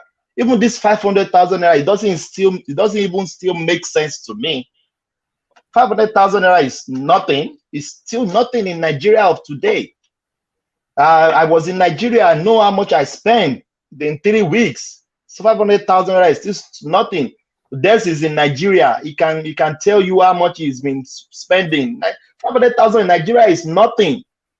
In my own caliber of spending, some people is still something to them. I'm not saying I'm not proud, but to some extent, 500,000 is still nothing. Is nothing. So that is just my submission, Mama.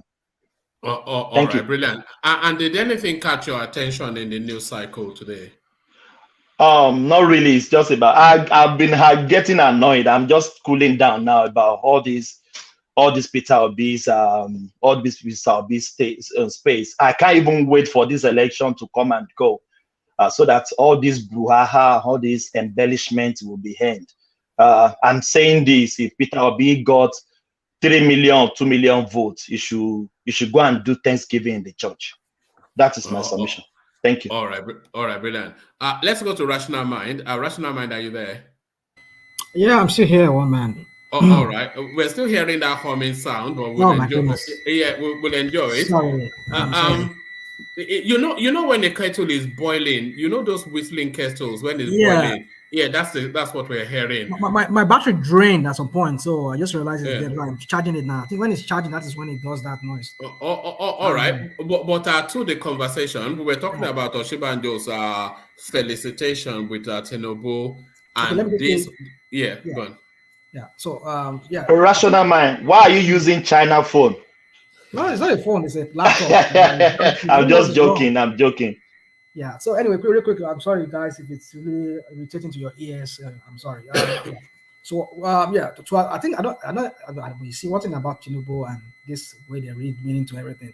He visited him. So what is that visiting? Does that shows an endorsement or what? I don't know. This is the same guy who said he's not with the Muslim tickets. I think Oshiba just said something like that, or he put out a statement like that. It just doesn't sit well with him.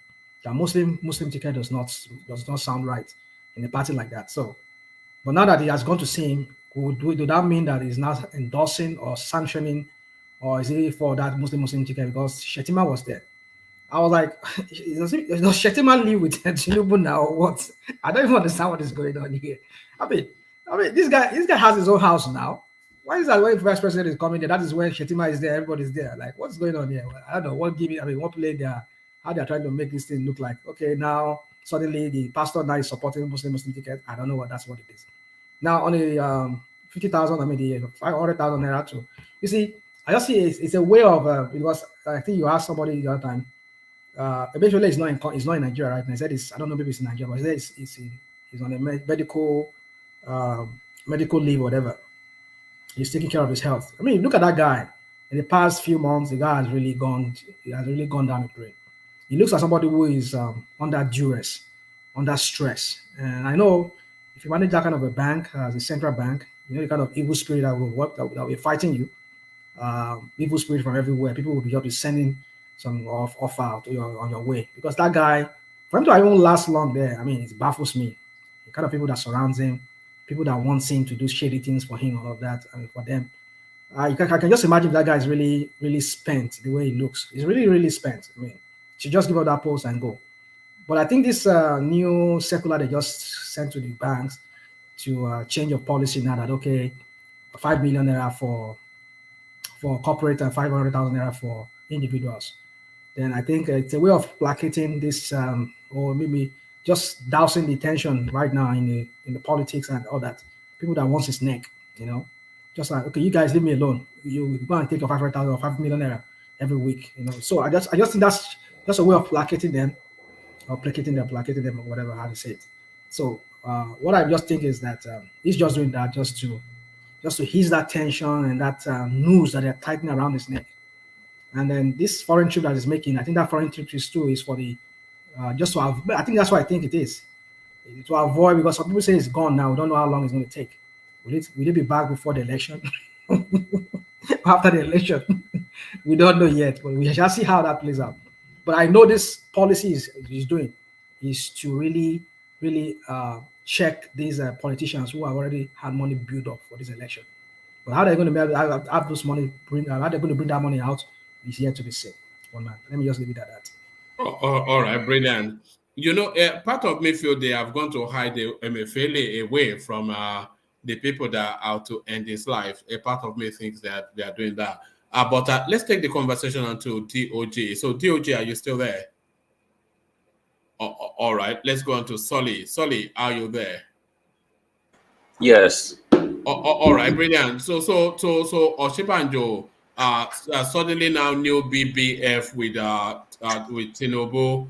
So is this good news for the Tinubu campaign to have his voice, Oshibanjo's voice, on board, and the reversal of position by the CBN? So your thoughts on those? Well, knowing Tinubu is going to get everybody's support, even if he can last minute get Peter Obi's support to become batified. He does not have any. You know, it's always funny how you laugh at your own jokes. You have noticed that you are the first to laugh at your own jokes. Yes, because I know it's true. You know, and if I say it, I know that people will, from some of the things I say, people may not agree with what I'm saying. But if I know what I'm saying is true, and no matter how you try to fight it, it's still going to happen. You know, and especially when I know these people. I wouldn't say personally, but I've been around there. I've watched them grow their whole political life. I've seen even some of the people in the video in that Sawan Low trend. I saw these people since secondary school. So I know exactly what I'm talking about. And it's funny to me because, you know, I know some people will not agree. But yeah, Tinubu is kind of person. He doesn't have any enemy, at least while he's trying to get something, you know. He's going to gather everybody. I'm sure he's even going to try and poach some people from Labour Party. That's the kind of person he is. You saw somebody do what was the name of this thing when they wanted to get their presidential candidates. Primaries. Yes, primaries. This guy swept the whole floor. He didn't need to do it. But that's the kind of person he is. He covers all grounds. So he's going to negotiate. I won't be surprised if he's going to still meet Obasanjo again. And all these people that are saying that they are supporting Peter Obi is still going to try and push to the final day, because most of them are going to bring votes that are based on instruction-based votes, which means he doesn't have to convince a whole set of people. He just has to convince one person, and that one person can easily convince a whole set of people. It's just strategizing. When you have the right people on the team, you don't even need to be smart, you know. So I'm not surprised by that. It's a good move, more to come, at least for him. Then the second one was what? The reversal of position on the cash limitations by the CBN. Well, the cash limitations. I don't. Why do Nigerians want to withdraw so much money? Like, why can't they do everything through the bank? You know, bank transfer and online transfer. But you know, I don't even know if it's a good move or bad move, because outside Nigeria they don't give me withdrawal limit, or I don't think, except for ATM limits, you know.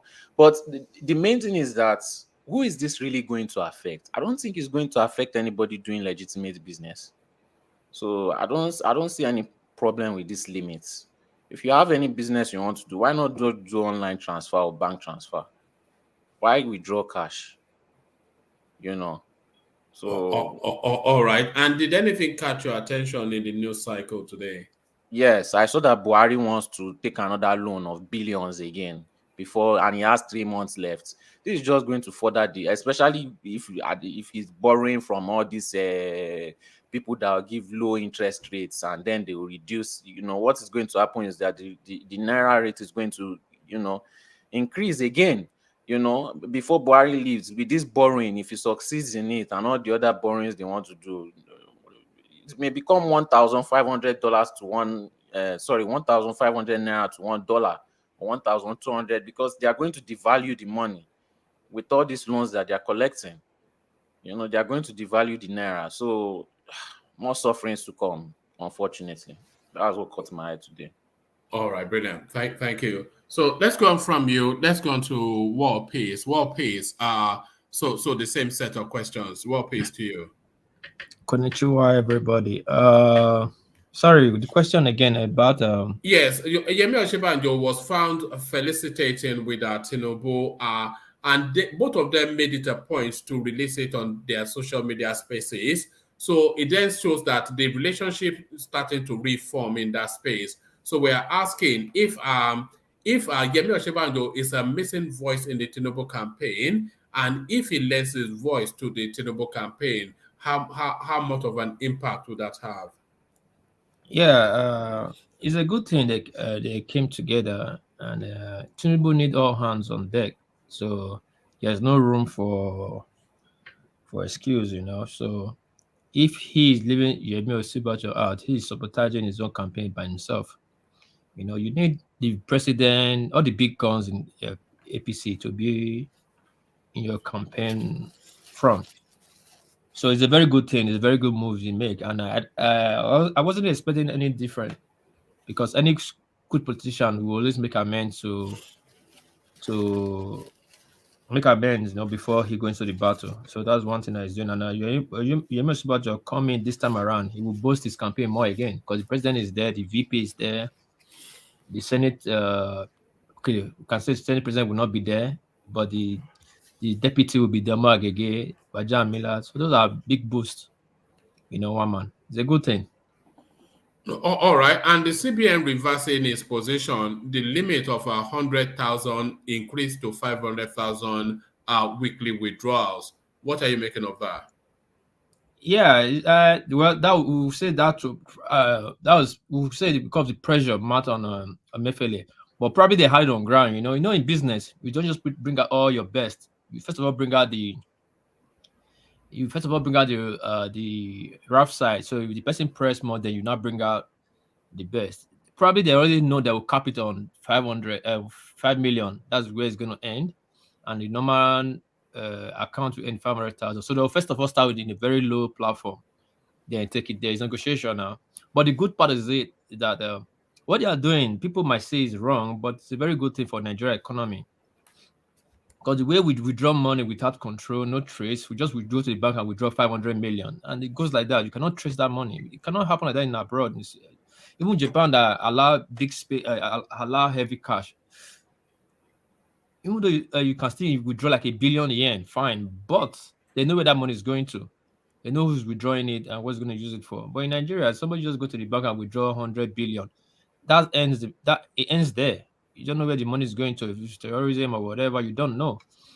So then capping it on 5 million, then it's very good. Whatever transfer they're going to make it electronics transfer, so they know where the money is going to. And again, it will help in this election cycle, this vote buying, where Ghana must go is flying up and down.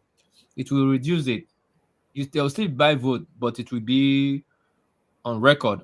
They cannot ask this man, why did you transfer this person so money, so time? So it's a good thing. Not everything that this regime is doing that we are seeing as a bad, we just see as a bad thing. We at least look the other side. Is a good thing. But who they're trying to target, we don't know. Is it the Tinubu campaign? We don't know. If it's Atiku, we don't know. But we always remain to it. But on the bigger picture, that capping of 5 million is very good. Transfer to your account if you want to transfer somebody's account. Well, man, that's how I say it. Oh, all right, brilliant. Thank you, World Peace. So from World Peace, let's go on to Ajale Koko. So Ajale Koko. So, I think we've lost Ajale Koko. Oh, okay. Let's go to Dapo, who joins us, and then after yes, let's go to Dapo, who joins us, and then yes, let's go to Dapo. Dapo, are you there? Yeah, I'm there. All right, brilliant. We were talking about the meeting between Osinbajo and Tinubu, and we were speculating as to if Osinbajo's voice is a missing voice in the Tinubu's space, and if he does join the Tinubu campaign, how much of an impact would they have?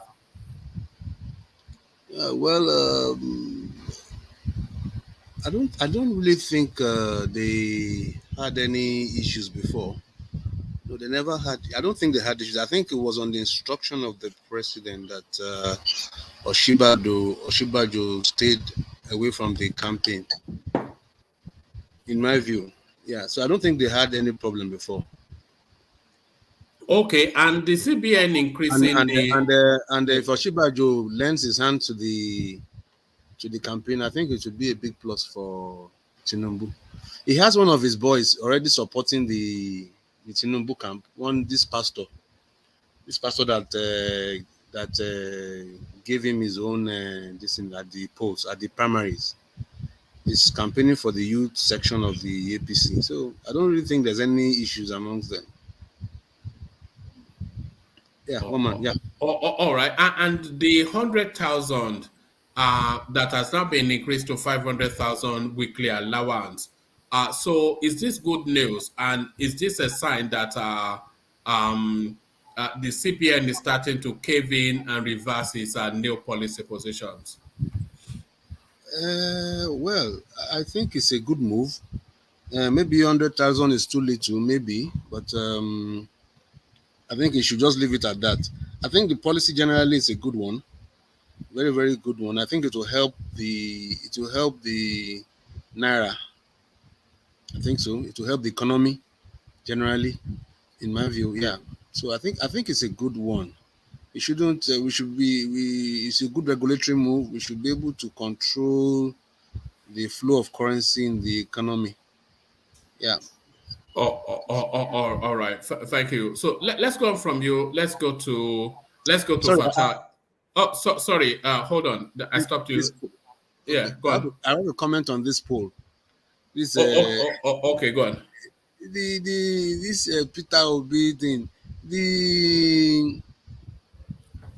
The undecided and is it refused? They're even more than the people that participated in the poll.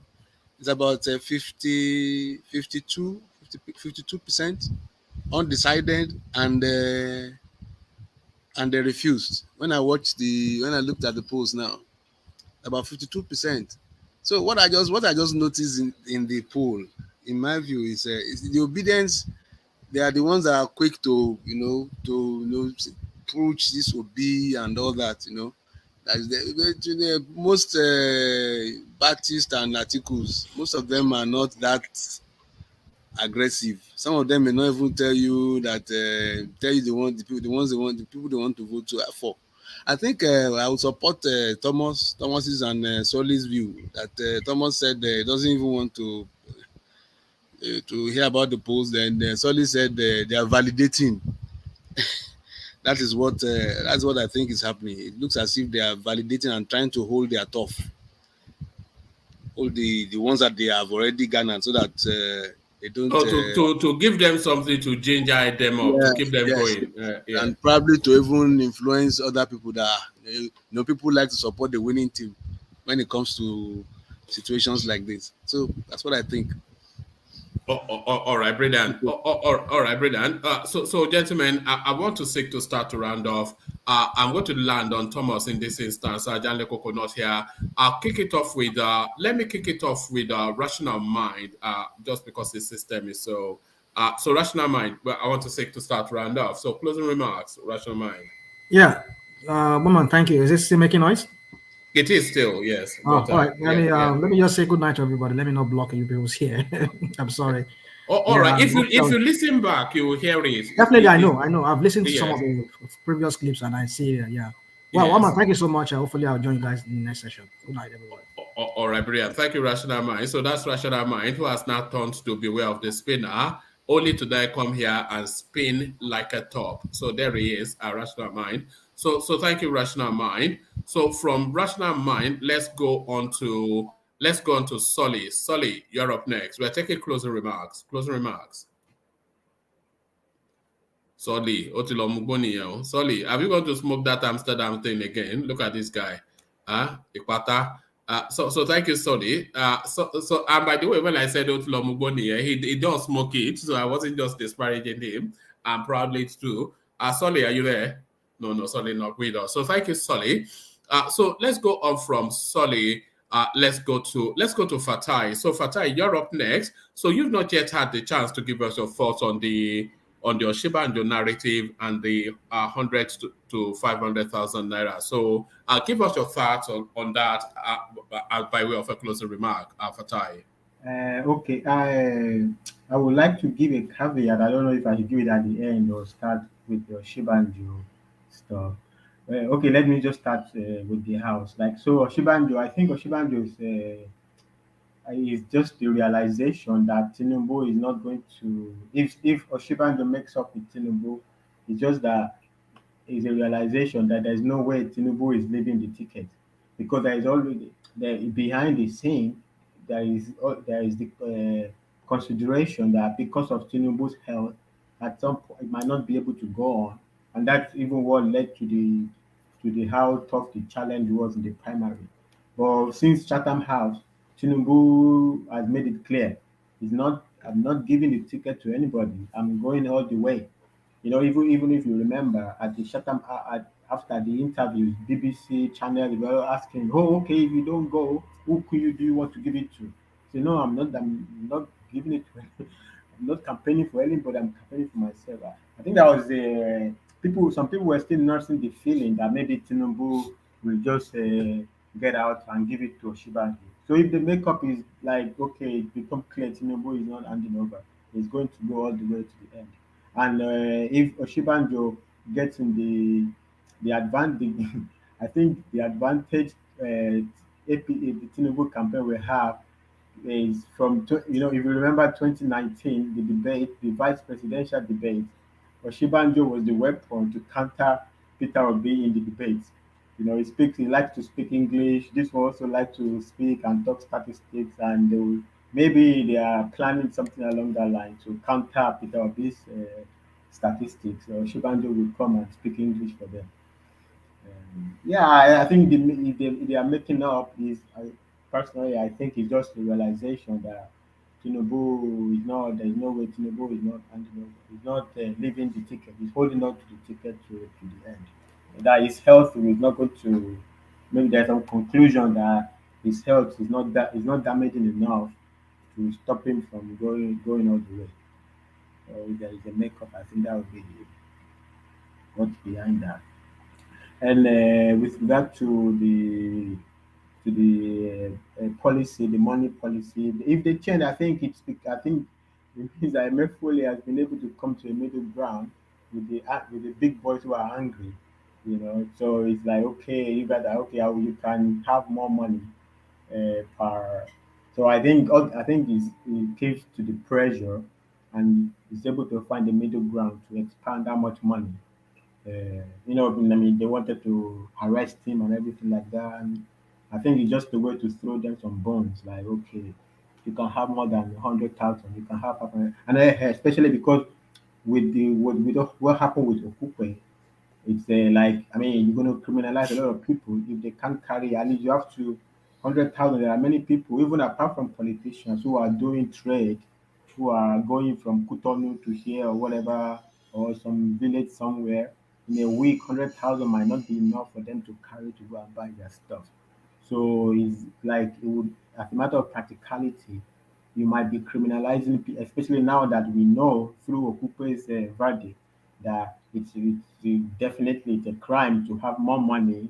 Then a lot of people, a lot of innocent people might fall into that trap, or shall I call it a trap, whatever it is. So a lot of people might fall into that net. So it's better to expand it a little bit more to not to over criminalize innocent.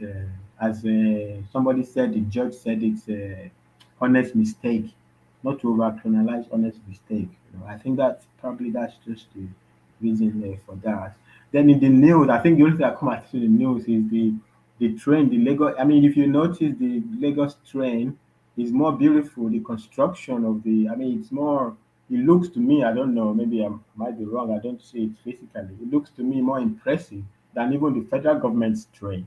Maybe because it's smaller, the range, the route is small. I don't know, but this this one, the federal government that looks like. I mean, okay, it's better than what used to be, but still, the Lagos State one, even the track, it's more. There is more. It looks more impressive than even what the federal government is doing. Lagos State is doing something that is even more impressive than even the federal government. You know, with regard to that. And then the caveat I wanted to give is the last time I cut in between Ajani Baba, Ajani Koko, and Zaki Father, when Zaki Father was, but the point I wanted to make was Anop has done 3 polls already in the past one of them has been dead wrong. Now, when I called in, I said 2019. I don't know whether it's 2019, but I think I tried to Google it and it's 2011. It was wrong on 2011. He projected Jonathan to win, but Buhari won. 2015, he was right. He projected Buhari to win. 2019, we called it close. He gave Atiku 30, 30%, something like that, like 30, and Buhari 32. So he said, well, so essentially he put it almost like a tie, but with a slight edge for Buhari. But then the final result was not a slight difference. 15 million to 11 million, it's not, that's not close. So it's, I mean, it depends on anybody's perspective. You can say it was wrong in 2019 because the difference, the final difference is bigger than the projection, than the estimation. It was not in margin of error situation where it was clear wider. 2011 completely wrong. 2015 was right. 2019, it's up to you whether you think it was right or not. So it's up to your call. It projected close race, but it was not close. The actual so no, Anap no, doesn't have a 100% track record of being right, or not even. It doesn't have. I mean, I don't even consider that very. But that's not even the point. The point polls are not supposed to be either right or wrong. It's just a projection. You can be right on the projection, you can be wrong, but it's not to be seen like it's always had 100% track record. It's not always. That's not it. But the point I wanted to make is it was not 2019 that it was completely wrong. It was 2011. 2019 it was up to you. It's close. It projected close, but it was not close. So that's the clarification I wanted to make. Oh, all right, brilliant. Thank you. So thank you. I did leave you a comment in the private chat, but maybe maybe if you have a look at it. But thank you, Fatai. Let's go from Fatai to let's go to the progressives. The progressives are closing remarks. Yeah, Wama, thank you very much. I just want to say thank you to I'm impressed that you are staying the duration this day. So I before you never had the stamina, but now no, you have it. what happened is that some before, I think there was a time I complained about my phone. So that very phone sometimes it goes so hot and then it just goes off on its own. So I changed the phone to a different phone. So this one stays, the battery works okay. And even if I doze off, you guys are still on. So I'll just join over. I'll just catch up with you guys after. Okay. Yeah. So All right. I just want to say thank you very much for the show today, and I want to say thank you to everyone that participated. I want to say whenever you are coming in, always like and share. This is where you get a lot of matured dissemination of ideas and policies. So the issue of the poll, one man. I've always said when it comes to Nigeria and poll, I don't really give any credence to those things because there are a lot of behaviors that this poll does not take into consideration when they are asking these questions. And then I was listening to the man earlier in the day, and it was just like almost like a referendum type of poll. What are you voting for? There was not party references. Do you understand? So, and he said it was a mobile phone. There are chances. I don't want to say it was skewed towards one person or the other, but I just don't want to give it too much credence in that respect.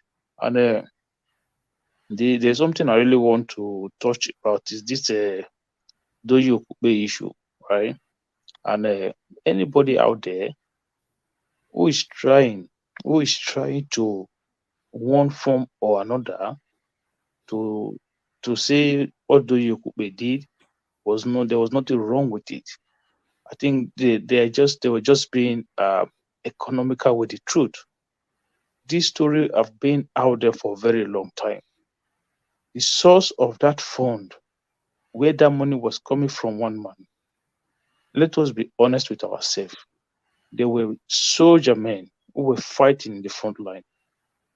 who did not get the resources that they need because of these people, who lost their life because they could not get weapons because of the actions of these people. They knew what they were doing. If somebody wants to be paying you salaries every month, 1 month, you don't go to people's office to collect salary every month. In cash. In cash, you set up a transfer where they pay you through check or they pay the money directly into your account. The only way you go to do things like that is because you understand very well the source of income, and you know that there are things you want to hide. So the judge might not be able to not the judge, because let's say the EFCC might not be able to convince the judge on those more bigger charges. But please, let's understand something. When you are prosecuting a case, you put everything together, understanding that you are trying to convince the judge. If you don't get him on a bigger charge, you get him on a lesser charge. But the idea that it was not done on money laundering, that is a fallacy. All of those charges were under the Money Laundering Act, but it was only done on the lesser charges. That's all. And for me, if there's anybody out there that's trying to justify what he did, I think that tells me everything about our people, because there's no justification. How did you even do it? Even his own lawyer said it. It's indefensible. That was what the man said. Thank you very much, Roman. Oh, all right, brilliant. Thank you, Akim. So thank you, Akim. So that's Akim now, who spends the duration now. Very impressive. But then it's explained why that's not the case. So thank you, Akim. Let's go from Akim to War Peace. So War Peace, you're up next. Konnichiwa, everybody. One more, thank you. Let me first of all quickly greet people in the comment section. Click, like, share, and thumbs up. So, and I greet all of you for the comment there. Oh, don't forget to buy coffee. It's very important for one man. Do what I say, but not what I do. Because the day I'll do my own. Now, booyaka, it go be. One man, let me quickly comment on that poll thing. I don't take polls or all this poll or whatever they are doing. I don't take it serious. Even presidential election in America, I never took them serious, because when Donald Trump and Hillary Clinton was contesting, they were projecting Hillary Clinton to win, landslide. At the end of the day, Trump won. So poll is just like a public opinion of the people projecting it to sway the citizen, their opinion to a different direction. It's just a matter of game of deception. That's how I see it. So I don't take all those things seriously. Saying Obi is winning in the north, Kwakwaso is losing in the north, Atiku is losing in the west, and no, it's just ridiculous, So it's just like you are saying that Kwakwaso is leading in Benin, the landslide, NPP, So it doesn't really make sense. That's why I don't take it serious. So I don't want people to take it serious too. We should get ourselves ready and get our voters card and vote who we want. Simba Jomi to Tinubu is very good. It's a good beginning in the right direction. We're not supposed to we're not supposed to enter the election with a bitter heart, So it's good. And comparing Chatham House with Obi, I still make my stand. It's different, but we should do better. But I don't like that statement Obi used at the end that it's one pass me. If it's just a pass, then even this joke or even eating recording, it's still very bad. It's still very damaging. Then that means you're not ready to run as the president. You're supposed to take every part of it serious. Other than that, like our God will say, one man, I think Ajali Koko, Rational Mind, Kulata Soli, and the rest people, I'll say peace. I'm out. All right, brilliant. Thank you, War Peace. So thank you, War Peace. So pardon me. So from War Peace, then the final word in the absence of Ajale Koko goes to Thomas. So Thomas, the final word. Thomas? All right. Have we lost Thomas? Okay, we've lost Thomas. So we've lost Thomas. So you have to round it off world peace in the manner of Ajanle Koko. So round it off. I got one man. Nobody's like Ajakoko. That spot is for only him, you know. So, well, what would I say? Because I've said what I'm supposed to say. But let me round it up. Let me just say one little thing. Yeah, just say one or two things, and then Yeah. It's just I wanted to go to Thomas, and he left it, and so so just say just one or two words, and then I'll shut it down. Yeah. So since Agajoko is not here, let me say a little thing that he will say. Like he will always say that we have to do right. Our position has to do right. If we accuse Tinubu of doing wrong, same with Peter Obi, we should not try to spin anything here. We should vote the right candidate. Should be the man to vote for. So since this is the end of the show, one man will look forward to see you tomorrow. You are the man. You are the ego. The ego has landed. One man. Good night. All right, thank you. So thank you. So that's world peace. So that's what peace deputizing for Ajane Koko. So thank you. So thank you, one and all. The session comes to an end. So it's gone at it has gone. It's a decent session. So a decent session, a great session, but never a boring session. Hopefully that will never be the case. So make sure you have liked and subscribed. And dial in for 9:45 p.m. UK time tomorrow, where we shall do it all over again. So I'll leave it here. Carry the conversation within the comment section. And to the super chats and the coffee buyer, which is usually Ayo, and in this case, still Ayo. So thank you. So I'll leave it there. Carry the conversation within the comment section. But here I say peace.